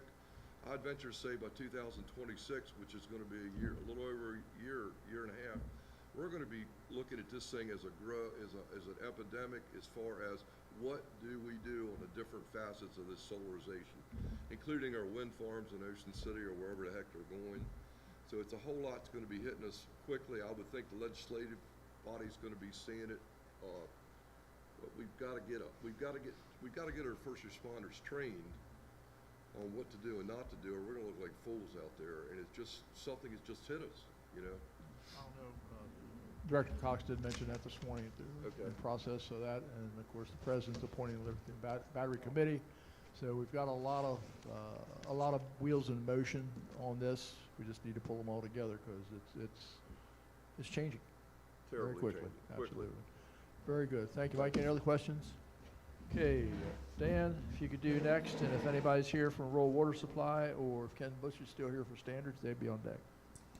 Mr. Chairman, before Chief Stevens gets started with his report, I just wanted to go back to the MSFA Tech I attended that last meeting, and they talked in that meeting about changing the Raleigh Scholarship Program.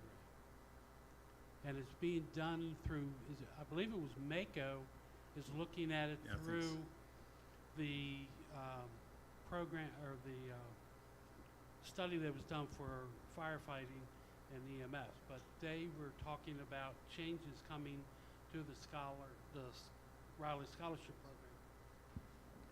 Can I address that, sir? The changes you're talking about, and you're right, this was a topic of discussion at the last meeting. It was during the summer study that was done for recruitment intention. We'll give a little bit of history here. The survey that was put out, the returns, for the most part, overwhelmingly said that the question was, what is your priority, or would you have a priority that would entice you to be a volunteer or a first responder? And education was number one. So with that being said,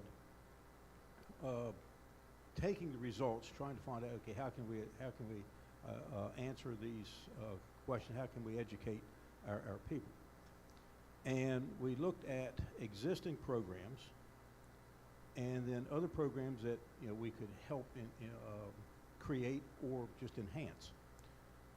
We'll start with the community colleges, because we were talking about assisting with community colleges.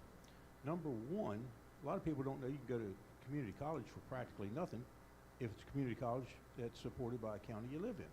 So we wanted to put that out there. And there's a whole list of grants and scholarships that are available for this. So with that being said, that was on the list. And then we looked at the Charles W. Riley Scholarship Fund. And it's, for the most part, a pretty narrow spectrum that you can take, classes you can take in order to receive this scholarship. And so we looked at expanding that. So we're just going to talk about those two items right now having to do with this. During the meeting, it came out that there were some questions being proposed, or some concerns that money was going to be taken away from Charles W. Riley for other programs. And it was also a concern that with expanding the criteria, the classes that you could take, that we would be taken away from the fire service, because what Charles Riley was supposed to do was entice people to take, get education, or get a degree in something that would benefit the fire service. Am I good so far? Okay. And it came down to an interpretation or understanding of the way it was worded. So subject to, and both of these are valid concerns. We don't want to take money away from a program, and we don't want to take it from the people that would normally be getting it. After that particular meeting, there was some Dominic Bruschko, representing MACO, and myself representing the volunteers, did speak at that meeting. And there was some conversation back and forth between the chairman, John Jerome, and Dom, as to some wording changes that could be put in there, addressing the community colleges, that the classes would have some more restrictions on them, number one, to begin with, because Charles W. Riley does allow for a 2-year degree as it sits now. It doesn't say community college, but it does allow for a 2-year degree, and that's what you're going to get from your community college. And as far as people that will be trying to get a degree in, and I'm just going to use fire science, the concern was that a person trying to get their degree in fire science might not have the money to complete that degree, because somebody else got a degree in something else that wasn't relatable back to the fire service. So with that being said, there was some word changes and some additions to the bill, amendments you might say, that would allow the fire service related programs to take precedence, number one. That any monies that might be used for community college would be only sought after all other avenues of revenue had been expended. There's no other avenue. And that there is a pecking order. And I can just tell you from some emails back and forth, the last one to John Jerome, your chairman, was that wording he felt would be good with the committee.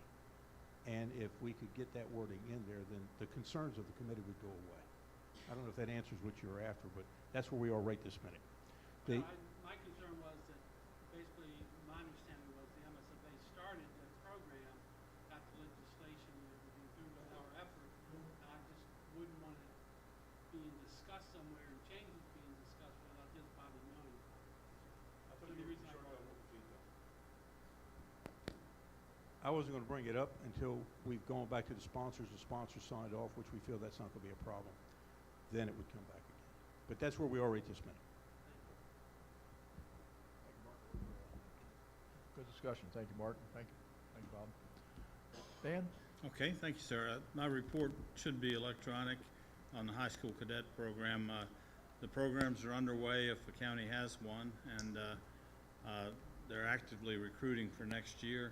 And also, at this time, the Skills USA competitions, which each county has, are underway last weekend.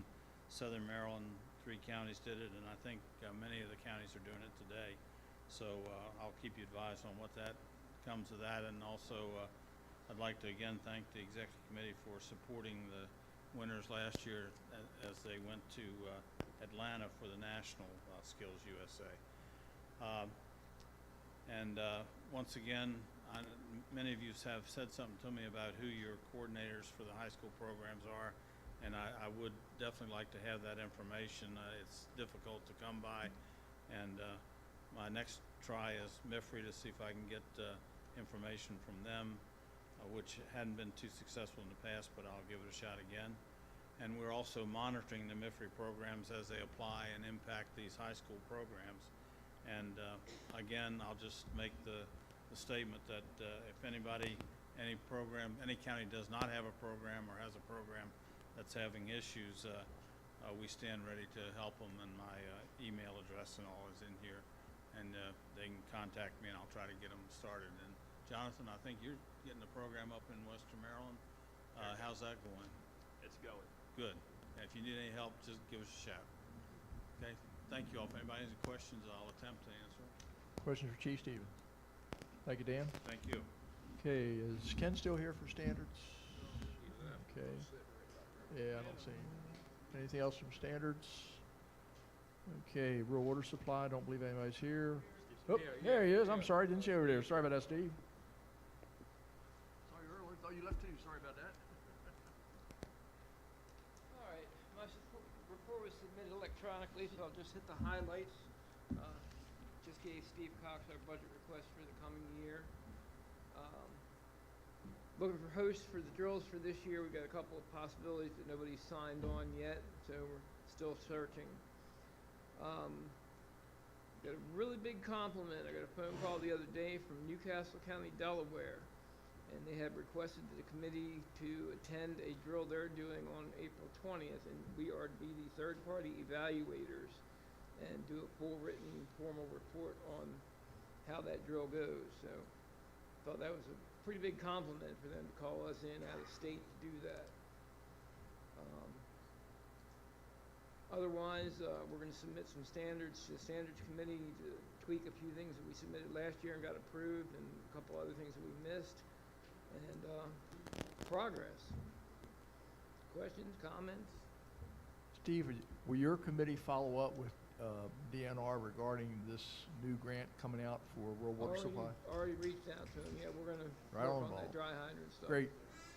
Very good. That's actually one of our goals. We had a meeting this past week, and one of our goals is to educate ourselves and be more available to the fire departments when they want to do dry hydrants, to be a resource for them. Great. Right online. Thank you, Steve. Anybody else? Any questions for the committee? Thank you, Steve. Okay. Resource management. Skip, anybody? Yes, I know Bill's not here. We do have a report from him. Search and rescue, MCAT, I think we're okay, so I think we're through on your side. Okay, Jonathan, you want to do trumpets since you won't be here tomorrow? Sure. The volunteer trumpet continues to be ongoing. No true updates except that we did finalized the request made at the last meeting to put together a legislative special edition, which basically encompassed the report from Chief Phillips as well as a report from myself and then a recap of 2023. It was only mailed out to 17 State Circle, and a handful of copies were mailed to me. If you'd like one, let me know, but I don't know if I have any left. There will be 2 final editions of the trumpet that will be available for this year up until convention. For the next edition, I need content in about 2 weeks, and then we'll have another request for comment or content in May, and that edition will go out just prior to convention. And the last thing I'll reiterate is that we did trim back our mailing to 2 copies for each department. If your department does like having 3 or needs an additional copy, let me know. Happy to add that back. And then lastly, like I say at every meeting, Content Chip has been an excellent supporter of writing and contributing, and we continue to solicit across the state for folks to give in content. And the only content I get just comes from Western Maryland for a variety of reasons. So I would love to feature your part of the state as well. So please just email me with an article or picture, or send me to Facebook so I can just copy and paste it into the trumpet. It would be a great appreciation, and we would love to feature other parts of the state other than Frederick County and Allegheny County. Thank you, Jonathan, and it looks great. Keep it up. Kevin Allball, our new chairman of Fire Police. We didn't have him listed as a formal committee. You want to say anything, Kevin, on the Fire Police Committee? Yeah, come on up. Come on down, man says.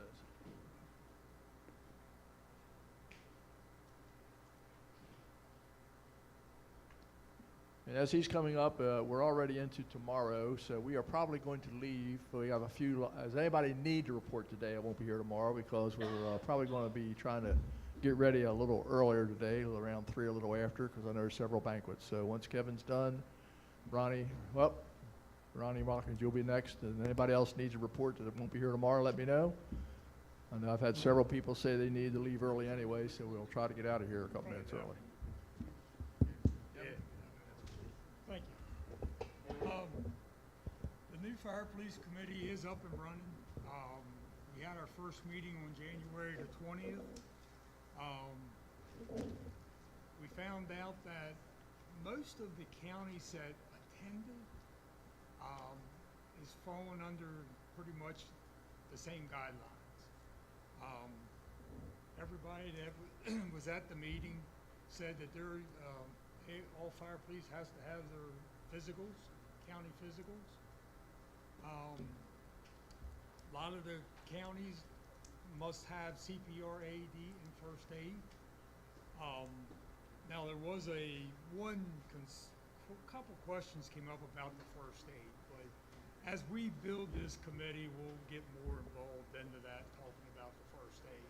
CPR, AED, everybody, pretty much right now, everybody does have that. Like I say, I sent this electronically. So, I mean, we are still looking for somebody from Garrett, Calvert, Charles, St. Mary's, Talbot, Cecil, Kent, and Carolina. Since our meeting on January the 20th, we have added 2 more to our committee list. So yeah, I mean, this is building. So like I say, we'll keep on chugging along with it, and I think the group that we got so far are on the same page, and so really we're just trying to make sure all fire police out there through the state is on the same page with the same equipment, the proper reflective equipment, and as we move on, we'll build. What do you got, Bob? And thank you, Kevin. You'll be under, I just made a note to myself, you will be under the Training and Safety branch, past President Bilger's branch, so when the Safety Committee reports, you'll be under that branch from now on. Okay. Bob, do you have something on that? Not really. I think the biggest thing is we're trying to make sure all fire police organizations across the state are under one set of rules and standards, so we're all operating out on the highway safely. And the other big thing is to try to support each county and being able to make sure they're fire police have the funding to be able to, you know, purchase equipment, because that's the way it's done now. And unfortunately, some of this becomes pretty expensive when you're looking for your safety equipment. It's a great committee, and glad to see it moving forward. Thank you, guys. Oh, one other thing, we did, and President Smothers did accept the request, have an ex officio person who comes from the fire service, who is working for CHART now, and that's Kevin Fox. He's going to be an ex officio and bring a lot of that, and we can work closely with the state, you know, SHA, MDOT, and CHART, and look down the road for training, you know, working together. Can't get a better guy. For those of you that don't know Kevin Fox, he was a battalion chief in Frederick, lifetime volunteer, MIFRE instructor. He took my place when I retired as the director of volunteer services. He was in Carroll County for a little bit, and then CHART grabbed him as their safety man, and he's an excellent person. He was a safety officer in our county for a while, so he's a good guy. Don't tell him I said that. Oh, his head get big, but I'll aggravate him. I won't either, 'cause I'll pickle him too later. Yeah, he's a great guy. Kevin, Mr. Ronnie. Oop, I'm sorry. Another hold on a question? minute. Kevin, Bob, Go I ahead, Mr. just, President. I just want to say thank you guys for taking that on. There's been a lot of buzz about your committee, so from here on, everybody can forward the information to you guys, and appreciate you guys taking it on, so thanks. And the other thing is, we need to support Bob with those two bills. Green light bills, yep. All right. Hey, Ronnie?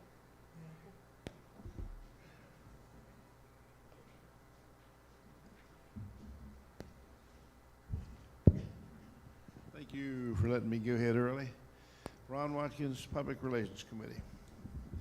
Just a couple of things. My report was sent in. I'm hoping we got in. It was a little late, but it was sent electronically. I have a couple, three things I'd just like to bring out that are in the report. First of all, I'd like to say thanks to everybody who's working in getting their information out in the various media areas, your Facebook, X, or whatever they have, or some of the other things. Stuff is getting out there, and it's not just for your members, it's more for the people who are watching and look, you know, your local citizens, because those are the ones we got to talk to. Stop that. Try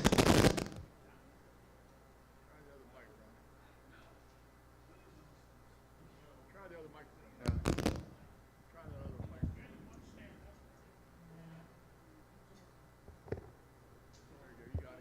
There it is, okay.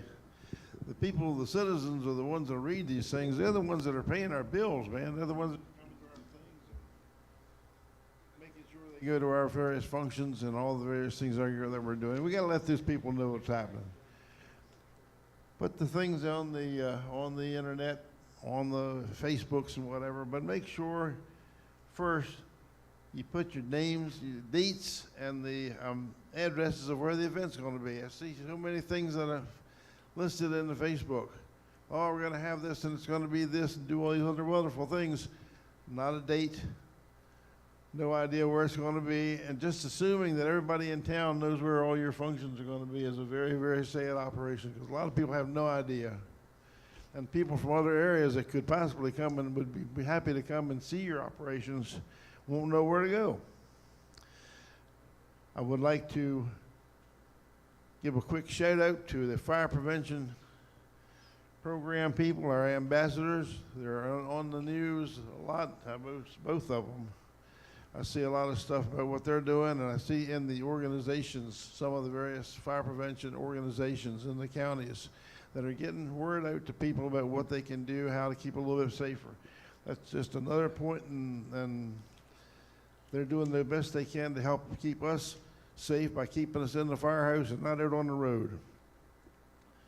One thing I'd like to say, and you guys on the executive committee probably be the ones to be the lead on this. We've got a lot of different awards that the State Association gives out. There's about 25 of them. And every year we stand them up on the stage, and I keep hearing, though, at these meetings, we hear from the individual chairman, oh, we don't have very many people, we didn't have very many people. And Every fire company that I know of pretty much has some type of a banquet, some type of little program. Oh, this was a fireman of the year. This guy did this. Put the darn thing down on a piece of paper and send it in. You don't have to be an English major or even a spelling major to get the word to us, and then we can look and see who gets the person that gets the award at the end of the year. But it's really a nice thing, a nice gesture to put the members of your companies up for the various awards that we give out at the State Association, and it doesn't cost you anything. So many things we do cost you a lot of money. This doesn't cost you anything, and if they don't win the award, you're certainly going to get a little certificate that says that they're put in for it, and it makes the members feel good. It lets them know, hey, somebody appreciated what I did. Take the time to do that. And one more thing I'd like to mention is I think several people got banquets to go to tonight. And this is the banquet season. We start that first of the year and goes right on through almost to the end of April. As you go to your banquets and look at these things, especially you guys, you can kind of get the word out. The people that come to these banquets very often are the local people, the local officials, the elected people. Our representatives, our people in the State House or the Senate, even just the local town officials. Don't assume those people know what you do. If you get those people come to the banquet, and I'll tell you what, I don't know too many politicians will pass up a free meal. But they come in, they get to see your people from the fire department. They see what you're doing, hear what you're doing, see what people did real well. It's just a matter of putting them in a place where they can see what you're trying to do. So when you go and talk to them about getting some more money for doing this or trying to get this changed or anything else, they realize, oh yeah, the fire department, I've seen them in action. I know what they're doing. Let's just try to utilize that. No, that's about all I have. The report's on your computer. But I'd like to say thank you all very much for letting us participate and help you all out. And if we can help you out, do anything to help you with your publicity or help you with trying to get things organized to make a better operation for public relations, just give us a call. We'd be glad to help you out. Any questions? Thank you. Any questions for Ronnie? Very good. Thank you, Ron. You know, knock this division off. Frank, anything on historical and archives? And John, we'll try to get you done too, and we'll have that whole section done today. Sorry about that. I didn't give you the on-deck circle.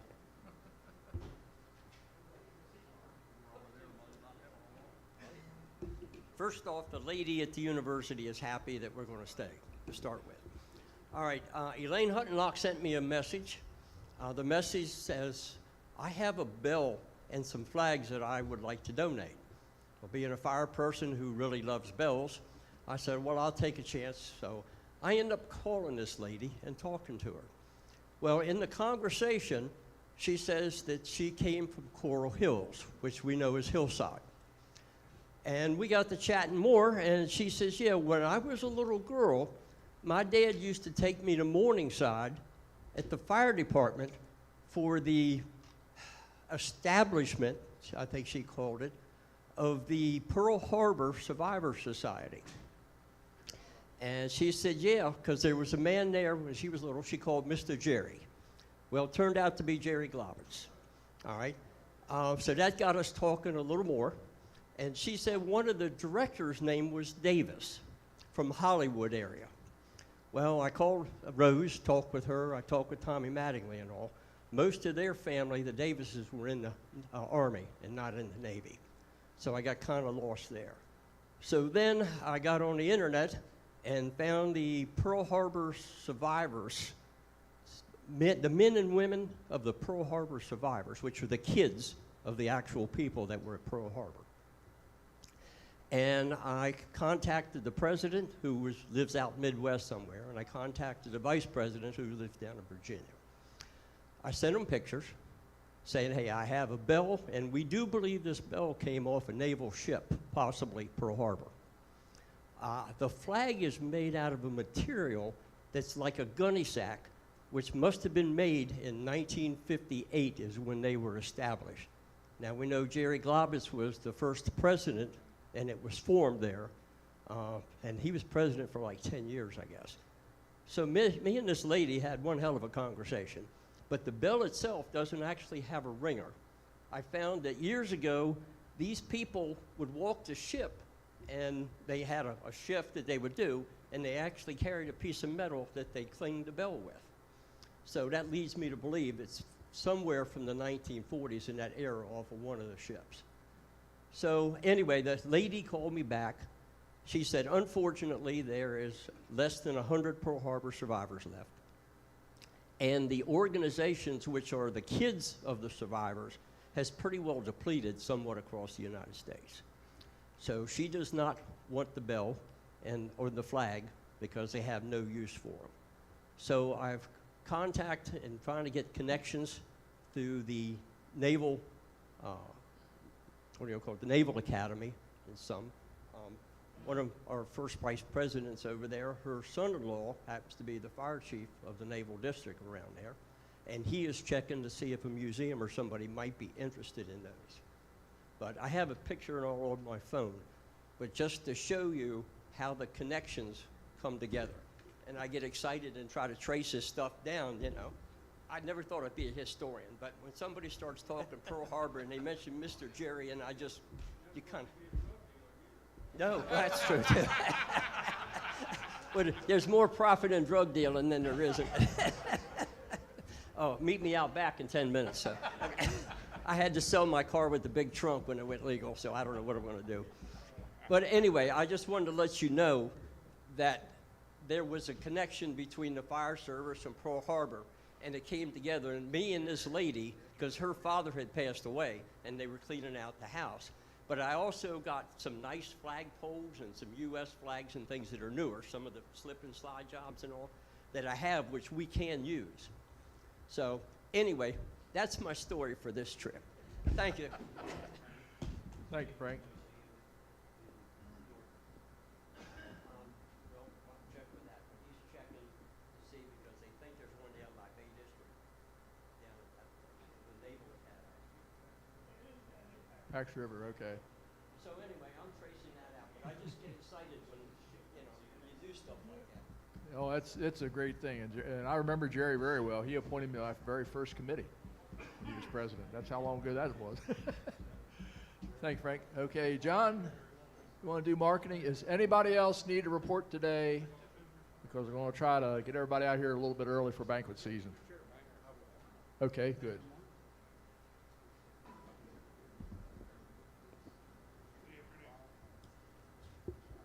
Good afternoon. Marketing events, the reports for that was sent to you, that as well as the Reaching Next Generation. For marketing events, we did have a booth at the Mako Winter Conference in Cambridge earlier this year, and actually it was December. And I'd like to thank the Legislative Committee Chairman Phillips for his assistance with that. It is time well spent. It's a couple of days, but it's time well spent. The next event that we have on our calendar is the Trade Expo for the Ocean City Hotel, Motel, and Restaurant Association, and that will be in early March. For the Reaching the Next Generation, last meeting we circulated a document called Working with Elected Officials. The only comment that I'd heard on it so far was that the logo did not contain the copyright mark, so we will get that corrected, and at that point that document will be finalized.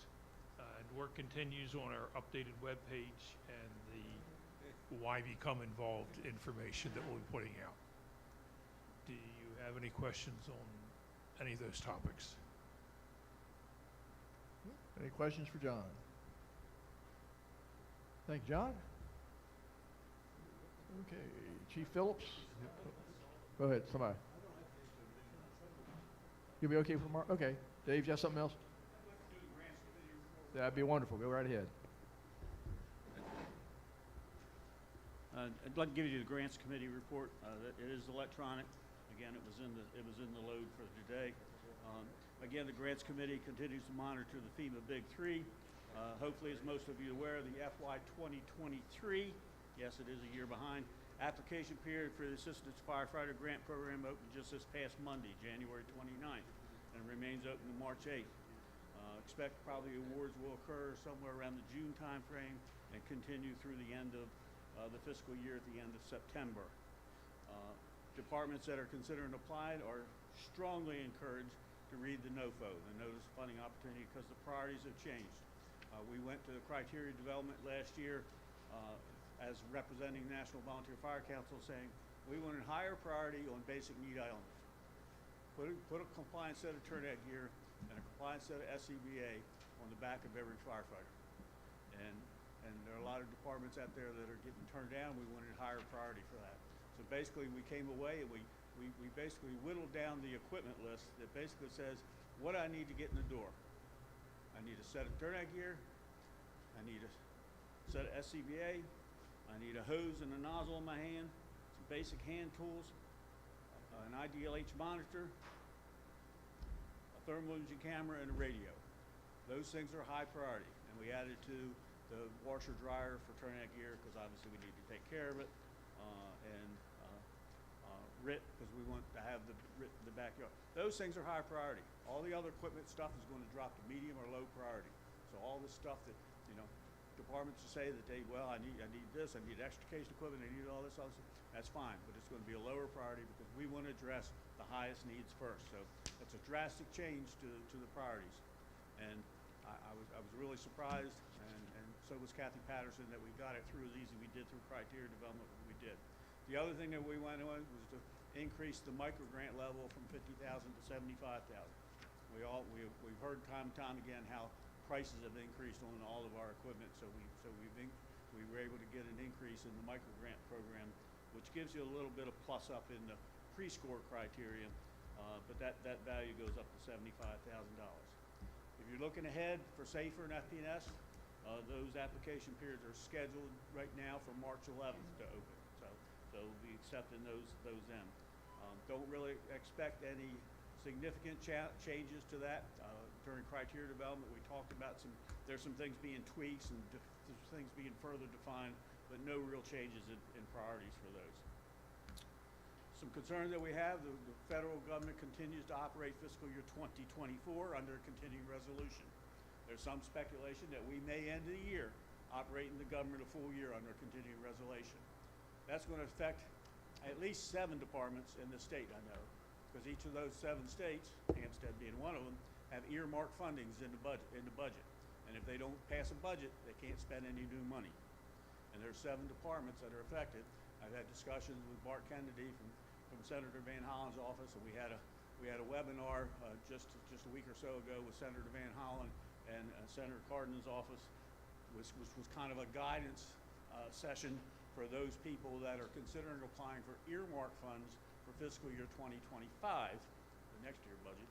And at that time, they're still encouraging people that if they have earmark funds in 2024, don't replicate those needs in fiscal year. They're Democrats. They're still optimistic they're going to pass a budget. So there may be some guidance coming down later that says, hey, doesn't look like 2024 is going to make it.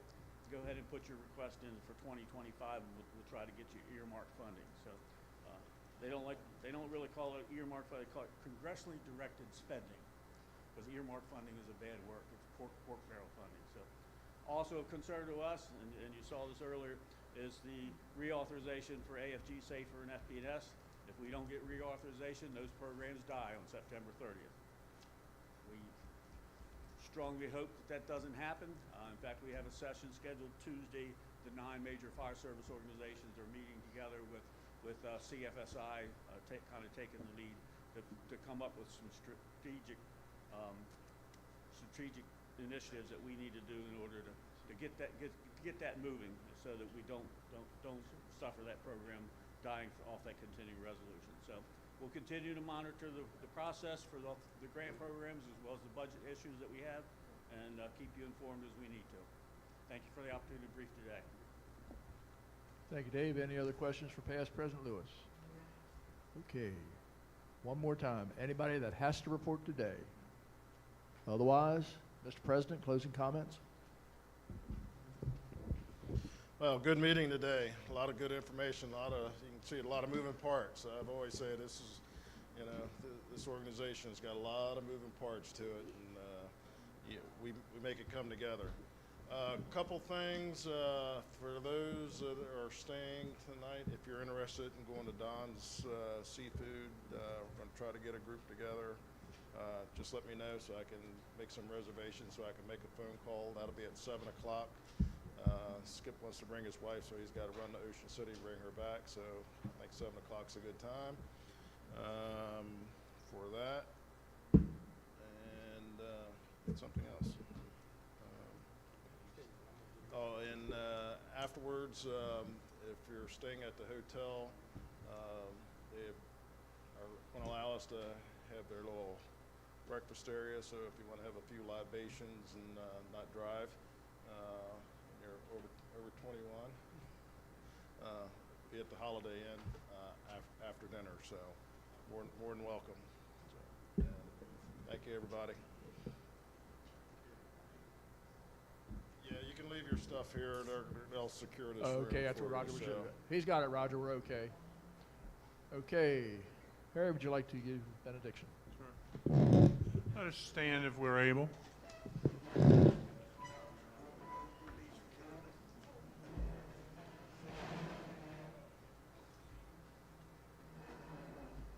Holy God, as we recess this evening, Father, we thank you for the wisdom and the guidance of the day and for the work that has been done by so many committees. Father, we ask that you would refresh us this evening, give us time of fellowship, friendship, renew acquaintances. Bless this evening, bring us back tomorrow safe, refreshed, and prepared. We give you praise and thanks for all things.